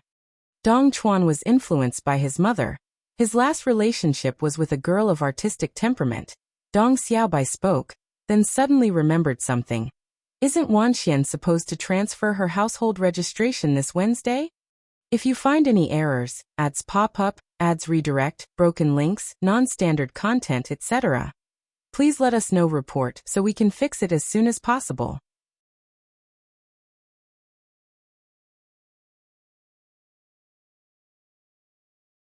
Chapter 693. 274 by Jian, an expert. Mu Laoyi steps out of the Buddha Hall. 2 watches combined. _4 It's confirmed. These are indeed the people of the Mu family. With such a vast family enterprise, the wealth left to them is innumerable. Together with Mulan, Mu Yining also picked up a crab roe bun with her chopsticks. Taking a bite, the juice burst forth. The crab roe was fresh and delicate, the crab meat tender, and the soup profoundly rich. Even for Mu Yining, who had tasted so many delicacies, this was a particularly dazzling experience. The last time Mu Yujun visited the Mu family, she began to disdain the crabs they ate during this season. Every year, Jiangjing could only provide so much to this elite circle. In recent years, the Mu family actually hadn't gotten their share of the food or dim sum, while the Gao family, with mountains at their back, still managed to get some. After Mu Yujun brought them over, Mu Yining only saved one for the old master, and sent one to Ji Heng. Now tasting this crab roe bun, she was also quite surprised. Such quality in a crab roe bun was rare even in her childhood, during the Mu family's golden age. After breakfast, the housekeeping aunt cleaned up. Mu Yining got into the car, and called the floor butler to inquire about the source of the crab roe buns. Learning that it was sent by Ji Heng, Mu Yining was very surprised. The Ji family was becoming more and more mysterious to her. Wednesday. Bai Lian was still in the dining hall eating when she received a call from Su En. Alien, good morning. Driving, Su En sounded cheerful. After exchanging pleasantries with Bai Lian, he went on to tell her about Ji Mulan's request to transfer her household registration. Su Siki was registered under the Su family, and the Su family matriarch wouldn't allow him to transfer it. But Su En still decided to inform Bai Lian about the important matter of transferring registration. Aha, I got it, Bai Lian said after swiping her card, picked up her breakfast, and handed the card to Tang Ming standing beside her. Tang Ming, with utmost respect, received Bai Lian's card with both hands, not daring to let his gaze linger on the 3 characters, Jiang Fu Lai, printed on it for too long. Ding Wenyang had perfectly integrated into their group. As long as Bai Lian was at school, they would all flock to dine with her. Seeing Tang Ming showing such reverence for a card, he was somewhat puzzled. Brother Tang, you're a contestant with 2 million points now.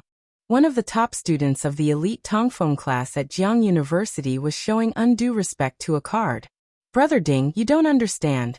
Tang Ming thought back to Monday morning when the young master Jiang heard about his points and gave him a humph expression. He said gravely. Tang Ming swiped the meal card. Ding Wenyang stared at the balance on the meal card, exclaimed, then realized. Of course, it made sense to show utmost respect to the god of wealth. After getting their food, the two sat down opposite Bai Lian and Yang Lin. Ding Wenyang saw 2 foreign language books beside Bai Lian, which he often saw and found unsurprising. His eyes drifted to the paper above them with strange symbols that he had already learned from Tang Ming were called reduced character scores. What's the big boss been up to recently? Ding Wenyang asked, biting into a bun, poking the Tang Ming beside him for answers. Seems to be researching drama. Tang Ming chewed his bun, then went on disapprovingly. This bun isn't very tasty. I'll just eat one. Let's swap for an egg pancake instead. Ding Wenyang forgot about Bai Lian's matter and said incredulously, our cafeteria's pork buns are famous in Jiangjing. You know how many internet celebrities come here to borrow meal cards to buy buns and check in? The food at Jiang University's dining hall was indeed famously delicious. Many food bloggers had become popular by featuring the delicacies of Jiang University online. Tang Ming silently nibbled on his bun. I'll bring something even tastier for you next week. At the Jiangjing Public Security Bureau, Su En parked his car.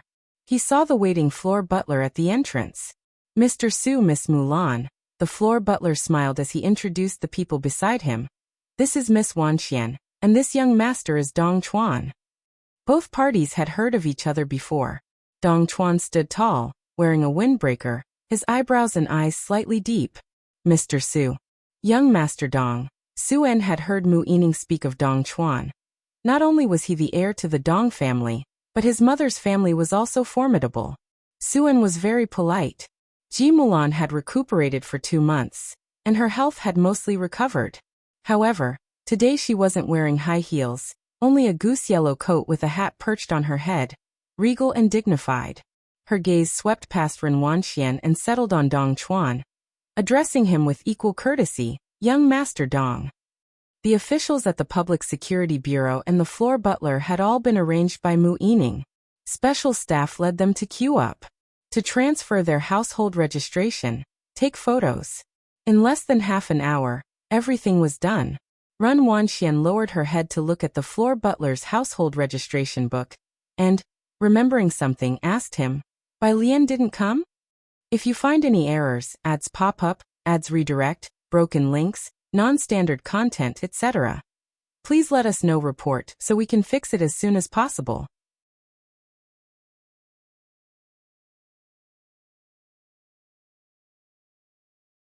Chapter 694, 274 by Jian, an expert. Mu Laoyi steps out of the Buddha hall.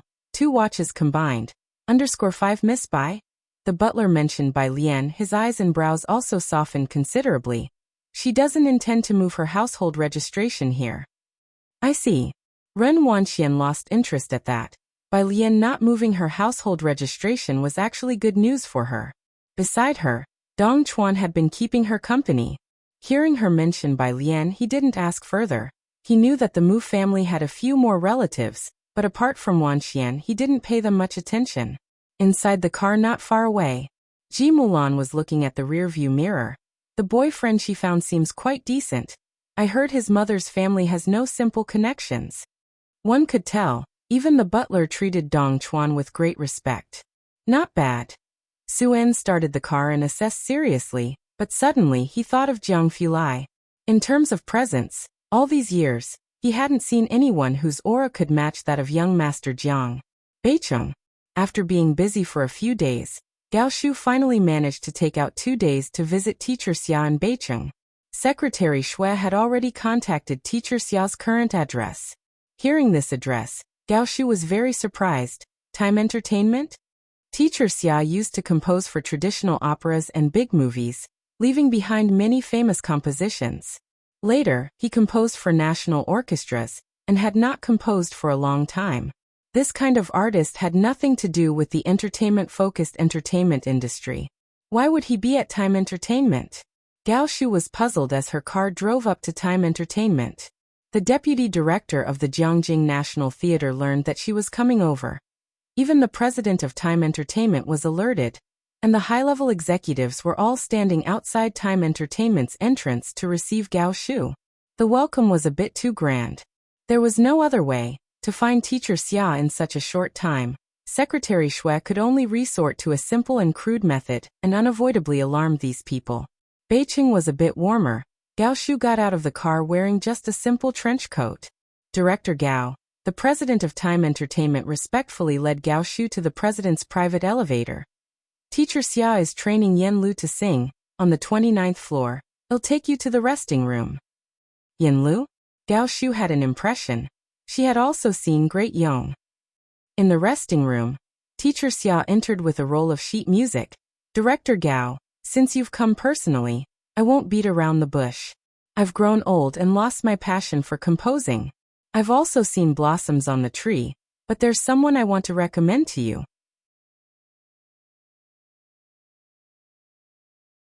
After much consideration, I think only she is the most suitable. Who? Gao Shu quickly stood up. Teacher Xia tapped on the sheet music side, the composer of Gambling with Liquor, by Jian. This song, Gao Shu had also looped it many times. But she wasn't familiar with the entertainment industry and had no idea about the sensation by Jian the composer had caused online. If it's a composer you admire, then where is this master right now? I don't know. Teacher Xia was very straightforward. For a year now, no paparazzi in the entertainment industry have been able to dig her out. Inside and outside the circle, do you know how many people want to have her compose for them, but have no way to reach her? She only favors Yan Lu, composing for Yan Lu. Perhaps letting Yan Lu sing the theme song for you might give you a slim chance. It's unrealistic to find her.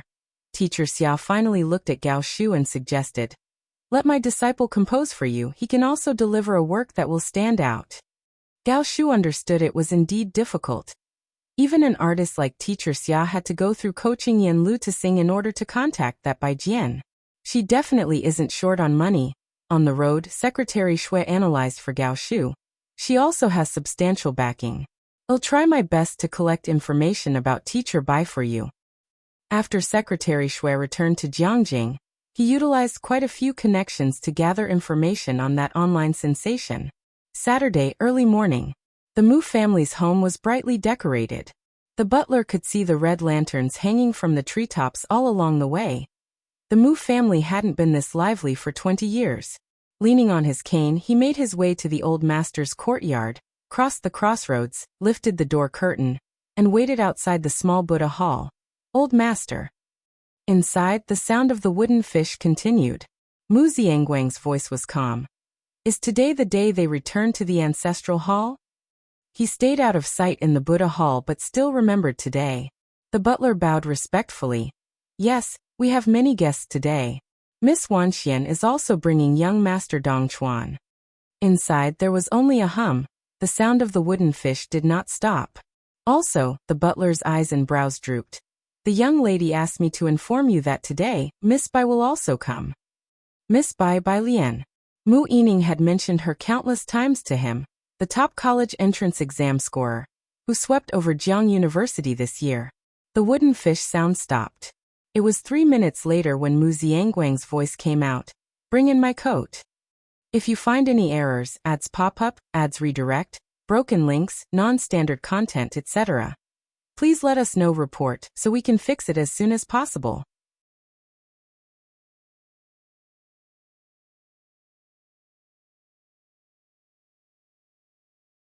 Chapter 695, 275 Not-So-Simple Guests, Part 1. By the end of October, the weather had become colder again. The Gao family, Today, Mu Yujun had not originally planned to go to the Mu family. It wasn't until she heard that Mu Xiangguang had come out of the Buddhist hall that she made a slight effort to dress up. "Are you and Jiechen going?" she asked as she put on a newly tailored outfit and draped a string of jade beads around her neck. Gao Yi picked up his coat. "Today I'm taking Jiechen to the theater." Next to him, Gao Yi's assistant glanced at Mu Yujun. That glance made Mu Yujun feel momentarily embarrassed. Once, the Mu family could discuss matters on equal terms with the Gao family, but later the Mu family gradually faded from this circle, and the Gao family became somewhat disdainful of Mu Yujun's status. Think about the women of the Gao family. One married into the Jiang family, another a distant relative married Su Jueling. Yet Gao Yi married Mu Yujun. If it weren't for the fact that she had given birth to Gao Jiechen, she might have separated from Gao Yi years earlier. The Mu family's business car arrived at Shanghai apartment early in the morning. Assistant Wang drove, with Xiaojie in the passenger seat, driving into building number 5 of Shanghai apartment, passing by the security guards standing at attention.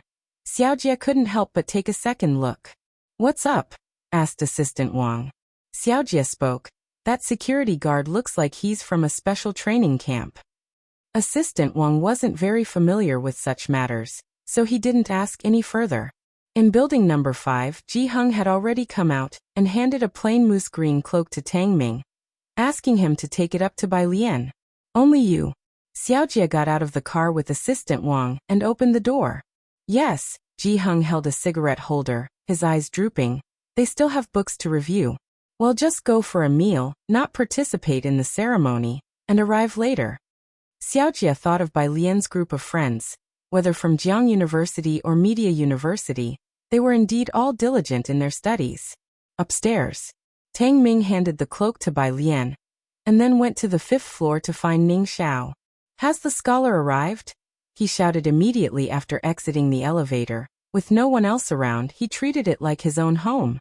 Ning Xiao's door was open as he was still on a call. On the other end of the phone, Wang Yufeng spoke calmly. "What's the rush? I'm already in Jiangjing. What time will you arrive?" "I'll have someone take it to the main entrance." Tang Ming and Ning Xiao had always been looked after by Ji Xiaojun and Xin Qing. When Wang Yufeng found out about today's event, he sent a gift to Jiangjing through a contact. 11 o'clock. This was the time Jiang Fulai had mentioned, and it was unlikely to be wrong.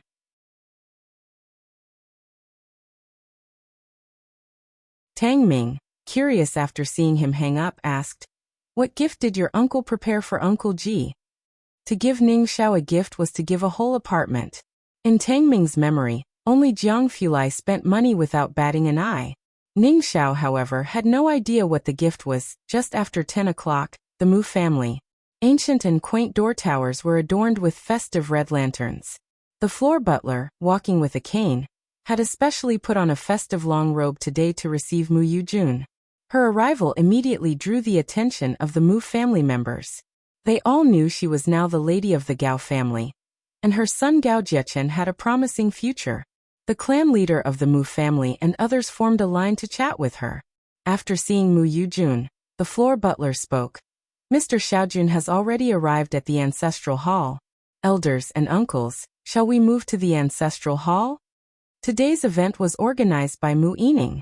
Most of those from the ancestral hall would give her face. Originally the clan leader was Mu Xiangguang, who 20 years ago had passed his position to a distant relative of the clan, with both Mu's second uncle and third uncle being from a side branch. Ji Xian's return had also injected new vitality into the Mu family.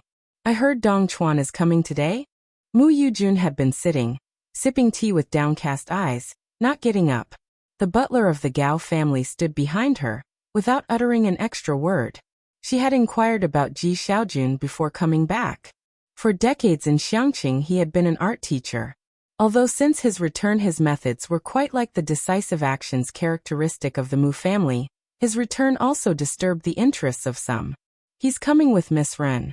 The floor butler thought it over for a moment. Among those coming today, only Chief Chun and Dong Chuan could cause her to move. The mother of Dong Chuan was from the Jiang family, not the core descendants, but as long as one bore that surname, it carried weight. Well, no rush for the ancestral hall. Mu Yujun put down her teacup. I'll wait here for young Master Dong to arrive. The floor butler looked up, seeming to want to say something more to Mu Yujun, but at that moment his phone rang. He checked and it was a message that Bai Lian was about to arrive. Without saying more to Mu Yujun, he seemed to become 10 years younger at once, haste in his step as he hurried out with his cane. Miss Bai has arrived, I'll go welcome her first. If you find any errors, ads pop up, ads redirect, broken links, non-standard content, etc., please let us know report so we can fix it as soon as possible.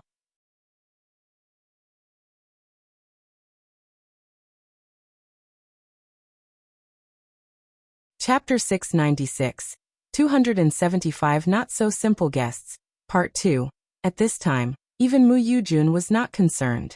Mu Yujun rarely paid attention to the affairs of the Mu family, and this was the first time she heard of Miss Bai. With just a glance, someone explained to her. There wasn't much information about Bai Lian in the Mu family, and it was generally difficult for others to access her records.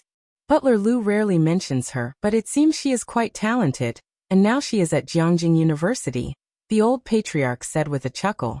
Speaking of talent, Butler Gao glanced at the old patriarch. The old patriarch also chuckled in reflection. Look at what I'm saying, in front of Dr. Gao, what talents should I mention? No matter how good the talents, they couldn't compare to the son of Mu Yujun Gao. Mu Yujun slowly pushed aside the tea foam without denying it. The old patriarch went with those granduncles from the Mu family to the ancestral temple to prepare the ritual for Ji Xiaojun. Butler Gao, with his head lowered, asked Mu Yujun, "Do you want to meet that Miss Bai?" "Wait for Dong Chuan," Mu Yujun said indifferently. Among the people who came to the Mu family today, Dong Chuan was the only one she would consider meeting. She didn't care about the others. The Mu family's residence was vast. Butler Lu went around the side rooms and long corridors, and it took 5 minutes before he saw several people at the entrance of the main courtyard. Next to them were Ning Xiao, Tang Ming, and Pu Xiaohan. Yang Lin had a part-time job in the morning and had to help in the laboratory in the afternoon, so she didn't come.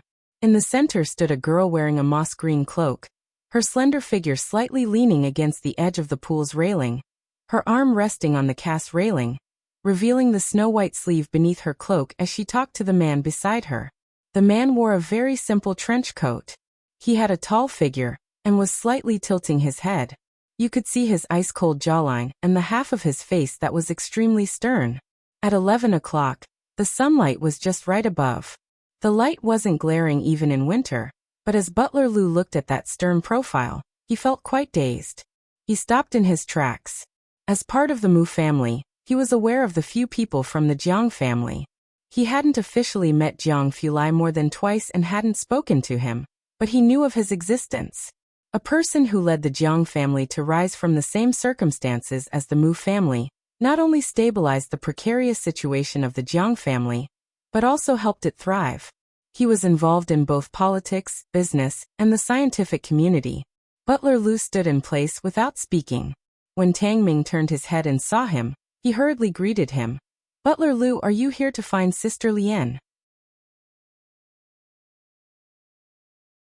Ah! Butler Lu came back to his senses. Yes. He turned his gaze to Bai Lian, not daring to look at Jiang Fulai again. "Miss Bai, I will take you to see Mr. Ji. He's talking with the master." Mu Xiangguang was in the main courtyard. Crossing over would lead to a cobblestone path, and just lifting the door curtain would allow them to see him. He didn't see anyone else. Butler Lu left Ning Xiao and Tang Ming outside at a small table, serving them tea and refreshments. There was also one more person. His gaze fell on Jiang Fulai. Jiang Fulai casually sat down, his long and cold white fingers picking up a cup of tea, absent-mindedly blowing on it. His demeanor elegant and posh, showing no intention of going in with Bai Lian. When he looked up again towards Bai Lian, he asked, "Do you want to give me the cloak?" There was heating inside the house, and the cloak made by Ji Hung was very warm. Bai Lian untied her cloak and handed it to him, then flipped open the door curtain and entered the main room. Inside the house, Mu Xiangguang was talking with Ji Hung. He was 2 years younger than Ji Hung, his hair completely gray, his figure lean, the cheekbones on both sides protruding, and the wrinkles on his face were evident. I know about Mu Qiong's matter, Ji Heng said, sitting close to him slowly smoking, but I didn't expect you to be so disheartened. There weren't many people in the direct lineage, and Ji Heng and Mu Xiangguang had a good relationship since childhood without any disputes. Mu Xiangguang held a string of Buddha beads in his hands, his eyes closed, turning them slowly. Life is unpredictable. I had Yining looking for you for many years, and it was only last year that suddenly there was news. The vast fortune of the Mu family, the share meant for Ji Heng, had always been untouched by him. However, the Mu family had been unable to locate the news about Ji Heng until last year when he came to Jiangjing. It was only then that Butler Liu, following the trail, managed to get a bit of information. Regarding these matters, Ji Heng offered no explanations. As the two talked, the door curtain was lifted, and Butler Liu said softly, "Miss Bai has arrived." Mu Xiangguang stopped turning the Buddha beads in his hand and opened his eyes. The lighting inside the room was dim, but Mu Xiangguang still managed to make out the figure who walked in. The visitor was dressed all in white, with an erect spine, walking unhurriedly as if she had severed the bonds with a century of time. That kind of demeanor. Mu Xiangguang was somewhat stunned. "Grandfather," Bai Lian approached and greeted Ji Heng. "If you find any errors, ads pop up, ads redirect, broken links, non-standard content, etc., please let us know. Report so we can fix it as soon as possible."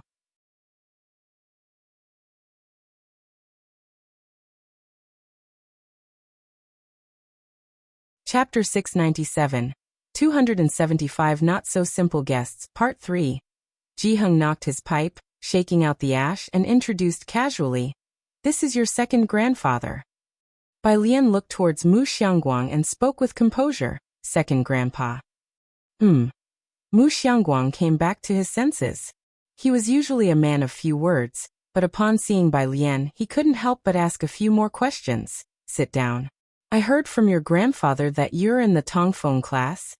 In fact, Mu Xiangguang had already heard these pieces of information many times from the Mu family butler and Mu Yining. Having grown up in Xiangqing without elite education and still achieving greater success than the Liang family's descendants, Mu Xiangguang felt that perhaps without his intervention, these young people could have gone even further. "That's right." Bai Lian sat next to Ji Heng, calmly replying. Despite being out of management for many years, Mu Xiangguang still had a keen eye.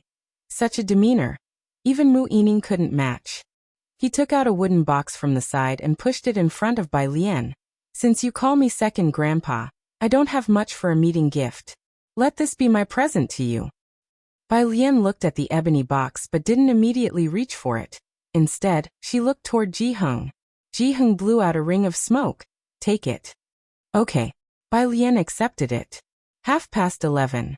Mu Yujun, along with Dong Chuan and Ren Wanxian, went to the clan ancestral hall. The entire registration ceremony wasn't long. Firecrackers and fireworks exploded outside.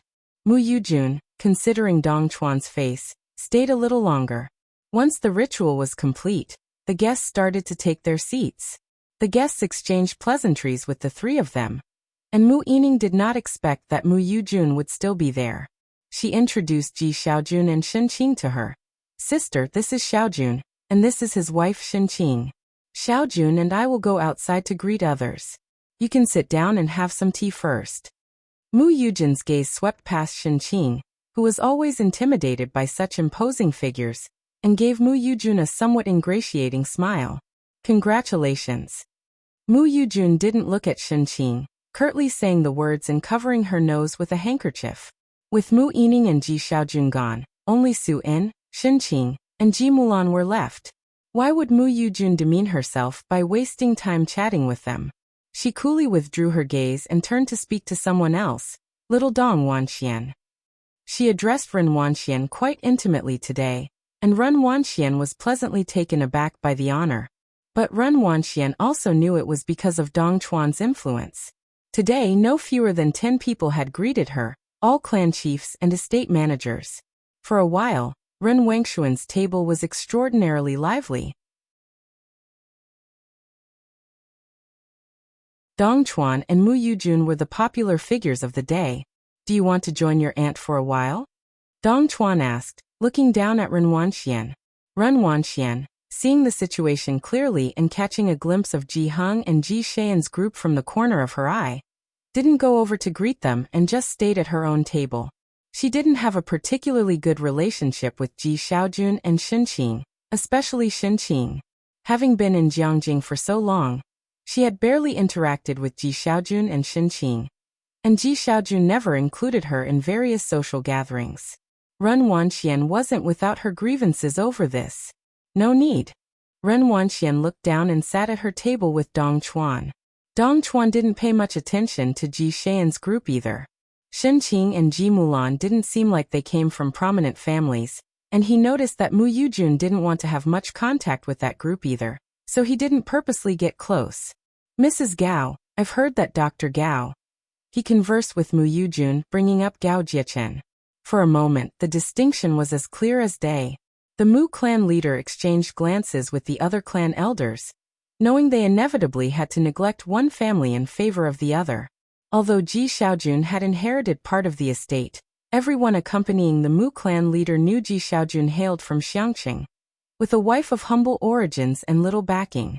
On Run Wengshuan's side, setting aside Dong Chuan, just the presence of Mu Yujun was a rarity for them.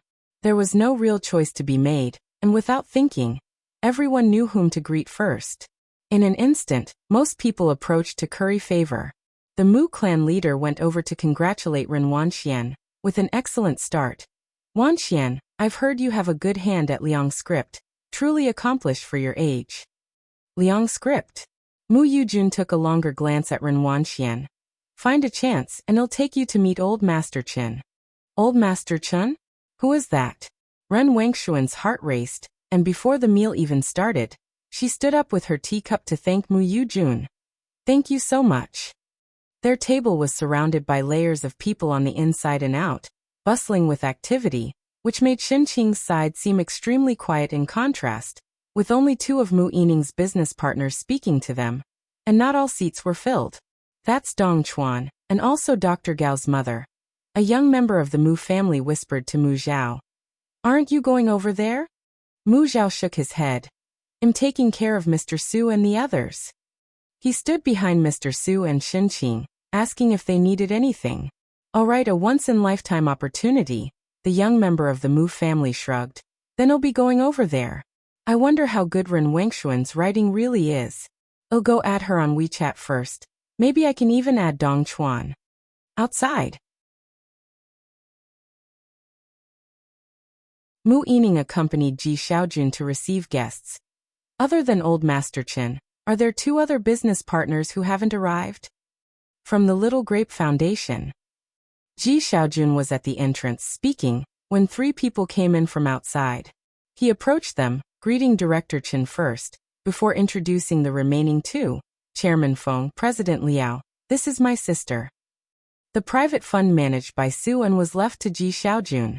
Unaware of the details, it was just a private fund for Mu Yining, who simply funded it as a form of participation, but she was shocked to see the two who arrived.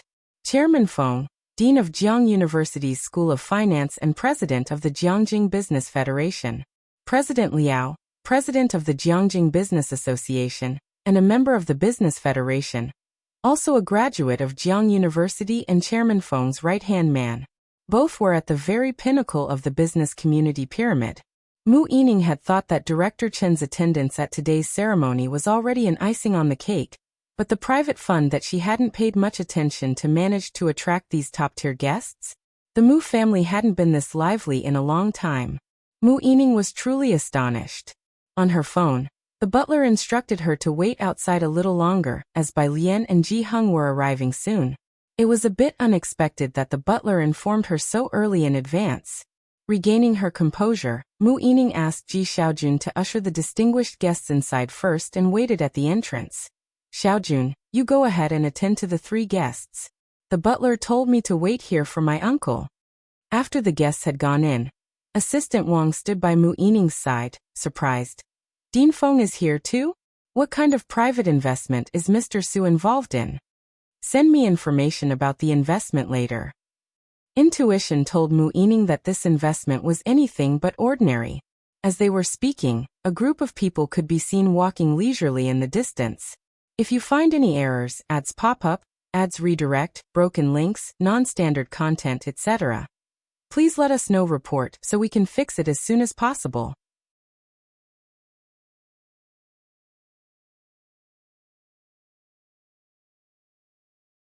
Chapter 698, 276 gathered, second update.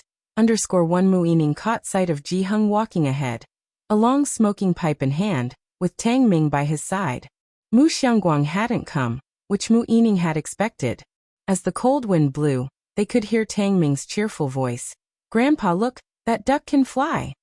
Ji Hung looked up and smiled as he took a puff of smoke. "That's a spotted goose." The Mu family's estate was located in a garden area, where many protected wild birds would take refuge, and Ji Hung recognized at first glance what bird it was. Next to him, the butler followed on Ji Hung's left, uncharacteristically silent.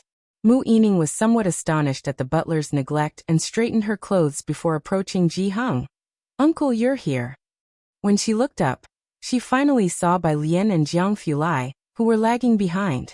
Bai Lian was wrapped in a green cloak, holding a box made of ebony in her left hand, tapping it leisurely as she chatted idly with the person beside her.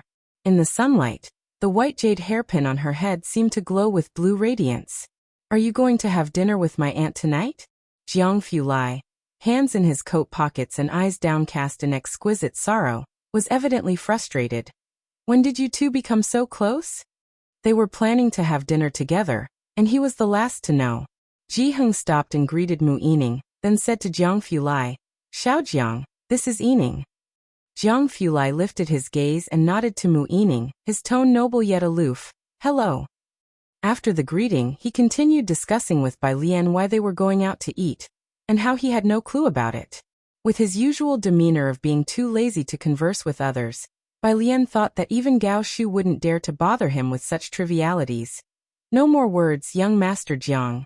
Bai Lian busied him, placing the ebony box in his hands. "Hold this for me." Jiang Fulai glanced down at her and, taking the box from her, didn't ask further.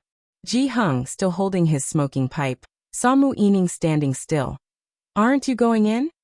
As he spoke, Jiang Fulai also glanced over, his gaze faintly landing on Mu Yining. Mu Yining, having encountered a variety of personalities within the circle, used to see Chen family's elder regularly in earlier years. Yet now, confronted by Jiang Fulai's gaze, she felt a chill down her spine. "Uncle, please go ahead." Ji Hung walked inside, and Mu Yining followed a few steps behind, staying close to Bai Lian and the others. "Young Master Jiang, I didn't expect you to come." Jiang Fulai, the legitimate son of the Jiang family, rarely appearing in public, even Chen family's elder would rise to greet him. How could Mu Yining not know him? "I came with grandfather Ji," Jiang Fulai, holding the ebony box and following Bai Lian, replied indifferently. "You don't need to mind me." His words revealed so much. Today's Jiang Fulai didn't come as a representative of the Jiang family, but with the Ji family. Mu Yining looked at Bai Lian beside him. Her heart tense as she finally understood why the butler informed her so much in advance to stand outside. Otherwise, if the butler had simply stated, "The eldest young master of the Jiang family has also arrived," Mu Yining would have definitely not believed it. She followed behind the group, looking at the silent butler, and let out a breath of murky air. "They, the two of them?" The butler nodded towards Mu Yining. "The ancestral hall." Knowing that Ji Xiaojun had gone to meet with collaborative partners, the Mu clan's leader and his entourage didn't pay much attention, simply chatted and laughed with Dong Chuan and Mu Yujun, until Ji Xiaojun arrived with the three individuals. The person in the middle, Director Chen, was seldom seen smiling. After becoming the head of Yinshao district, his authoritative presence had grown even more evident. Run Wanxian, who had seen Director Chen before, recognized the man she had met in Xiangqing instantly, setting down her teacup. "Chen? Mr. Chen?" The surname Chen indeed attracted attention. The Mu clan leader and Dong Chuan quickly turned their gaze, and Dong Chuan didn't hesitate to put down his teacup and rise from his seat, both surprised and respectful. "Mr. Chen." Dong family's eldest young master, with close ties to the Jiang family, naturally recognized Chen Yongquan. Besides, who wasn't aware by now who had single-handedly promoted Chen Yongquan? Hearing Dong Chuan's voice, Mu Yujun looked up, aware that the Chen family had little contact with the Gao family. But she knew this rising star, Mr. Chen, was on good terms with Jiang Fulai. In the past 2 months, Gao Yi had tried to meet with Chen Yongquan more than once, and lately in Jiangjing, many sought to ingratiate themselves with Chen Yongquan, with no shortage of gifts sent from many within the Jiang family. But Chen Yongquan was an enigma, accepting no gifts and living a reclusive life, skillfully handling affairs without getting involved. These individuals found it difficult to establish connections with Chen Yongquan. Mu Yujun was extremely surprised to encounter Chen Yongquan here. A truly unexpected delight. She set down her teacup and stood up very polite. Mr. Chen, what brings you here? We've met before at the Su families. Behind her, the high-ranking Gao family butler, who had barely interacted with the Mu family, looked up, surprised to find that the present Mu Yining had such connections that she had invited Chen Yongquan. He greeted Director Chen respectfully. A crowd had gathered around Ren Wanxian, both inside and out, several layers deep. Director Chen's gaze fell on Mu Yujin's group, while in the corner of his eye, he saw Shin Qing's side looking deserted, with only Mu Zhao attending to the guests.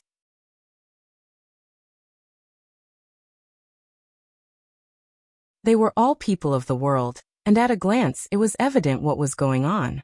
Not to mention he wasn't familiar with Mu Yujun, knowing that Jiang Fulai didn't like the Gao family. Even if he had been familiar with them, after today, he would start acting unfamiliar. Director Chen just nodded towards their side as a polite gesture. As for Dong Chuan, he didn't know him and therefore didn't greet him.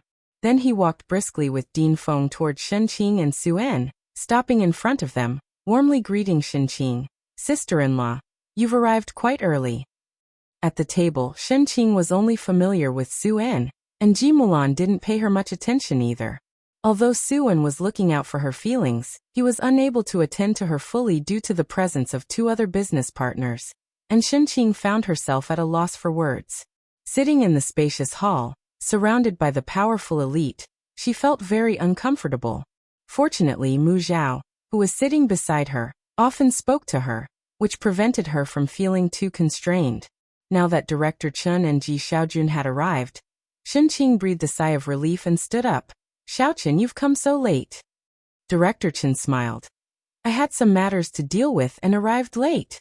I'll start by drinking 3 penalty cups. Su En stood up. He was familiar with Director Chen and dispensed with the formalities, greeting the other 2, Din Feng, Chairman Liao. This side was filled with joyful laughter and chatter. By greeting Shen Qing like this, Director Chen had done his duty for appearance's sake. On the other side, the group with Mu Yujun and Dong Chuan quieted down. When the head of the Mu clan found out who Director Chen was and learned the identities of Din Feng and the others, he too grew restless. He wanted to go over, but having not greeted Shen Qing and the others earlier, he couldn't find a good reason to do so now. A sense of regret welled up inside him. Who could have known that Shen Qing and Ji Xiaojun, having returned to the Mu family for so long and always acting low-key, would know people of such stature? Even the Gao family's butler could not help but bow his head and ask Mu Yujun in a low voice, Madam, is the Mu family so close with Director Chen? Mu Yujin's mind was in disarray. How could she know that Shen Qing, a woman whom she thought she could see right through, would actually know Chen Yongquan, and be on familiar terms with Chen Yongquan? Dong Chuan, seeing Director Chen seat himself next to Shen Qing, couldn't help but look at Ren Wanxian, asking, Wanxian, should we not go over and greet your uncle and auntie? Ren Wanxian looked up, but didn't get a chance to respond to Dong Chuan.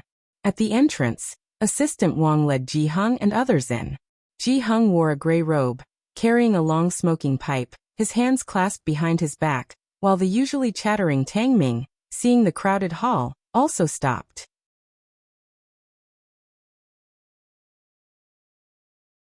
Most people did not recognize Ji Heng. Behind them followed Pu Xiaohan and Ning Xiao, with Ning Xiao holding a gift box, always gloomy and not prone to speaking with others. Jiang Fulai, holding Bai Lian's sandalwood box, walked with a lazy look in his eyes and followed her steps, unhurriedly. He seemed quite relaxed today, tall and handsome with a detached expression. However, as soon as they entered the hall, starting from the entrance, the boisterous, interacting crowd, centered around Bai Lian and the others, began to quiet down, radiating outwards. Director Chen, who was talking with Su En and the others, sensitively picked up on this disturbance. He looked towards the entrance and quickly stood up. Dean Feng also felt something odd, followed his gaze, and immediately recognized the two striking figures among the crowd. He coughed and quickly put down his teacup to stand up. When he stood up, Liao Guangshuan, who had not seen Jiang Fulai before, also stood. Everyone at the table stood up, and Mu Yujun and Dong Chuan, who were paying attention to their side, also looked towards the entrance. Who was this arriving?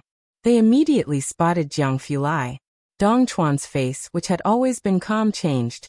He stopped talking to Ren Wanxian and abruptly stood up. His composure had always been dependable. Even when facing Mu Yujun, one of the highest status individuals Ren Wanxian had ever encountered. Dong Chuan's sudden serious expression surprised Ren Wanxian. Mu Yujun and the senior butler stood frozen in place, looking towards the entrance, struggling to grasp the situation. The line of people slowly approached. At Director Chen's table, the usually talkative Dean Feng and Chairman Liao didn't dare to speak, but Director Chen, accustomed to such situations, was the first to break the silence. Uncle Ji, Miss Bai, young Master Jiang. Dean Feng, not recognizing Ji Hung, smiled. Miss Bai, young Master Jiang. Bai Lian nodded to him in acknowledgement. In the silence, Jiang Fulai casually yet politely greeted Ji Xiaojun. Uncle Ji. This greeting of Uncle Ji undoubtedly dropped a bombshell among everyone present. If you find any errors, ads pop up, ads redirect, broken links, non-standard content, etc., please let us know. Report so we can fix it as soon as possible.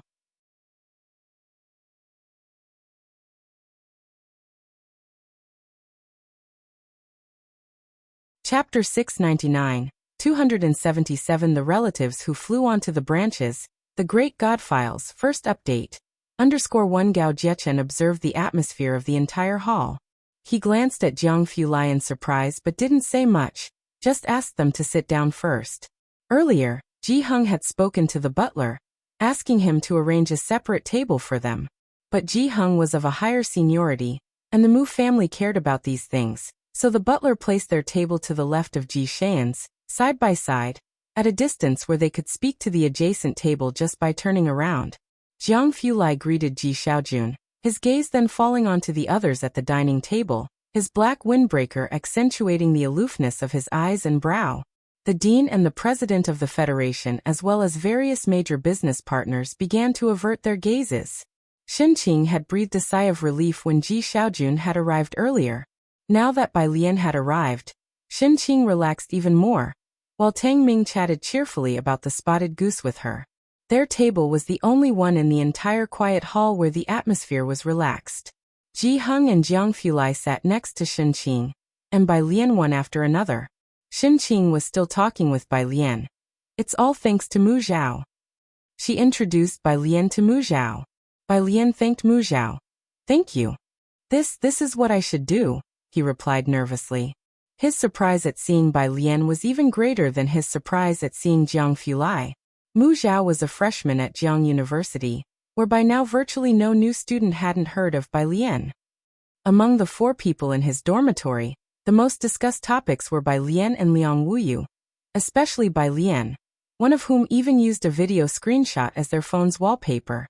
Students also have their idols, particularly those from the affiliated schools.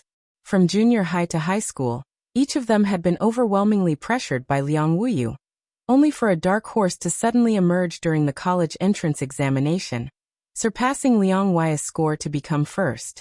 At the start of school, the Tongfeng class exam results were widely discussed in the forums, with 3 students from Xiangqing sparking the buzz. In a pure science exam, 1 student scored higher than Liang Wuyu, and 2 scored nearly as well. What more was there to say? This class had already been dubbed Celebrity World by netizens. Mu Zhao was just one among many students who looked up to this group, never expecting one of them to be Xinqing, another niece of Mu Yining, whom he had heard about from his own relative. He was quite excited in the moment. With Bai Lian seated at the next table, Mu Yining came over and asked Mu Zhao to return to his own seat. Mu Zhao nodded and before leaving, asked Shenqing if he could add Bai Lian on WeChat. WeChat? Shenqing took out her phone and recommended Bai Lian's contact card to Mu Zhao, asking him to keep it off the internet and not pass it to others. I know, thank you, Mu Zhao said, taking his phone back to his table. As Bai Lian and the others took their seats, fireworks were lit outside, and the silent hall slowly began to buzz with quiet conversation. There weren't many people moving around the venue. A distant uncle from the Mu clan sat on edge at Mu Yujin's side, constantly asking in a low voice, "Clan leader, when do we go over?" Just moments ago, when they greeted Mu Yujun and Dong Chuan, it was casual, but now the thought of returning seemed forced. And now, returning to engage in conversation with Ji Shayan's table seemed questionable. The clan leader was at a loss as well. If they were already regretting their presence after the arrival of the bureau chief and the dean, their regret peaked internally with the arrival of Jiang Fulai. Mu Yujun stood still for a good while. Jiang Fulai just glanced over coolly from afar, making her feel a chill rising from the soles of her feet. Butler Gao. Seeing him at the Mu family residence was bewildering to Mu Yujun, and she looked dazedly at Butler Gao. Butler Gao, having seen Jiang Fulai more times than Mu Yujun, also realized, it's young Master Jiang. Mu Yujun sat down absent-mindedly, no longer concerned about Dong Chuan or the clan leader, tightly clutching her handkerchief. Why would he be at the Mu family? Jiang Fulai, along with Gao Jiechen and Gao Yi, were figures they hardly ever saw, except for a personal meeting during Elder Zu's birthday. He had not been seen in any public venue, but now he had appeared at the clan initiation ceremony for Ji Xiaojun and the others. And he called Ji Xiaojun Uncle Ji. Chen Yongquan also arrived at the Mu family at this time, everything strange yet traceable. When it was time to eat, Mu Yujun picked up the wine glass beside her and went to find Ji Heng. As she left, Ren Wanxian finally caught her breath. She looked towards Dong Chuan, becoming aware that Jiang Fulai's identity might not be ordinary, and looked at Dong Chuan in astonishment. Dong Chuan remained silent, unwilling to elaborate, and only asked her to pick up her glass and head over to Ji Shayan's table. If you find any errors, ads pop up, ads redirect, broken links, non-standard content, etc., please let us know. Report so we can fix it as soon as possible. You're tuning in to the Li Mei's Sword of Destiny YouTube channel. We're so grateful for your support, and don't forget to subscribe to join us on this incredible journey through captivating stories. Your generosity through donations truly makes a world of difference, as it's the primary source of revenue that allows me to expand and enhance this channel for you. Thank you from the bottom of my heart for being a part of this adventure.